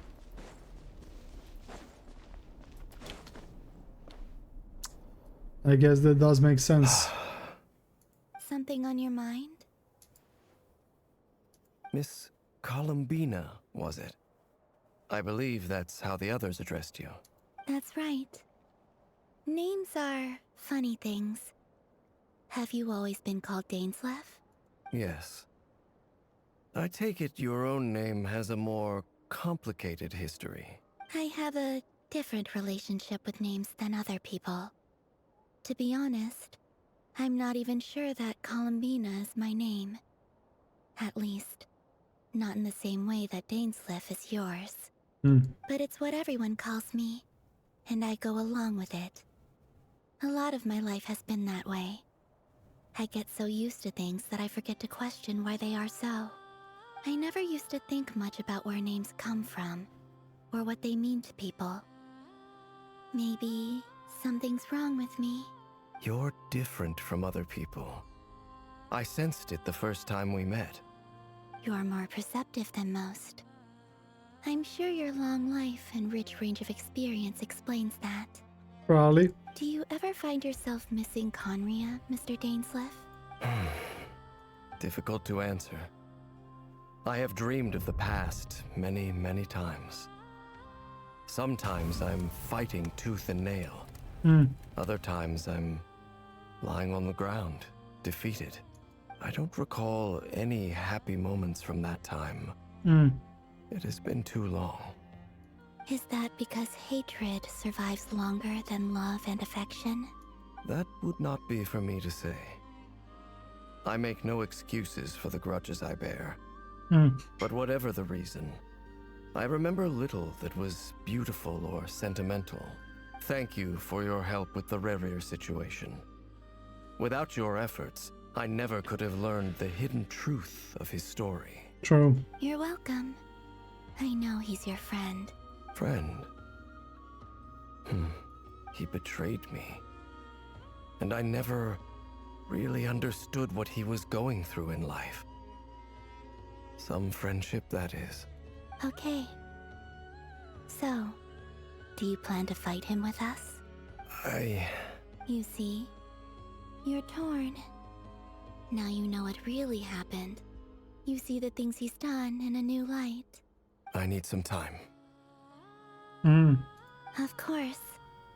I completely understand. Anyone else in your position would feel conflicted too. Actually, I went through something similar myself recently. Something happened that changed my perspective on a situation. A situation I took for granted at the time, but now I feel very grateful for it. You mean the Harbingers who still support you, even though you've left the Fatui? Yes. I always thought they were only helping me because Harbingers are forced to work together. But then I abandoned them.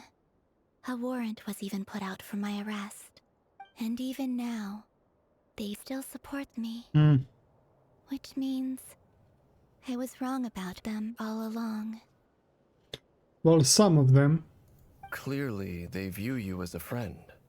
I feel a little guilty now. I regret not seeing her help for what it was, and not treasuring it. I see the guilt that you're feeling now, because I feel it too. Hopefully, talking about it will do us both some good. Have you noticed that the Traveler and Paimon are over there? I think they've been listening. Huh. Shall we say hello? Sure. Hello. Ah! They caught us! Sorry, we were just concerned about you. I apologize for making you worry. No doubt you wish to know where I stand on the plan to take down the RERIR of Solnari. I'm afraid I need a little time, but I will seriously consider joining you. You will? Oh, thank you so much! Everyone will be so grateful to hear that! He said he will consider joining. They needn't be. This was something that I was going to have to face up to eventually. That doesn't matter to them. They're grateful to you regardless. You can't control their gratitude, so just accept it. And then, have a think about whether you're willing to join us.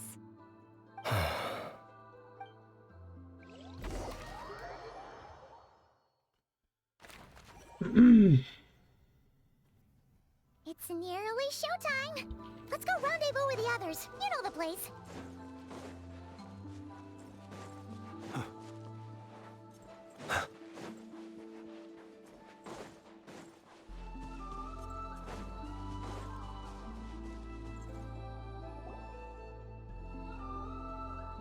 Ah, you're earlier than I expected.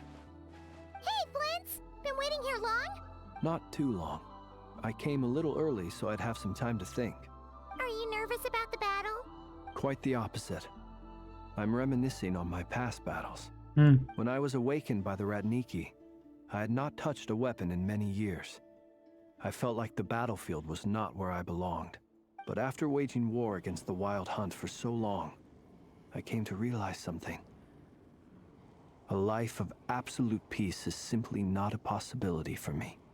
My restless flame indicates that somewhere inside of me, there is a deep yearning to root out the evil in this world. like such a bad thing. I agree. Well, in the past, when I was a Fae whose primary concern was hibernation, it was hardly ideal. But it certainly serves me well here in the present. And I am delighted to be able to join forces with you in this endeavor. Looks like I'm not the first to arrive. Ah, Miss Lauma. Did you sleep okay last night? I struggled to settle down at first because of the nerves. But don't worry. I got enough sleep in the end. I'll be just fine. Thanks for everything. Please. I'm just doing my part. Never! Over here! The goods have been delivered and the backup plan is underway. Aino asked me to relay a message. She said Anefa will be on high alert and keep a close watch over all secondary districts where defense is required, providing support as necessary.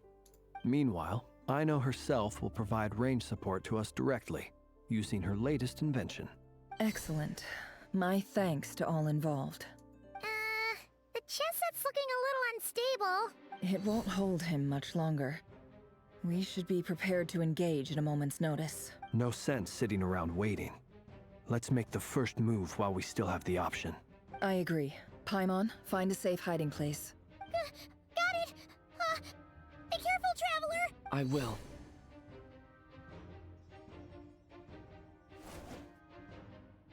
Everyone, take your positions as soon as the battle starts. Every ounce of strength we have in our bones, let us bring to this fight. Ready? Let's go. I've seen all your futile ploys before. You have become the authors of your own demise. What the fuck was that? I wouldn't be so sure about that. You are merely a moment of sport before I tear down the moon. Okay, damn. God. Oh, this is a loading screen. Okay. That's an interesting loading screen. Okay, I like that. Stay on your toes. What the fuck? Yep, you too. Yo, hold the fuck on, bro. What are we doing? RERIR?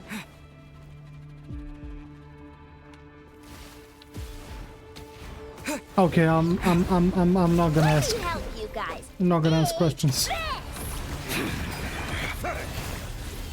I'm not gonna ask any kind of questions. Why is my Traveler Hydro? The moonlight. Can't hide the truth. And we deal 0 damage. Okay. Moonlight. Raise you. Be silent. Are you quite finished? Be silent. Steady now. No more lies. Move. Hunt them down. Okay.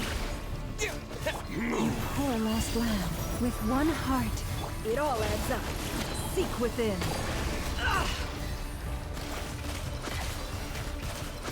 Let's see what you're made of. Observe. Be silent.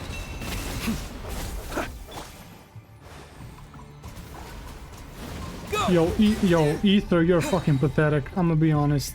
The fuck is that shit? The moonlight. Bruh. Raise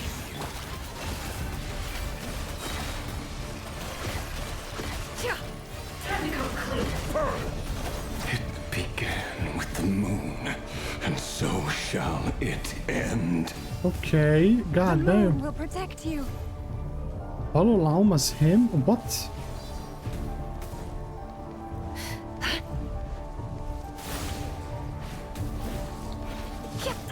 Okay.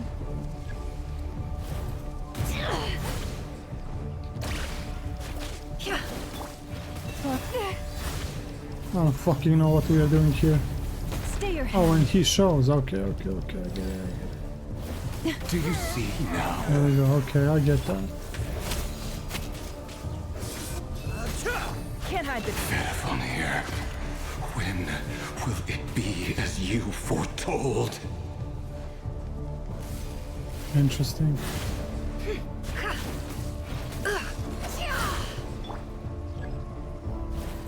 foul spirit is not welcome here. No more lies. It all falls into place. The mystery unravels. Forest, protect us by the frost moon of old. Pathetic! Do you fear the dark? Hunt them down! Do you fear the dark? The moonlight. Wipe out! You poor lost lamb.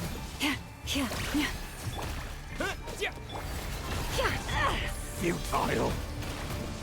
Yo, Nefer, can you do a charge attack, please? Because I'm holding my button. It all falls into place. Hunt them down! I wish this game had a like a parry or a dodge system. Right now, I'm not gonna lie. It would be very useful. One heart, we pray. Can't hide the... You hunt them It all falls into place. Your little game of heroics is over. Who wants to go first? I mean, you didn't punch any, you didn't miss anything crazy.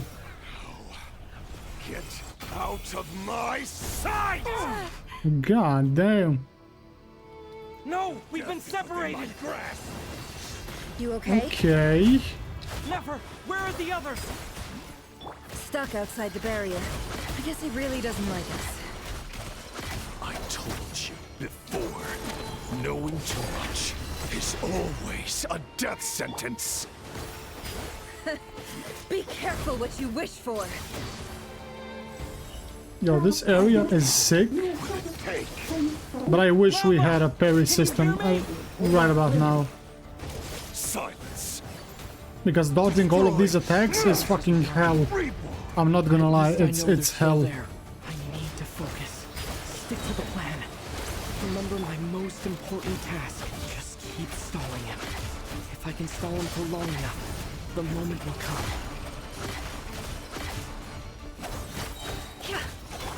Go! No more lies.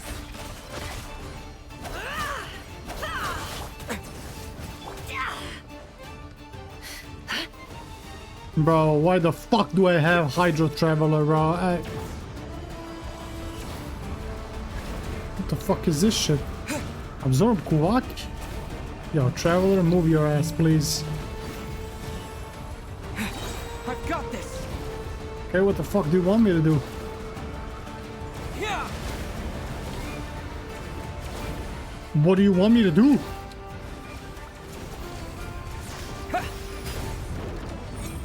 Okay, I guess. The shield's broken.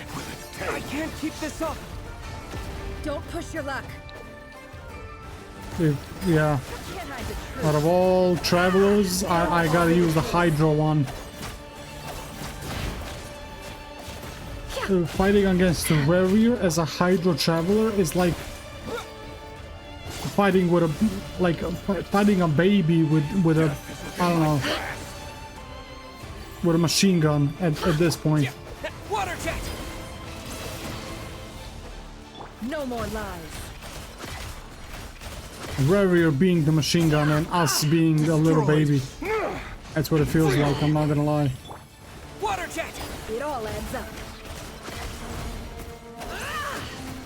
I'm not gonna lie, it's how it fucking feels, bro. Go. No more lies. Wipe out. The mystery unravels.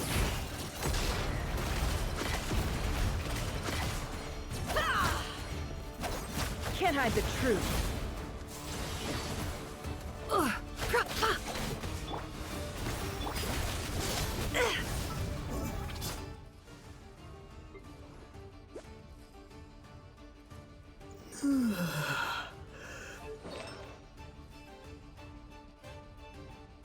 Never build a character again. Please never build a character again. What the fuck is that? No more lies. to come clean. Seek within. Please never build a character ever again. What have I just witnessed? Curses. There's no other way. Bro, there's no way that is an actual, like, build. What the fuck is that? I was wondering why I'm, like, dealing 0 damage. That's why. God damn. The only way to defeat RERIR is to borrow his own power. Okay. That means Columbina will have to disappear while you two bear the brunt of his attacks. You have to hold on. Find a way to keep him focused on killing the two of you. Okay. Nefer, your eyes are bleeding. Soon you will be powerless to resist. And then, I will reduce you to dust. But that dust will plague your memories. Come on, keep holding on. Any other tricks up your sleeve? Let's see them. As entertaining as they are. You've backed yourself into a corner. You don't fool me. I see your fear clear as day. I have to stoke his rage. Make him unleash everything. You fear what you could never defeat. You fear the thought of never being able to save your beloved. You cannot win the fight against fate, RERIR. Is that what you think? Well, now it's your turn to feel afraid! Okay, let's see. You fear the sound of your own name? Is it us you hate? Or is it what you've become? Let's see what becomes of you! God damn, bro. This fucking albedo?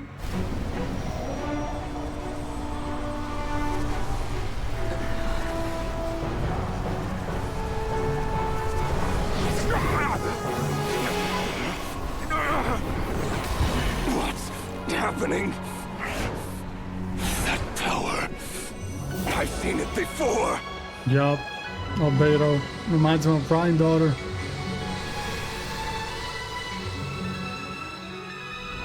His power is on another level. We'll need to use an alchemical array to convert his power into a usable form. Okay. Then quickly channel it into Columbina, rendering her powerful enough to compete with him. I'll join you. I can help. If I release enough abyssal energy into a confined space, it'll create a potential difference, allowing us to extract a huge amount of elemental energy.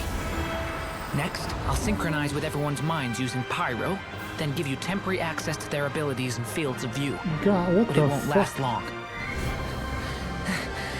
Can you see? Well enough. Okay. So, we have a student of Gold Rheindotter in our midst. Yes, sir. How about that? Yes, sir. Oh, man. Yo.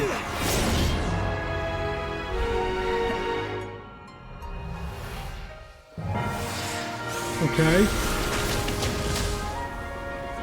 Yes, sir.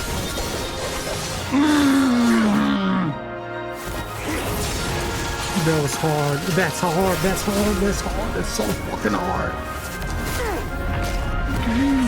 God damn. God damn. Use my own power against me? Just like how you stole Kuvaki. That's fair. Look familiar. That's very fair.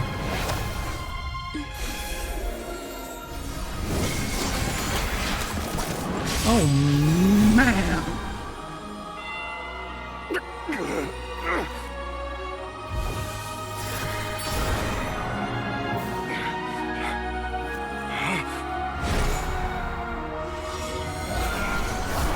Okay, what the fuck is that? Don't you realize?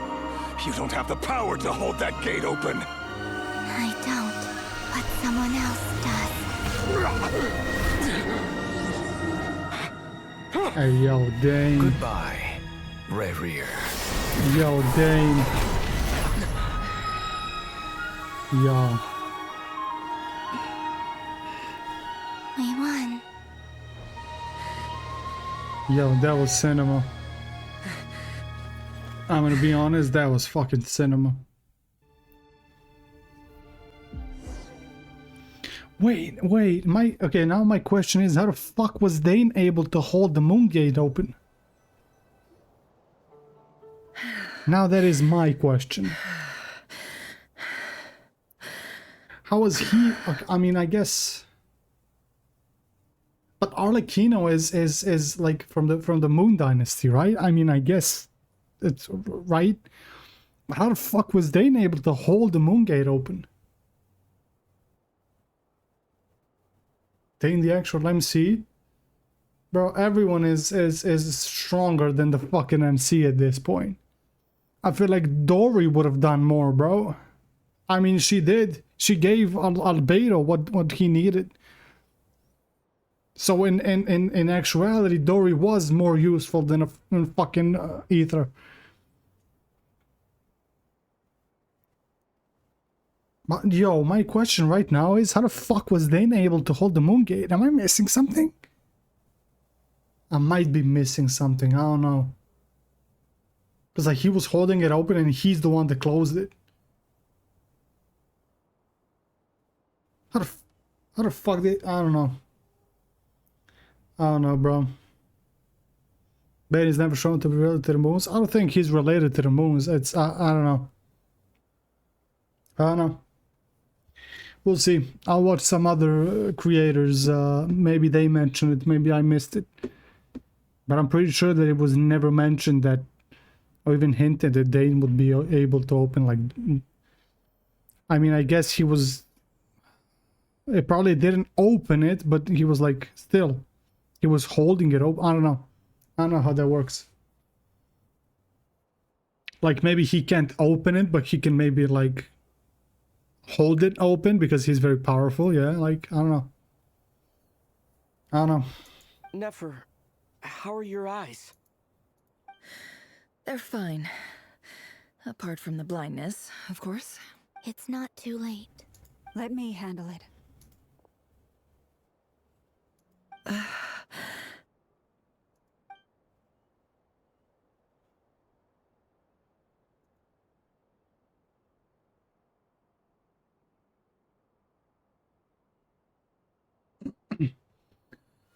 I don't know.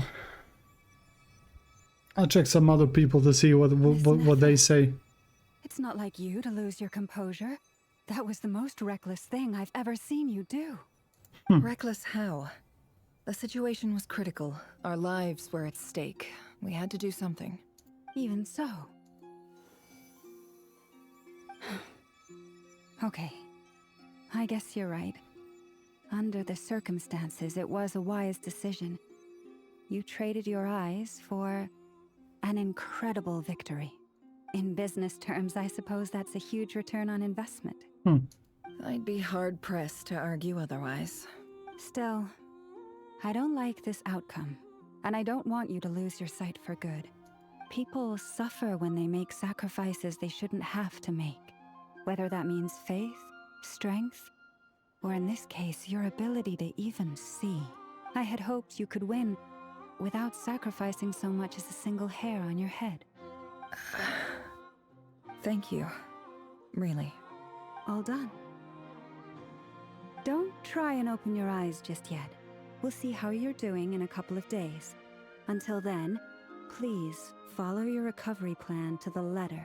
I'll send full details through Yehoda. For now, just get yourself home, relax, and rest. My dear friends, we have fought bravely and achieved a spectacular victory. A dark cloud has been lifted from the skies of Nodcry. All in this land will be grateful for what you have done. The moon will remember this day. Thank you both. Yehoda shows up and helps Nefer get home, and you of course have Paimon to escort you back. The sight of Nefer navigating the world with her eyes closed is a new one for you.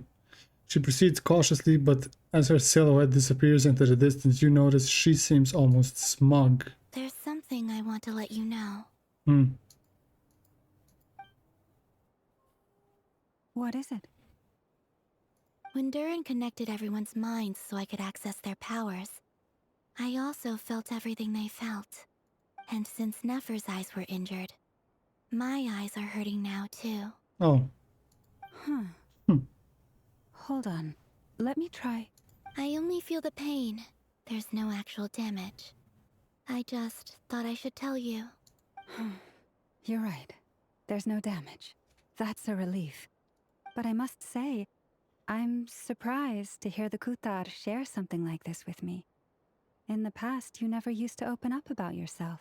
Things are a little different now from how they were. I'm learning to share how I truly feel with my friends. Yo, what the fuck is Dainsley? Wasn't he here like a second ago? Friends. You have no idea how glad I mean, it's in character for him to just disappear, so I guess it makes sense.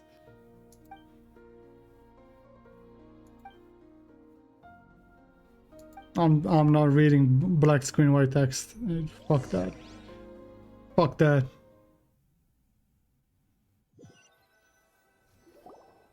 Fuck that. There's better ways to do it.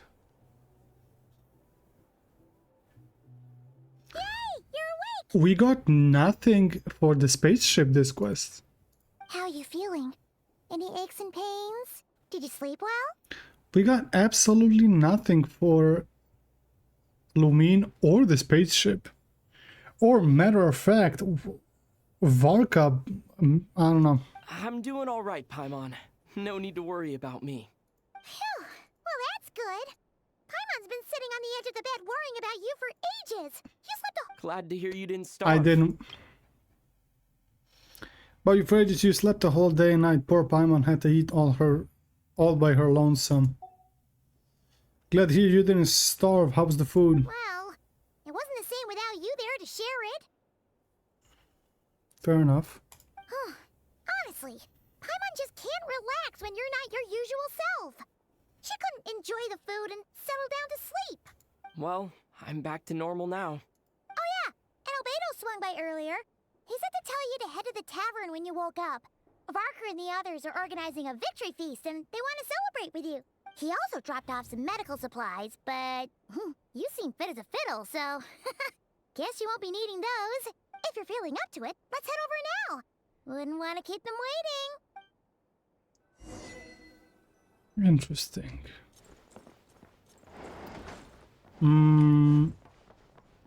Yeah. I don't know where the fuck Dane went. He just disappeared. We're here! Oh, Traveler and Paimon! Perfect timing! We were literally just saying how there's no way we're holding this victory feast without you any longer, and we would have postponed it till tomorrow. How are you feeling today? Much better. Thanks. Don't worry about me. Relieved to hear it. If that changes, just let me know. Happy to check you over at any time. That happens all the time. It's normal for Dainsley. Yep. We're here for you. Anything you need, just let us know. Oh wait, where's Nefer? How are her eyes doing? Nefer's right over there. I'm sure she'd love to catch up with you.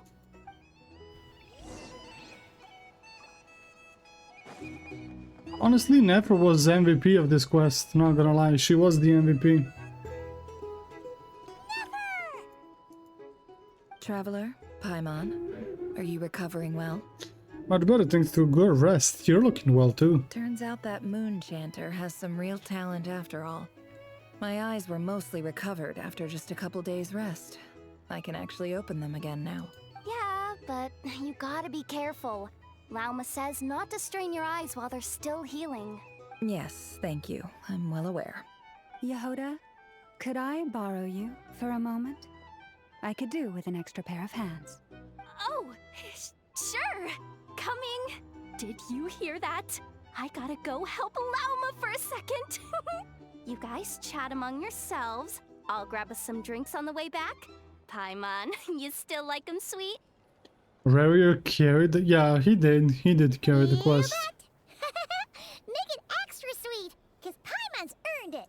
Sure thing.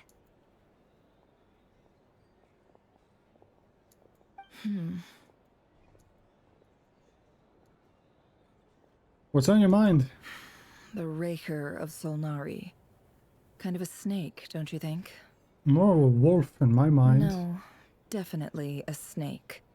A poisonous one who spewed his venomous hatred everywhere. Anyone who seeks revenge out of hatred for other people has become a snake. That's something my dad used to say. I guess you didn't like seeing people go down the path of vengeance. Perhaps. I'm sure it sounds like a very wise and open-hearted perspective to your ears. But me? I think hatred is a perfectly justifiable emotion. What else is left when everything you depended on in life gets stripped away? Something's gotta fuel that drive to keep on living. When I look at your life, I see a lot of things that you can depend on. If you're worried about me, you can nip that in the bud. I'm not someone who gets stuck in the past. It's just... I suddenly feel like I was wrong to call my father a liar. He was just a fool. That's why the Academia turned their back on him, and why the other tribes ganged up on him. Oh, Father. How much better things could have been if you were a skilled liar. Look at the Ibis King.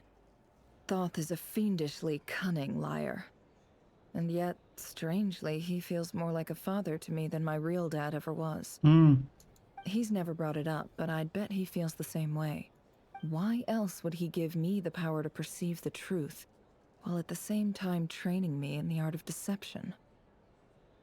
Celia never heard the Ibis King's voice. What's he actually like? Well, King Deshret banished him to Aru, which is essentially a prison, and posed 3 questions to him.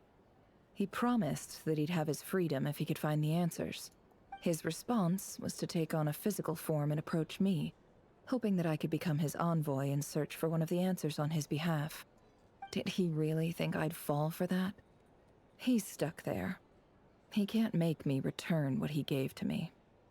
Doesn't think he was nice enough to you. You definitely sound like father and daughter. So that's enough for you to decide he's nice, is it? He's a prisoner, and he was scared.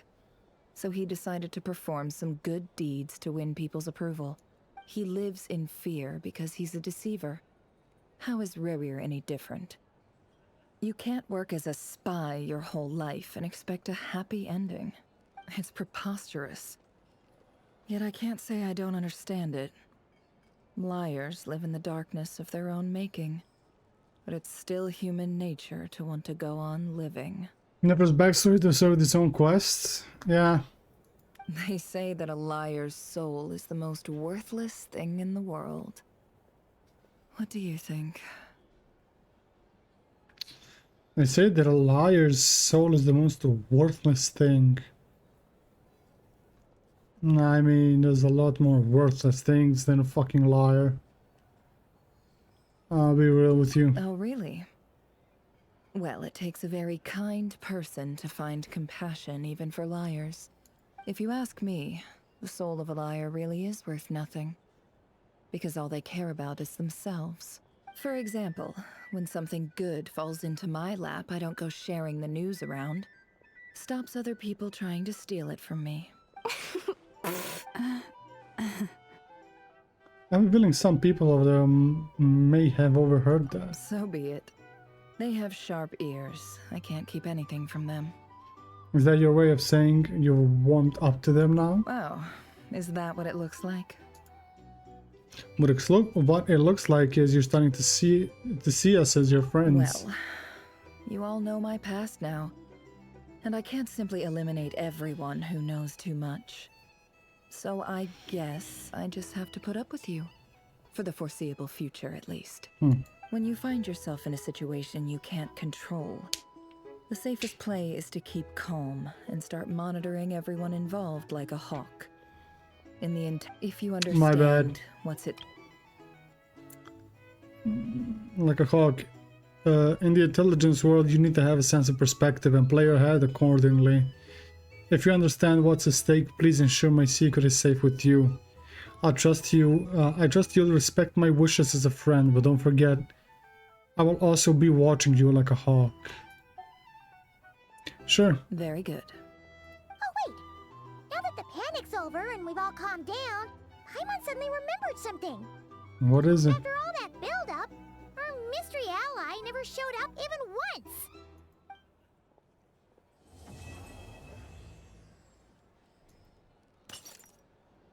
Hmm? Huh? Am I imagining things?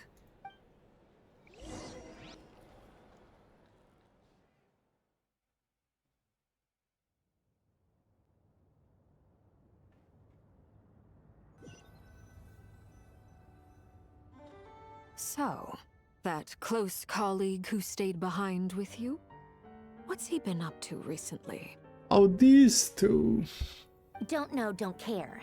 I get more normal human interaction from hanging out with Bosco too than him. Although, now you mention it, he hasn't bothered me in a while. I wonder if... If he's disappeared without a trace, it's the biggest gift he ever gave to the world. But I somehow doubt that's what's going on. He won't lie low forever. So we'd better stay on guard. The close colleague who stayed behind with you.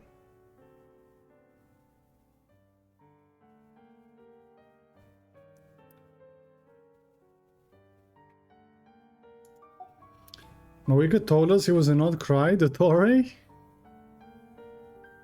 Oh yeah, I think I remember that.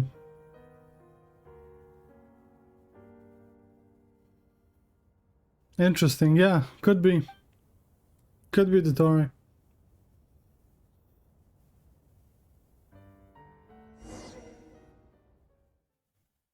Could be.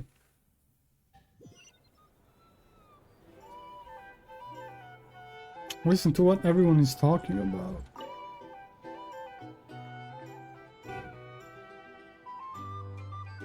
Ah, Lord Sangama Bay. How lovely to see you. I must thank you for the device you provided. It was an enormous help. Would I be right in thinking that it was developed by the Academia? Why come and ask me when you clearly know already? I mostly came to thank you. That's more like it. A little gratitude goes a long way with Lord Sangama Bay. Play your cards right, and you might even stand a chance of becoming my long-term supplier. The chance to work with such a kind and charitable investor as yourself would be a great honor for the Curatorium. Huh? Charitable? Who said anything about charity? First I'm hearing about it. Let's see. The first plot of land you purchased in Nodcry, your desert interests, and... Stop! What do you think you're doing? Exposing my investment history! It's nothing to hide from. They're all perfectly legitimate investments. And some of the land you purchased was with the intent of building a sanctuary? Yes, I heard about that too. How did you... You're a curious case, Lord Sangama Bay. You don't like people finding out about your good deeds, do you? But I'm afraid no matter how hard you try to keep things under wraps, where there's a will, there's a way. You did it for Sumeru, didn't you? It was empty land that was gonna go to waste otherwise. I figured if I built something there, it might at least get some use in an emergency. Okay. Disasters are capricious things. They strike without any warning. I've lost family to a disaster before, and I don't want to lose any friends or business partners if I can help it.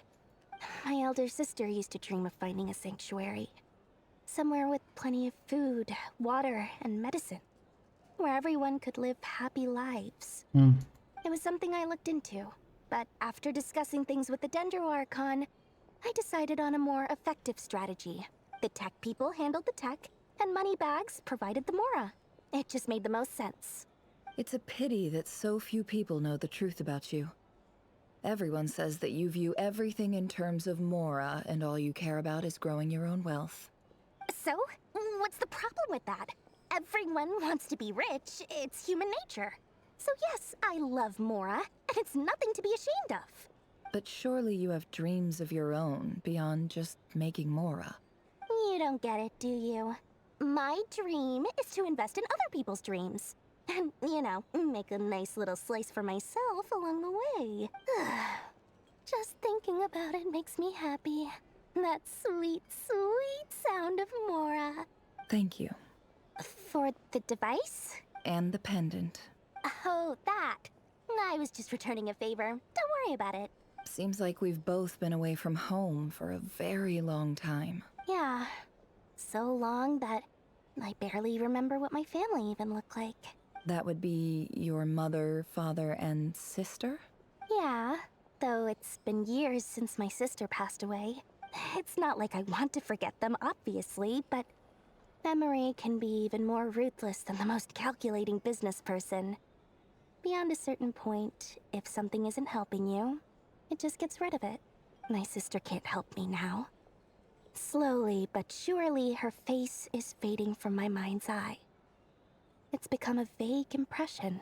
Not everything will fade.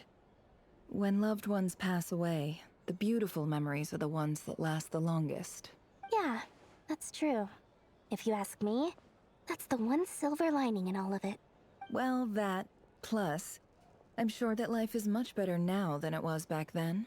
Oh, absolutely. I have tons of Mora, a big beautiful house, business is booming, and I'm as happy as can be.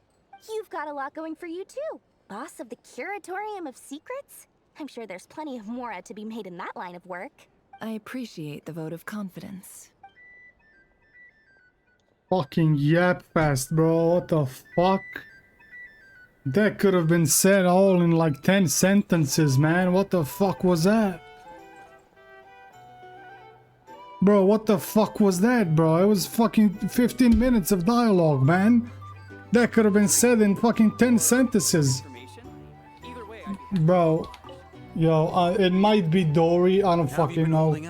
It might be the fact that I don't give a fuck about Dory at all. Make sure you tell me right I don't away. know what it is. It could be that. Bro, that was tough. I'm not gonna lie, bro. People might hate me for it, but that was tough. God damn. Have you been holding up any adverse reactions?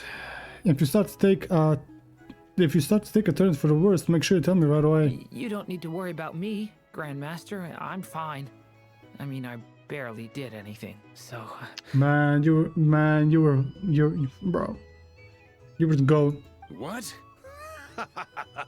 You're too humble, young man. Facts.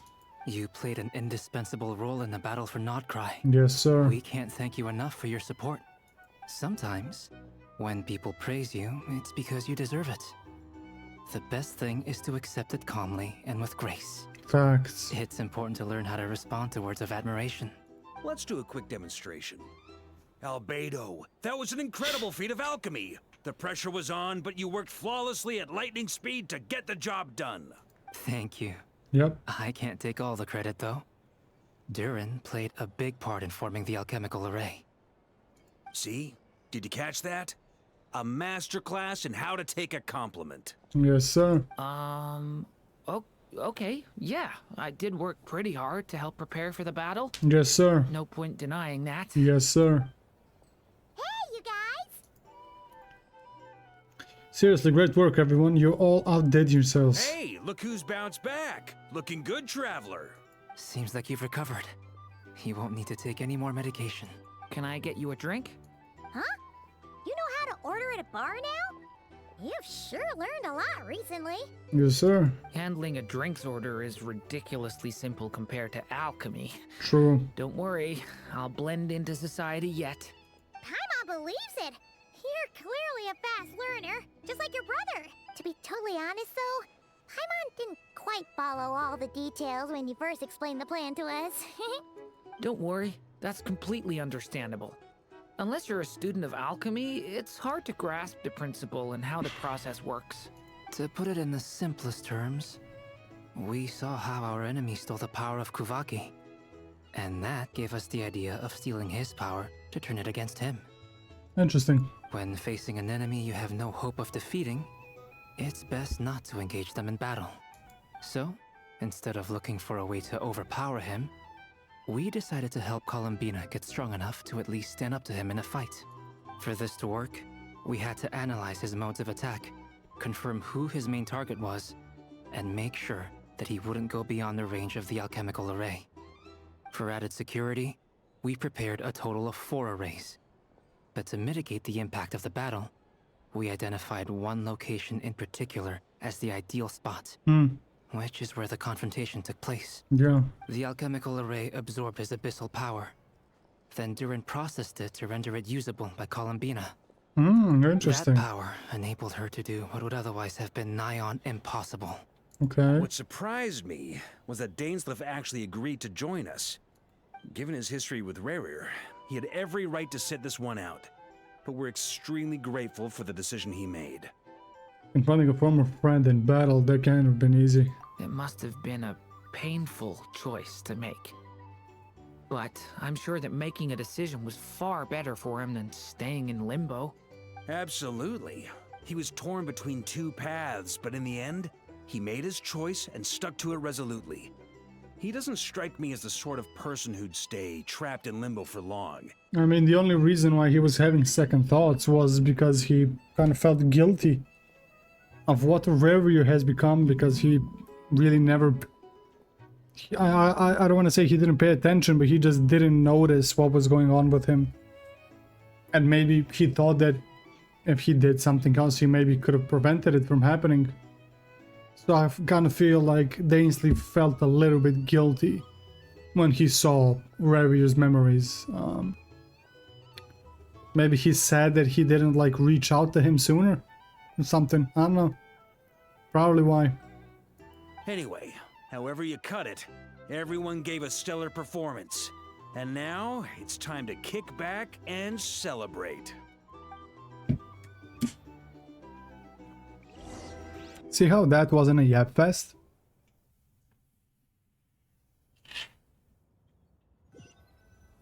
The fuck was Dory's about? Ooh, again? That's the only reason you're here. Again? Yes. I've thought a lot about it. And I've realized that you, me, and Arlecchino should be friends. Okay, that's an interesting proposal. I think this is very important. So I felt I had to come and tell you. Bro, she protect her at all costs. We gotta protect Columbina at all costs. She came all this way to tell them that she wants to be friends. Bro, you gotta cherish her, man. Well, this is a new one. I'm so moved. I can't even hold my teacup. If that's all, you can leave now. She acts as if she doesn't care, but yeah, she cares. Do you not want to be friends with me? Or is it that you prefer being co-workers? What is this, Columbina? Are you deliberately testing my patience threshold? Right now, my politeness module is active. But if you say another word, I swear I'll shut it down. If your politeness module was active, wouldn't you say the word please at some point?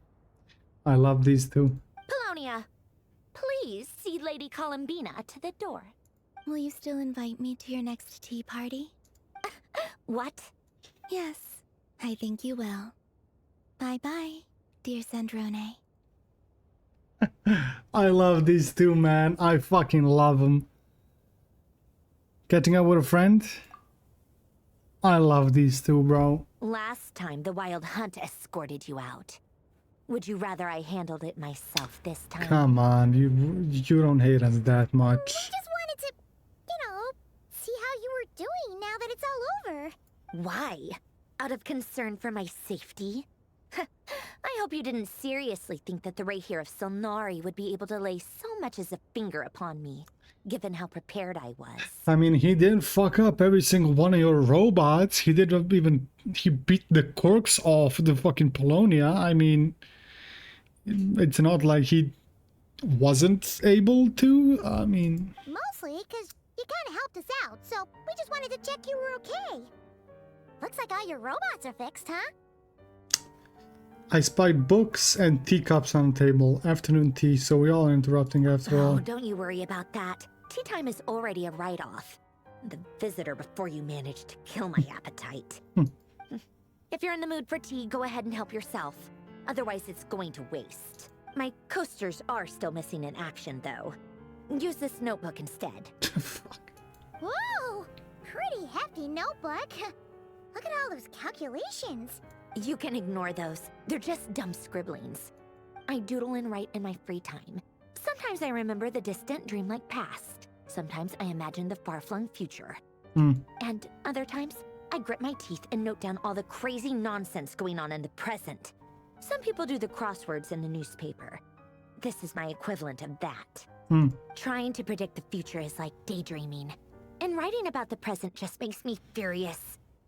The past is my favorite. If nothing else, it's already set in stone, so I don't have to rack my brains trying to figure it all out. That's fair. Huh. Although, having said that, the only vaguely interesting memory in my past is probably that guy they call Lord Artificer.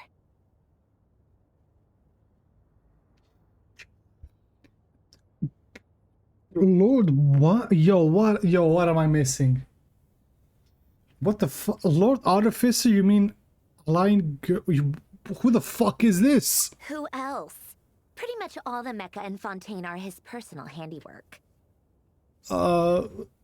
Okay, am I supposed to know him? Did I skip a quest? Is it in one of the books or something? This is the first time I have ever heard or even read that name, bro. Wait, are you saying you know him? Like, personally? Paimon, Paimon, why are you saying as if we know him, man? I don't know who this guy is. I mean, I guess we were friendly enough.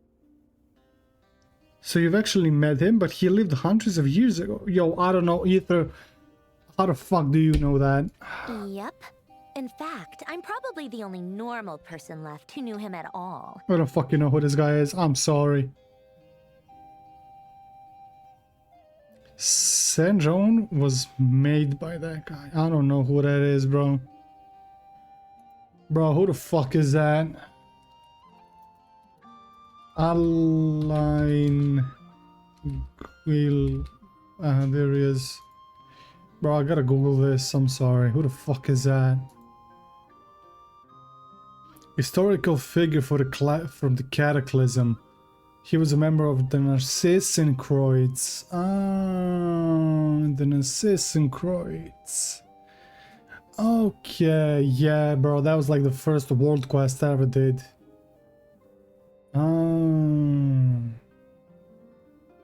He was very close to his adoptive sister Marianne, as well as Jacob. Alain's research primarily was focused on Conrian machines such as Ruin Graders, but he also researched technology from the era of King Dashrit. He was raised in the Narcissencroids Institute. Okay. Yeah. Okay. From the Narcissencroid. Say more. Yeah.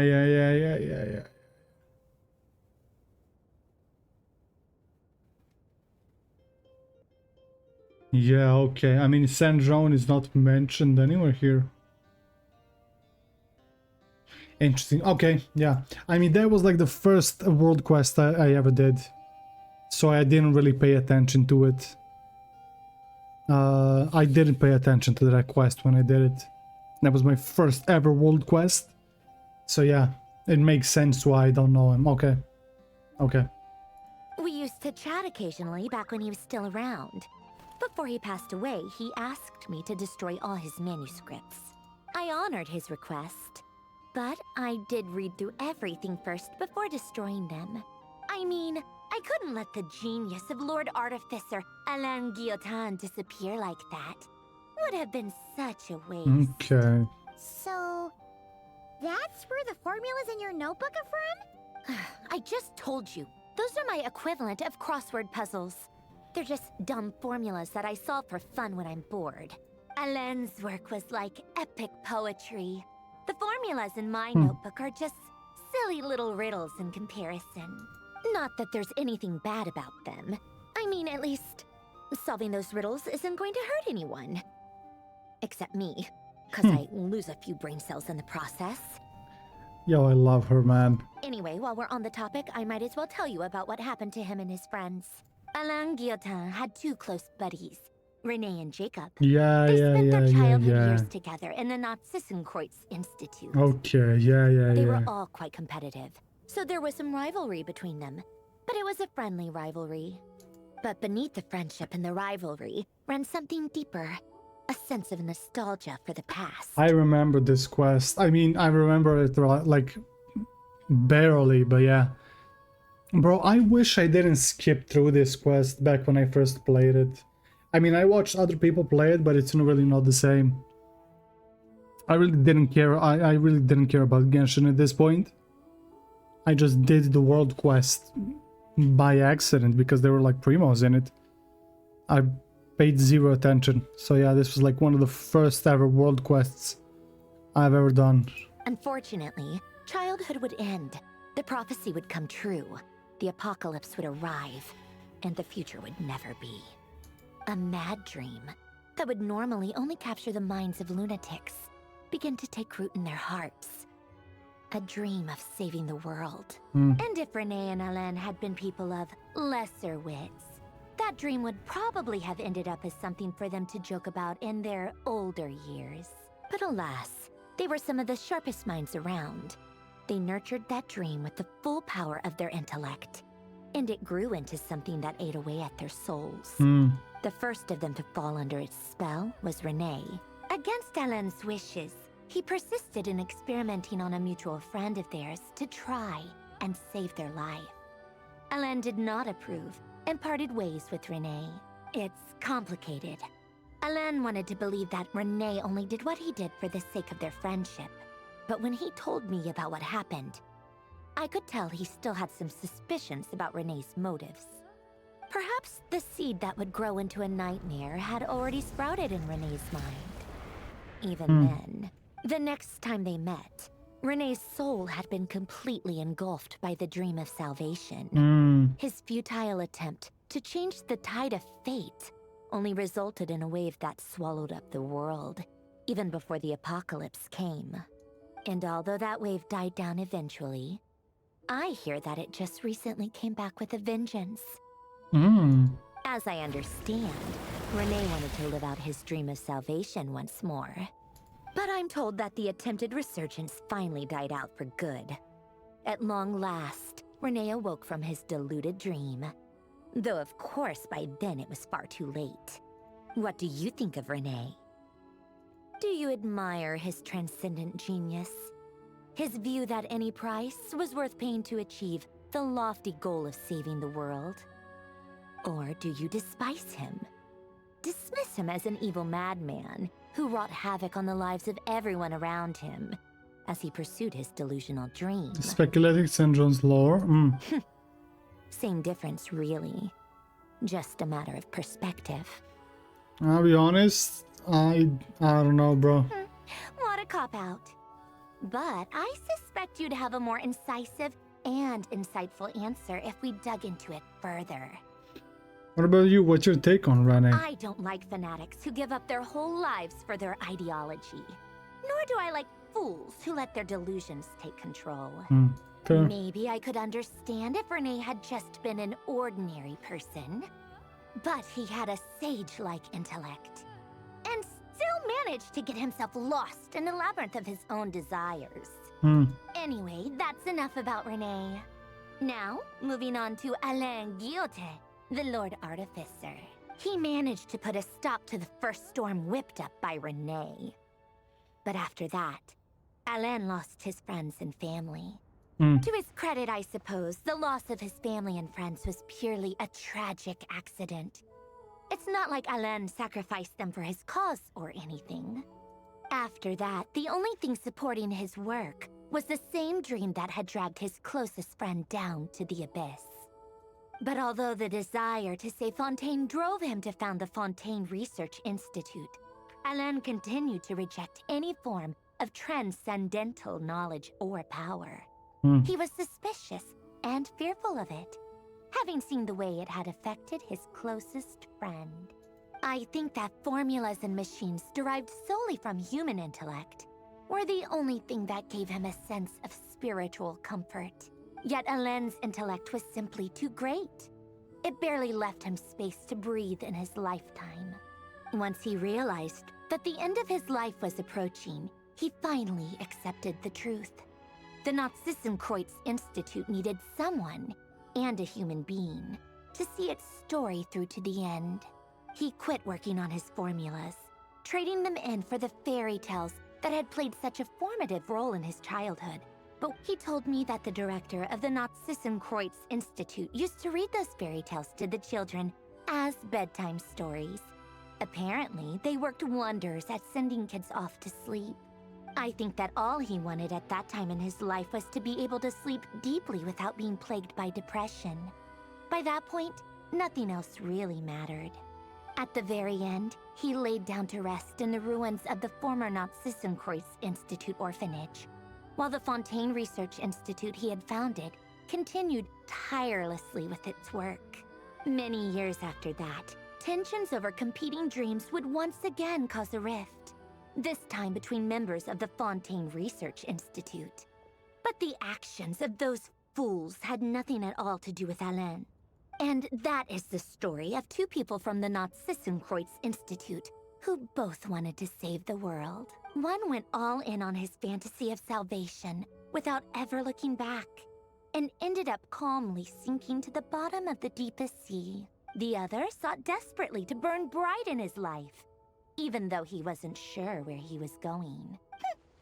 I do sometimes wonder, why is it that people like them have such grand hopes of saving the world? Even the grandest tree starts as a tiny seed. So perhaps, for each of them, their mission to save the world began with a very simple desire: to save themselves. I can see that. They were young children with friends and family who mattered to them, desires to explore the meaning of life, ambitions to have a successful career. They didn't want to see all of that taken away in one fell swoop. Or maybe they just wanted to find something to anchor themselves within the chaos, to stop them getting quietly swept away by the storms of life. But instead, the search for their own salvation took them down the rocky road laid out by fate. Do you think the desire to save oneself is enough of a justification to try and save the world?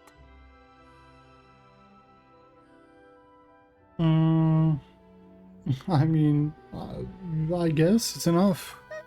The way you said that sounded just like Alain. I asked him the same question back when he was in his prime, putting all of his energy into his work. He gave the exact same answer as you did. No elaboration, just a quick short answer before getting right back to his work. He was always that way. All right, tea time's over. I owe Arlecchino a favor for telling me these stories. I'll have to bring a whole sack of gifts the next time I visit the House of the Hearth. I'm gonna go tinker with Polonia now. You guys can do whatever you want, as long as it doesn't involve interrupting me. Polonia, exit hibernation mode. Begin diagnostics. Yo, I might pull for her just because, bro. Just because of her, like, personality and everything. She's, yeah, might just pull her just because. She's a great character.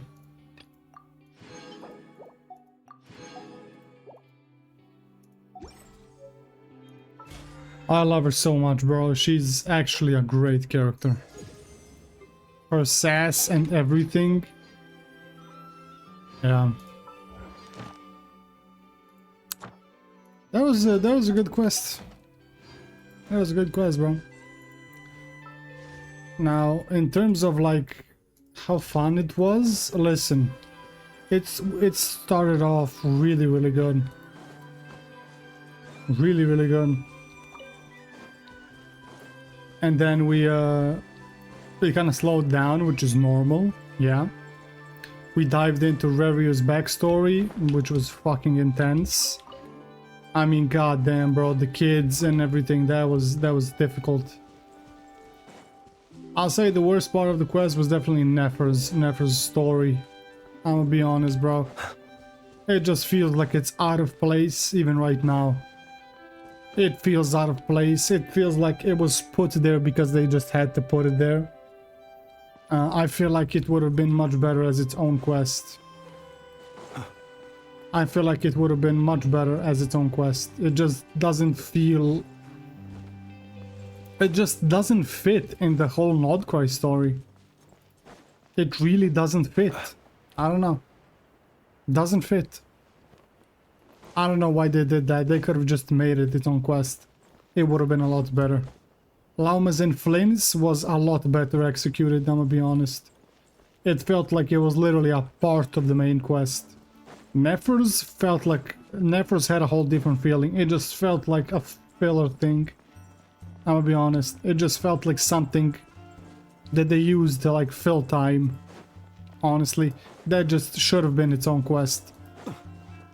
But as a whole, bro, that ending section was fucking good, bro. The Dainsleif stuff was good. Yeah. Good cutscenes, good lore. Yeah. Really good. Really good. I'm looking forward to what they do next, since RERIR is like sent away. He's not he's not dead. We just sent him away in the Moongate. So yeah. I don't know. I don't know who's going to be the next villain or, well, antagonist. I guess the Torre. But we'll see. We'll see. Yeah. That's that. Pretty good.